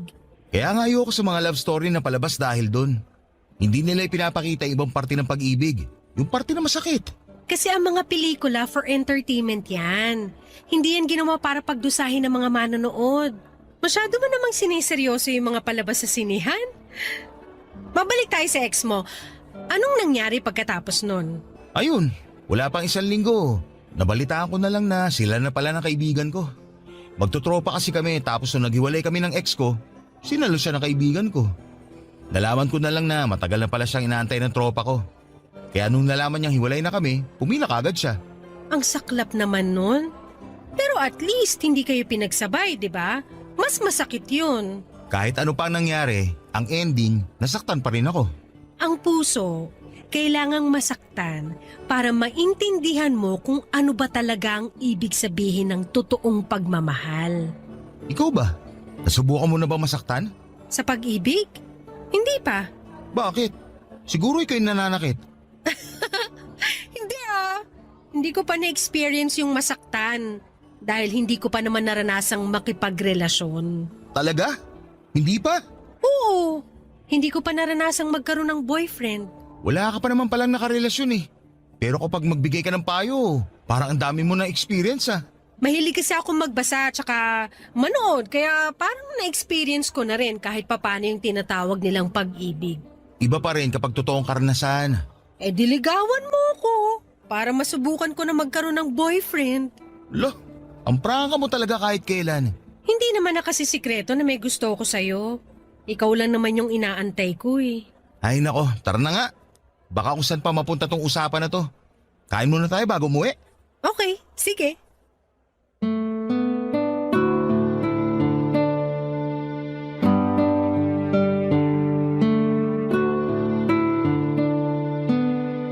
Papadudot mabilis akong napaibig ni May dahil sa kakaibang ugali niya. Napakasaya niyang kasama. Tuwing nasa tabi ko siya ay para bang nagliliwanag ang buong mundo ko. Wala akong ibang ginawa kundi ang tumawa at matuto kapag nakakasama ko siya. Niligawan ko siya at ang panliligaw na yon ay umabot ng 3 buwan dahil kakaiba rin ang paraan nito ng pagtanggap ng manliligaw. Mahilig kasi sa mga mystery games si May at ang kondisyon niya noong niligawan ko siya ay kailangan ko raw na magawa ang 3 bagay na nasa checklist niya. Hindi niya sinabi kung ano-ano ang mga yon kaya natagalan bago ko siya napasagot. Saktong birthday ng namayapa niyang nanay. Sinamahan ko siyang dumalaw sa sementeryo at doon din ay nagdala kami ng pagkain at nag-date. Para sa kanya, sementeryo ang isa sa mga pinakaromantikong lugar na pwedeng puntahan ng magkasintahan dahil bukod sa tahimik ay ipapaalala lamang nito sa 2 nagmamahalan kung gaano kaikli at kaimportante ang buhay para lang paglaruan nito. Medyo dark pero may punto naman siya, Papa Dudut. Pangalawa ay ang mag-joyride pero sa tren. Sumakay kami sa last trip ng MRT mula sa North Avenue papunta sa Taft at sabay naming binilang ang bawat landmark na aming nalampasan. Ang pangatlo naman, ang bagay na hindi ko makakalimutang ginawa ko para kay May, ay noong sabay kaming nagpatato kay Apo Wangod. Noong isinama kami ng kamag-anak ko mula sa abroad na magsagada. Pagkatapos noon sa mismong harapan ng mambabato, ay sinagot ako ni May, Papa Dudut. Barangay Love Stories. Barangay Love Stories. Ang relasyon namin ni May ay umabot ng 5 taon bago kami nabiyayaan ng isang lalaking anak. Noong nag-celebrate ng 1 taon ang anak namin ay nagdesisyon kami ni May na magpakasal. Sabay naming binuo ang isang pamilyang masaya at puno ng mga hindi malilimutang karanasan. Matapos nga ang 3 taon ay nasundan pa ang panganay namin ng isa namang babae. Maayos ang naging buhay namin ni May sa mga sumunod na taon. Nakahanap ako ng bagong trabaho bilang isang insurance agent samantalang nanatiling housewife ang asawa ko para maalagaan ang 2 naming anak, Papa Dudut. Napakasimple lang ng buhay namin noon. Hindi man kami nabiyayaan ng yaman ay labis-labis naman ang sayang pumapalibot sa pamilya namin. Ito'y dahil hindi hinayaan ni May na maging boring ang pamilya namin. Lagi siyang may handang pasabog sa bawat araw ng buhay namin na siyang nagiging core memory ng bawat isa sa amin. Lalo na ang mga anak namin. Hindi siya nawawala ng pakulo mula sa paggawa ng gawaing bahay, pag-iipon ng pera at kung ano-ano pa. Lagi siyang gumagawa ng laro na naging bonding time na rin namin. Isa sa mga hindi ko malilimutan tuwing nanonood kami ng TV ay paunahan pa kami sa paghula kung anong brand ng patalastas ang nasa screen namin. Pero ang masasayang araw na yon ay nabigyan ng tuldok nung bigla na lamang nakaramdam ng kakaiba si May sa kanyang katawan. Laging sumasakit ang binti nito noon. Nang ipacheck namin sa doktor, ang nararamdaman niya ay napagalamang mayroong bukol sa hita niya na kasing laki ng ponkan. Sumailalim siya sa iba't ibang klase ng test tulad ng MRI, ultrasound at biopsy. Umabot ng halos 1 buwan bago nakumpirma ng asawa ko ay mayroong sarcoma.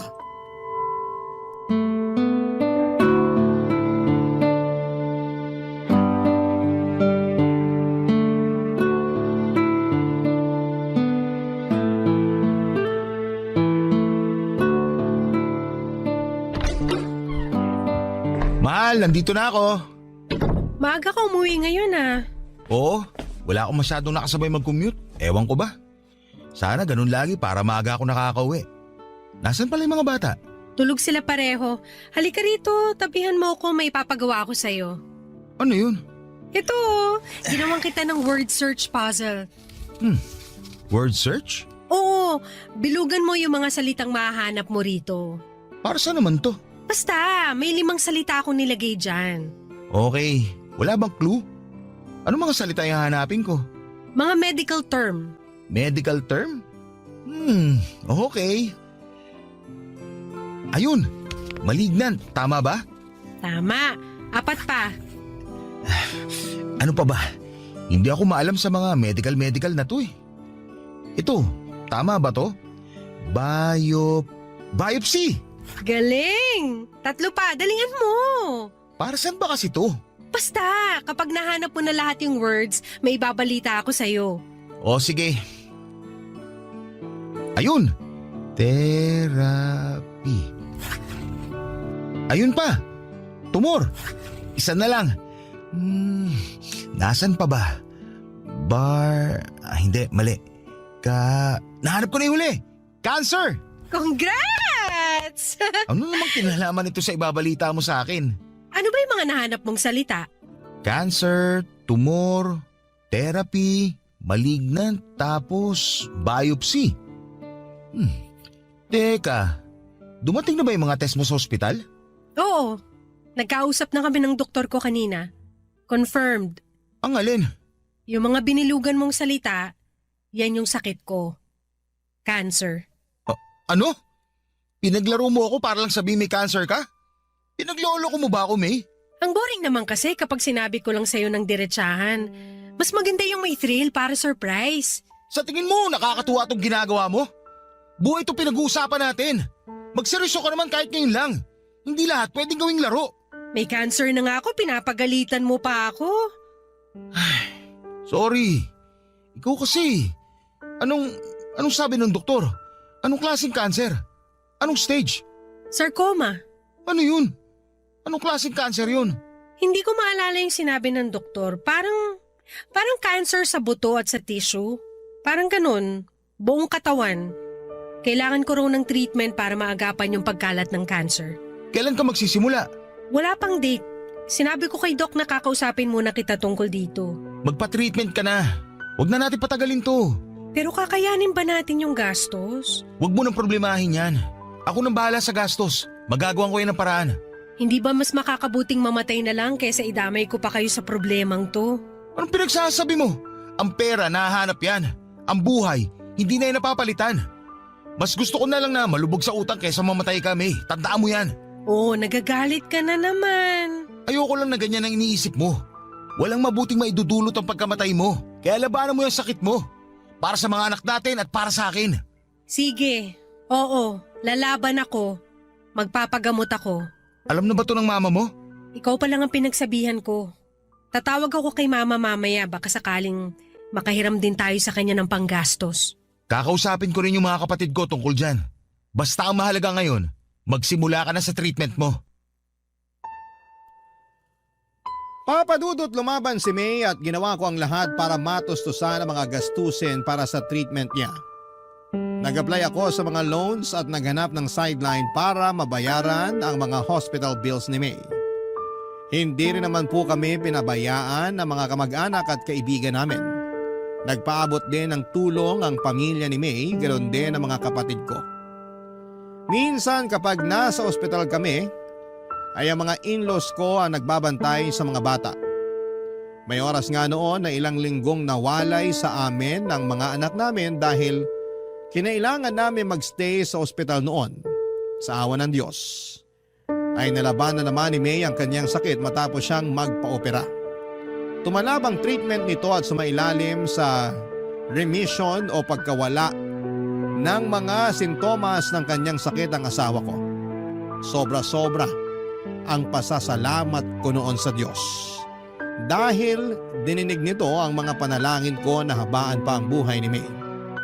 Masyado pa kasing bata ang mga anak namin para mawala ng ina. Kaya nakahinga ko nang sabihin ng mga doktor na maayos na ang lagay ng asawa ko na wala ng sintomas ng kanser sa katawan niya. Unti-unti ay bumalik sa dati niyang sigla si May, sabay naming binawi ang mga oras at panahong nasayang dahil sa sakit nito, kasama ang mga anak namin. Muli naming binalik ang dating sigla ng aming pamilya at sa loob ng 3 taon ay namuhay kami ng tahimik at masaya.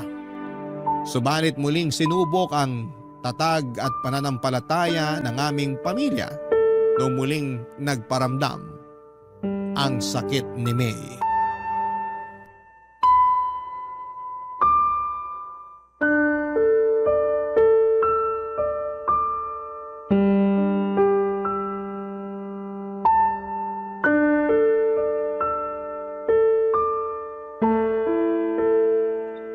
So paano ngayon yan? Nasa ospital pa rin ba kayo ngayon? Kakauwi lang namin ng bahay. Kumusta si May? Ayun, parang wala lang sa kanya yung nalaman niya. Mas ako pa nga yung apektado eh. Ako pa yung mas naunang umiyak kaysa sa kanya. Ganun naman talaga si May eh. Hindi masyadong nagpapakita ng kalungkutan. Ayaw kasi niya na madamay yung mga tao sa paligid niya. Matapang yun eh, pero kahit ganun, samaan mo na lang muna siya. Alam ko na kahit hindi yun nagpapakita ng emosyon eh, mabigat ang pakiramdam nun ngayon. Alam ko naman yun. Nagpapahinga na siya ngayon. Kailan ulit siya sasailalim sa chemo niyan? Bukas na ulit. Medyo aggressive daw yung cancer sa katawan niya. Kaya mas madugo ang treatment ngayon kaysa noon. Hayaan mo, isasama ko siya sa mga panalangin ko. Manalig lang kayo sa Diyos. Malalampasan niyo rin to katulad ng dati. Salamat, Dan. Kung kailangan niyo ng tulong, huwag kang magdalawang isip na tawagan ako. Pwede ako magbantay sa mga bata kapag nasa ospital kayo. Salamat pero nakausap ko na si nanay tungkol dyan. Siya munang tatao dito sa bahay kapag nasa ospital na kami. O siya, sige na. Magpahinga ka na rin. Salamat sa pagtawag, pre ha. Walang anuman. Apollo? Apollo? Sandali lang po, nandyan na. Oh ma, pasok po kayo. Nasaan ang anak ko? Okay na ba siya? Nasa kwarto po si May, nagpapahinga na po siya. Bumiyahe ako agad nung nabasa ko yung text mo. Ano bang nangyari sa kanya? Sumakit po yung likod niya kaninang umaga. Namimilipit na siya sa sakit, kaya itirakbo ko na lang siya sa ospital. Anong sabi ng doktor? Maayos na ba siya? Ma, bumalik po yung cancer ni May.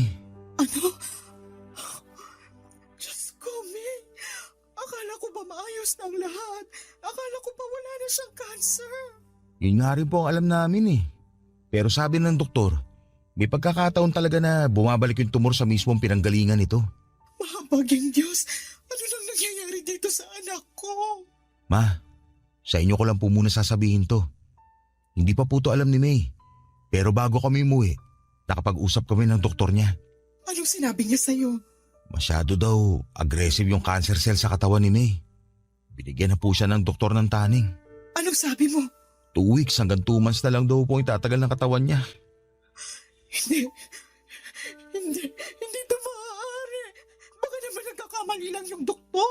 2 weeks? Magkausap lang kami kahapon ni May sa video call. Ang lakas-lakas pa ng anak ko. Basta ang sabi lang po sa akin, ihandaan na lang po natin ang mga sarili natin. Pero ma, huwag niyo na lang mo sanang sabihin to kay May ha. Ayokong mapanghinaan siya ng loob. Diyos ko, ang anak ko. Gagawin naman daw po ng mga doktor ang magagawa nila para mapahaba pa ang buhay ni May. Umaasang tumalab yung treatment at mapahina ulit yung cancer katulad ng dati. Pero sa pagkakataong to, baka raw po medyo dehado. Anong klaseng doktor yan kung hindi pa man nagsisimula yung treatment nawawala na sila ng pag-asa?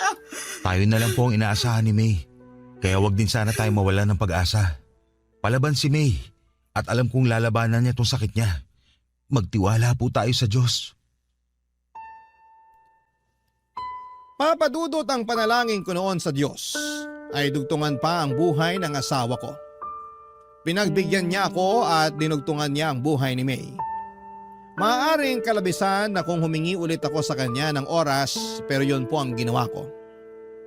Ipinagpanalangin ko ulit na sana'y malampasan namin ang panibagong dagok sa buhay namin at tunay ngang God is good dahil ang hiling kong yon ay muling tinupad ng Panginoon. Nalampasan po ni May ang taning na ibinigay sa kanyang buhay. Ganon pa man ay tuluyan ng humina ang katawan nito. Nakaratay na lamang siya noon sa kama, hirap kumilos, hirap kumain, hirap huminga. Ang tanging nagagawa na lamang niya noon ay ang umiyak ng umiyak dahil sa sakit na nararamdaman niya mula sa iba't ibang parte ng kanyang katawan. Hindi ko po iniwan si May sa kanyang laban.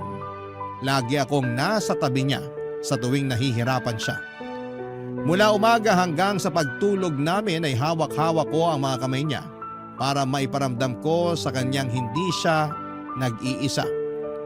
Hanggang sa nag-decide si May na itigil na ang treatment niya. Hindi na raw kaya ng katawan niya ang bagsik na dulot ng mga treatment na ginagawa sa kanya. Pakiramdam niya ay mas lalo lang daw siyang nanghihina. Hindi ako pumayag noong una pero dahil sa pakiusap nito ay wala na akong nagawa kundi ang ibigay ang kahilingan niya.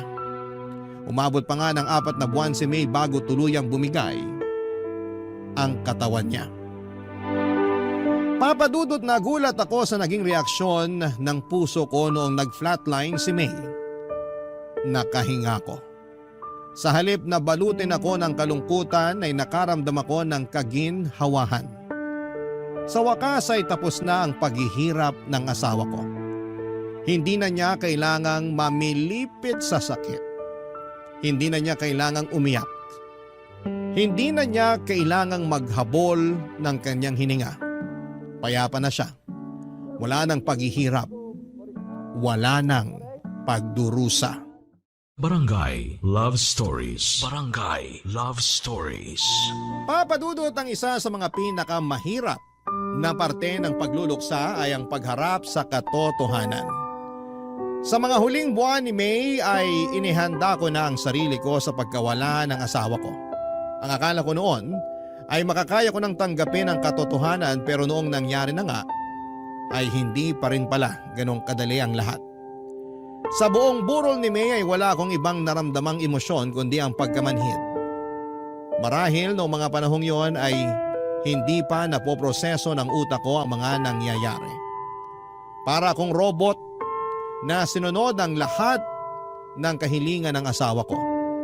Isang listahan kasi ang ginawa niya na kailangan kong sundin kapag namatay siya. Siya ang namili ng kulay ng makeup na isusot sa kanya.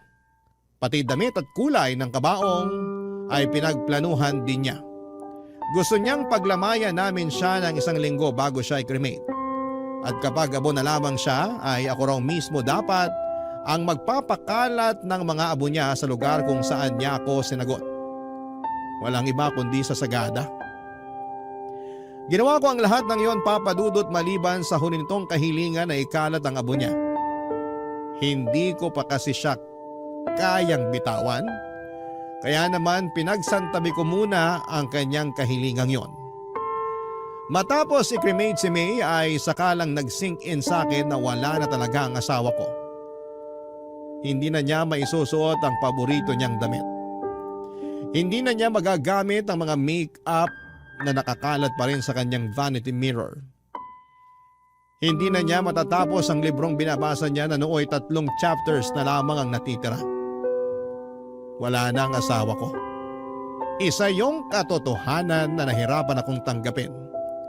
Gabi-gabi akong umiiyak sa CR, Papa Dudut, habang pilit na tinatago ang nararamdaman kong kalungkutan mula sa mga anak ko.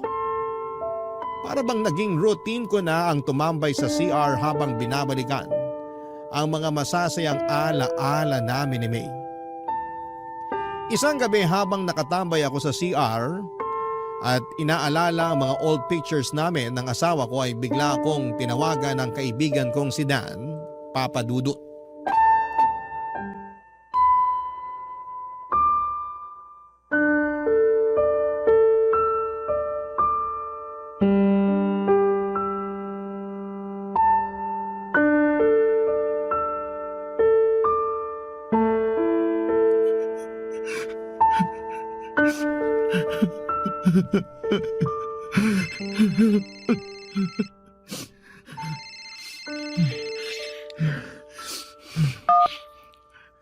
Hello, Dan. Napatawag ka. Hello pre, gising ka pa ba? Hindi ba kita naabala? Hindi naman. Gising pa ako. May inaayos lang ako. Bakit? May problema ba? Wala naman, kukumustahin lang sana kita. Maayos naman ako ngayon. Talaga? Alam ko na nasa sitwasyon ka ngayon kung saan hindi mo na pwedeng i-deny yung nangyari. Ngayong tapos na ang lahat, ngayon mo lang mararamdaman yung sakit ng pagkawala ng asawa mo. Alam ko yun kasi naranasan ko na rin yan nung namatay yung asawa ko. Kaya naiintindihan ko kung hindi ka man okay ngayon. Ang hirap lang talagang tanggapin, pre. Ito mga nakaraang araw, akala ko kaya ko eh. Yun pala, nakakaya ko lang yung bawat araw kasi maraming tao nakapaligid sa akin. Nandiyan na kayo ng kaibigan at pamilya ko. Pero ngayon mag-isa na lang ako. Ngayon lang tumama yung sakit. Ngayon ko lang naramdaman yung kalungkutan. Ang hirap. Sobrang hirap. Yan din ang sinabi sa akin ni May noon. Sinabi ni May? Anong ibig mo sabihin? Ang totoo niyan pre, tumawag ako sa iyo ng ganitong oras dahil kay May. Hindi kita maintindihan, pare. Bago namatay si May, nagkaroon kami ng pagkakataong mag-usap. Isang bilin ang ibinigay niya sa akin. Sinabihan niya ako na samahan kita sa pagluluksa. Na kapag nakremate na siya't lahat, kapag wala na yung mga taong nakikiramay, kapag bumalik na ang lahat sa normal, tawagan daw kita para kumustahin ka. Sinabi niya yun sa'yo? Oo pare. Alam kasi niya na yung mga unang gabi na wala na siya sa tabi mo, yun ang mga pinakamalungkot na gabing mararanasan mo. Tumawag ako sa iyo ngayon dahil sa bilin ng asawa mo at bilang kaibigan na rin. Kaya kung ano man ang gusto mong ilabas, kung ano man ang gusto mong sabihin, narito ako't makikinig. Maraming salamat, pare. Hindi ko alam kung paano ako magsisimula eh. Paano ko sisimulan ang bawat araw ko kung wala na yung tao nagsisilbing araw ko? Wala na yung tao nagbibigay buhay sa pamilya ko. Paano ko pupunan yung kawalan ni May sa pamilya namin? Huwag kang magsimula. Hayaan mong kusang mangyari ang mangyayari. Karapatan mong magluksa dahil mahal mo yung nawala. Lahat naman tayo may kanya-kanyang paraan ng pagluluksa eh. Kaya kung ano yung mas makakapagbawas sa bigat na nararamdaman mo ngayon, yun ang gawin mo. Nandito naman kami na willing tumulong eh. Nandiyan ang mga magulang at kapatid mo, pati na rin ang biyanan mo. Hindi ka nag-iisa, Apollo. Maraming salamat sa pagtawag mo. Kahit papano, nabawasan tong bigat na nararamdaman ko ngayon. May nasabi pa ba sa'yo si May? Sinabihan niya ako na ako na raw bahala sa'yo at gabayan ko raw yung mga anak niyo. Siguraduhin ko raw na tulungan kitang matanggap ang nangyari. Hindi ko alam kung bakit ako yung napili ni May. Kung bakit ako yung pinagkatiwalaan niya, pero siguro dahil byudo na ako kaya naisip niya na isa ako sa makakatulong sa'yo. Pinagkatiwalaan ka niya kasi mabuti kang kaibigan. Isa ka sa mga taong malaki naging parte sa buhay namin. Ganon din naman kayo ni May sa akin eh. Kayong dalawa yung naging kasangga ko nung nawala ang asawa ko. Kaya nararapat lang na ibalik ko sa inyo yung pabor. Basta, tandaan mo lang, isang tawag lang ako kapag may problema ka. Maraming salamat ulit, pare. Walang anuman.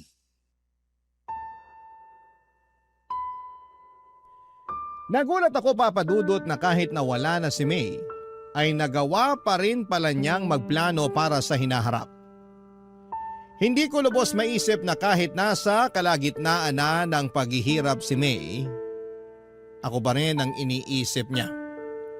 Mas lalo tuloy akong nalungkot at nangihinayang sa sanay magandang buhay ng asawa ko. Napakabata pa niya para pumanaw. Marami pa siyang pwedeng mapasaya sa buhay kaya sobra akong nasayangan sa sanay buhay na pwede pa nitong maranasan. Papadudot, hindi lang si Dan ang binili ni May na tumawag sa akin. Sa ika-40 days ng pagkamatay ni May ay nagkaroon ng memorial service sa bahay. Doon ay nilapitan ako ng kapatid ko at isang sulat ang ibinigay niya sa akin, Papa Dudut. Anito ay sulat yon ni May para sa akin. Pero ang kapatid ko ang nagsulat nito dahil hindi na kaya noon ni May ang bumangon. Basahin ko raw ito kapag wala ng tao sa bahay. Kapag mag-isa na lamang ako at nakakaramdam ng kalungkutan. Sa sulat ay kinumusta ako ni May. May mga ilang bilin din siya sa sulat, Papa Dudut, kung ano ang dapat kong gawin sa mga naiwan niyang gamit. Gusto niyang itapon ko na ang mga personal niyang gamit. Ang mga damit naman na pwede pang isuot ay idonate ko raw sa mga nangangailangan. Huwag daw ako mag-iwan ng bagay na magpapalungkot lamang sa akin. Kinabukasan ay yun po ang ginawa ko. Nilinis ko ang kwarto namin at kahit mabigat sa pakiramdam ay tuluyang ko nang inalis sa bahay ang mga gamit ng namayapa kong asawa. Sa mga sumunod na buwan ay nagkaroon ako ng excitement sa kung sino pa ang mga taong binilina ni May. Araw-araw ko nag-aabang sa mga tawag ng mga kamag-anak at kaibigan namin dahil baka may dala-dala silang mensahe mula sa asawa ko, Papa Dudut. Ang pangatlo at huling mensahe na nakuha ko mula kay May ay noong binisita ko ng biyanang ko sa bahay sa mismong unang death anniversary ni May, Papa Dudut.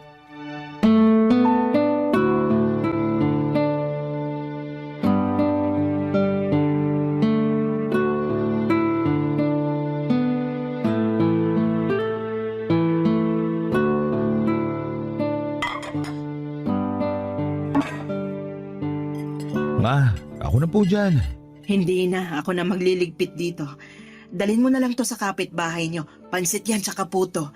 Sayang din kapag hindi naubos, wala namang iba ng kakain. Maliban na lang kung may darating ka pang bisita. Wala na pong darating. O siya, itong itinabi kong ulam, ulamin nyo na lang bukas. Sige po. Nakakapagod tong araw na to. Alam mo ba, simula alas 4 nagluluto na ako. Sabi ko naman po kasi sa inyo, Ma. Mag-order na lang po tayo para hindi kayo mapagod. Hindi pwede. Kapag nag-order tayo, para na rin nating ininsulto si May. Dapat bigyan pa rin natin siya ng oras kahit na sa paghahanda lang ng anibersaryo ng pagkamatay niya. Alalahanin natin siya sa pamamagitan ng pagkaing inihanda natin para sa kanya mismo. Salamat po pala sa pag-prepare ng handa ngayon. Walang anuman. Nasabi na sa akin niya ni May bago pa siya pumanaw. Binili na niya ako na pagsapit daw ng death anniversary niya, ako raw ang magluto ng handa dahil hindi ka raw marunong magluto. Binili na niya rin po kayo? Oo. Nung hinatid mo yung anak mo sa eskwela noon, ako yung naiwan na nagbantay kay May. Nag-usap kami tungkol sa buhay-buhay, tapos nabanggit niya na natatakot siyang mamatay.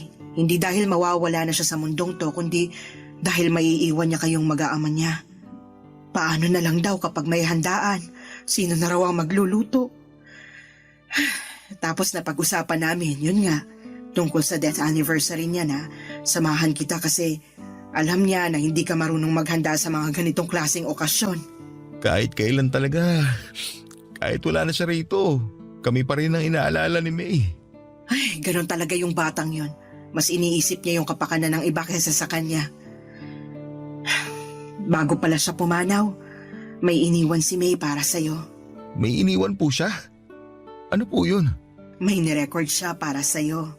Sabi niya, iparinig ko raw to sa'yo sa first anniversary ng kamatayan niya. Nasaan po? Ay, teka, nandito sa cellphone ko eh. Tulungan mo nga akong hanapin, nasa recording yun eh. Amin na po. Ako na ang titingin. Ayan yung cellphone ko. Hanapin mo na lang. 556655 ang passcode. Sige po. 556655. Tapos sa recording po, no? Oo, May ang nakalagay na pangalan. Ayun po. Nakita ko na. Play ko na po. Sige, play mo na. Hello, mahal. 1 taon na ba ang lumipas? Ang bilis naman. Parang kailan lang nung nawala ako ah.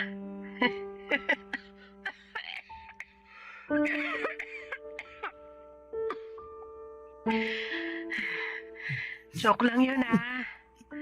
Baka magalit ka na naman kasi nagbibiro na naman ako tungkol sa kamatayan. Siraulo ka talaga. Kumusta ka na?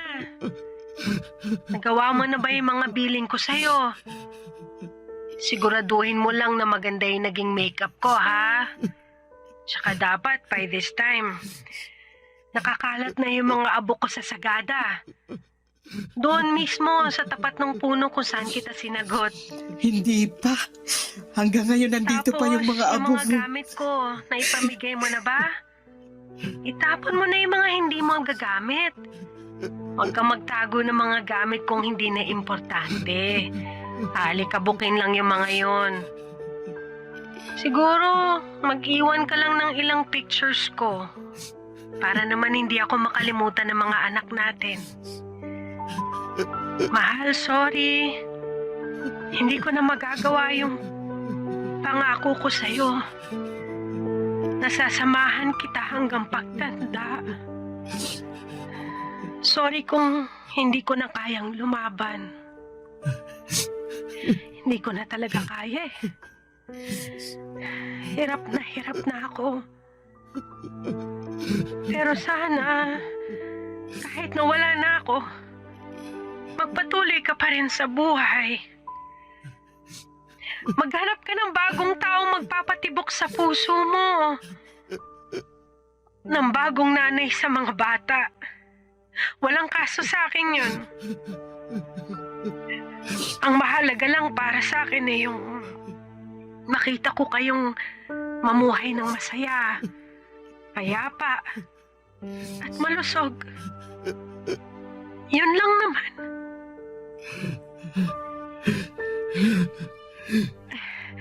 Ito na yung huling habiling ko sa'yo. Ikaw nang bahala sa mga bata, ha? Paalam, mahal ko. Paalam, mahal.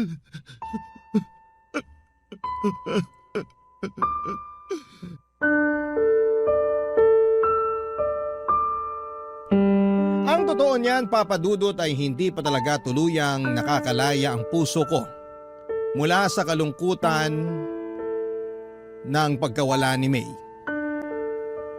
Hindi pa rin talaga siya kayang pakawalan kahit na matagal na siyang namayapa. Araw-araw ay pumapasok pa rin siya sa isipan ko.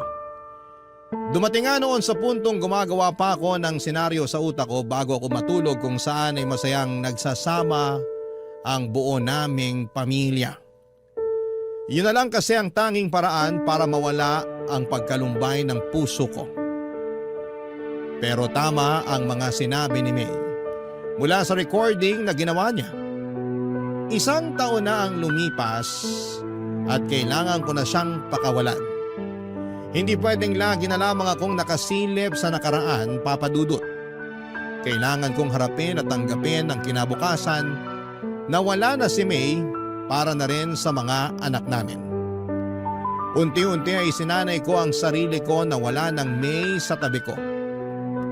Ginawa ko ang lahat bilang single parent para mabigyan ng magandang kinabukasan ang mga anak ko. Nung nakahinga na ang puso ko ay dinala ko ang mga bata sa sagada at doon ay ikinalat namin ang mga abo ni May.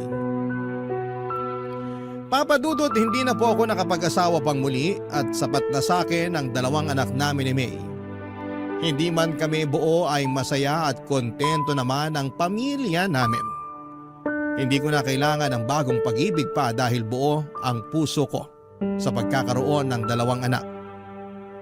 Ngayon ay kailangan ko na lamang gampanan ang trabaho ko bilang magulang sa kanila sa pamamagitan ng mga natutunan ko sa dati kong asawa na si May. Hanggang dito na lamang po ang kwento ko sa inyo, Papa Dudut.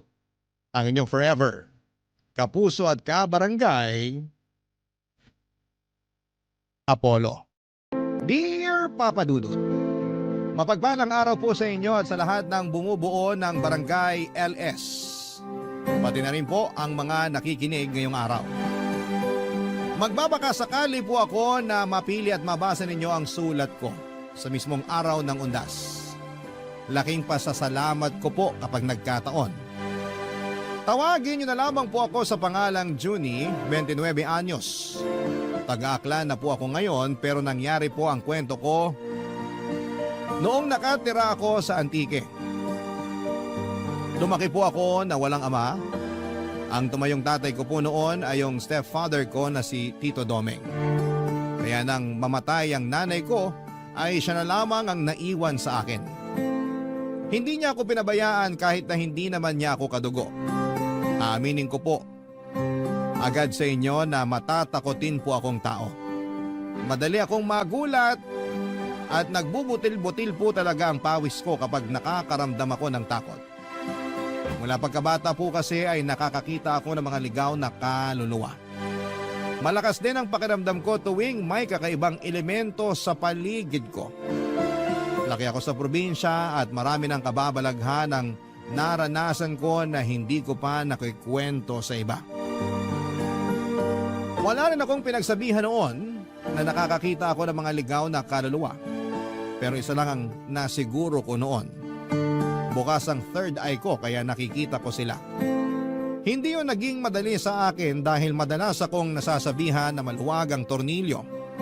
Masakit po para sa aking masabihan ng ganon dahil hindi ko naman ginustong magkaroon ng ganitong kakayahan.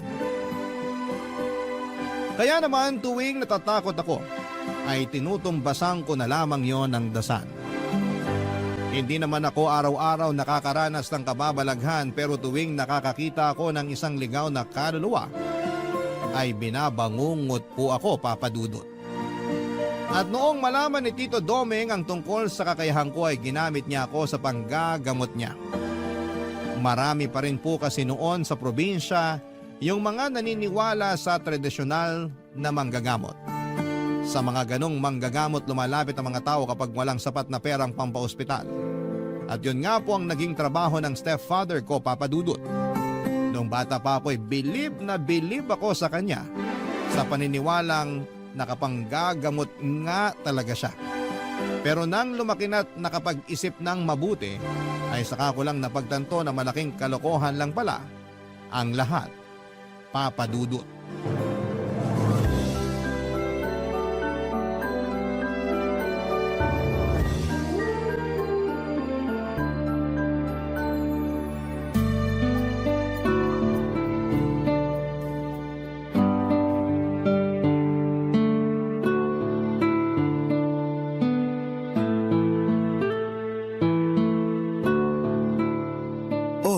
Ba't di pa tayo maandar? Titingnan ko muna yung gulong, Tito. Flat yata. Ha? Ngayon pa talaga? Pudpud na kasi yung gulong nitong tricycle eh. Sa susunod na linggo ko pa sana balak palitan. Kaso inabutan na ngayon. Paano ngayon yan? Papalitan ko na lang sandali. May dala ka bang ekstrang gulong? May naikarga naman ako sa likod, Tito.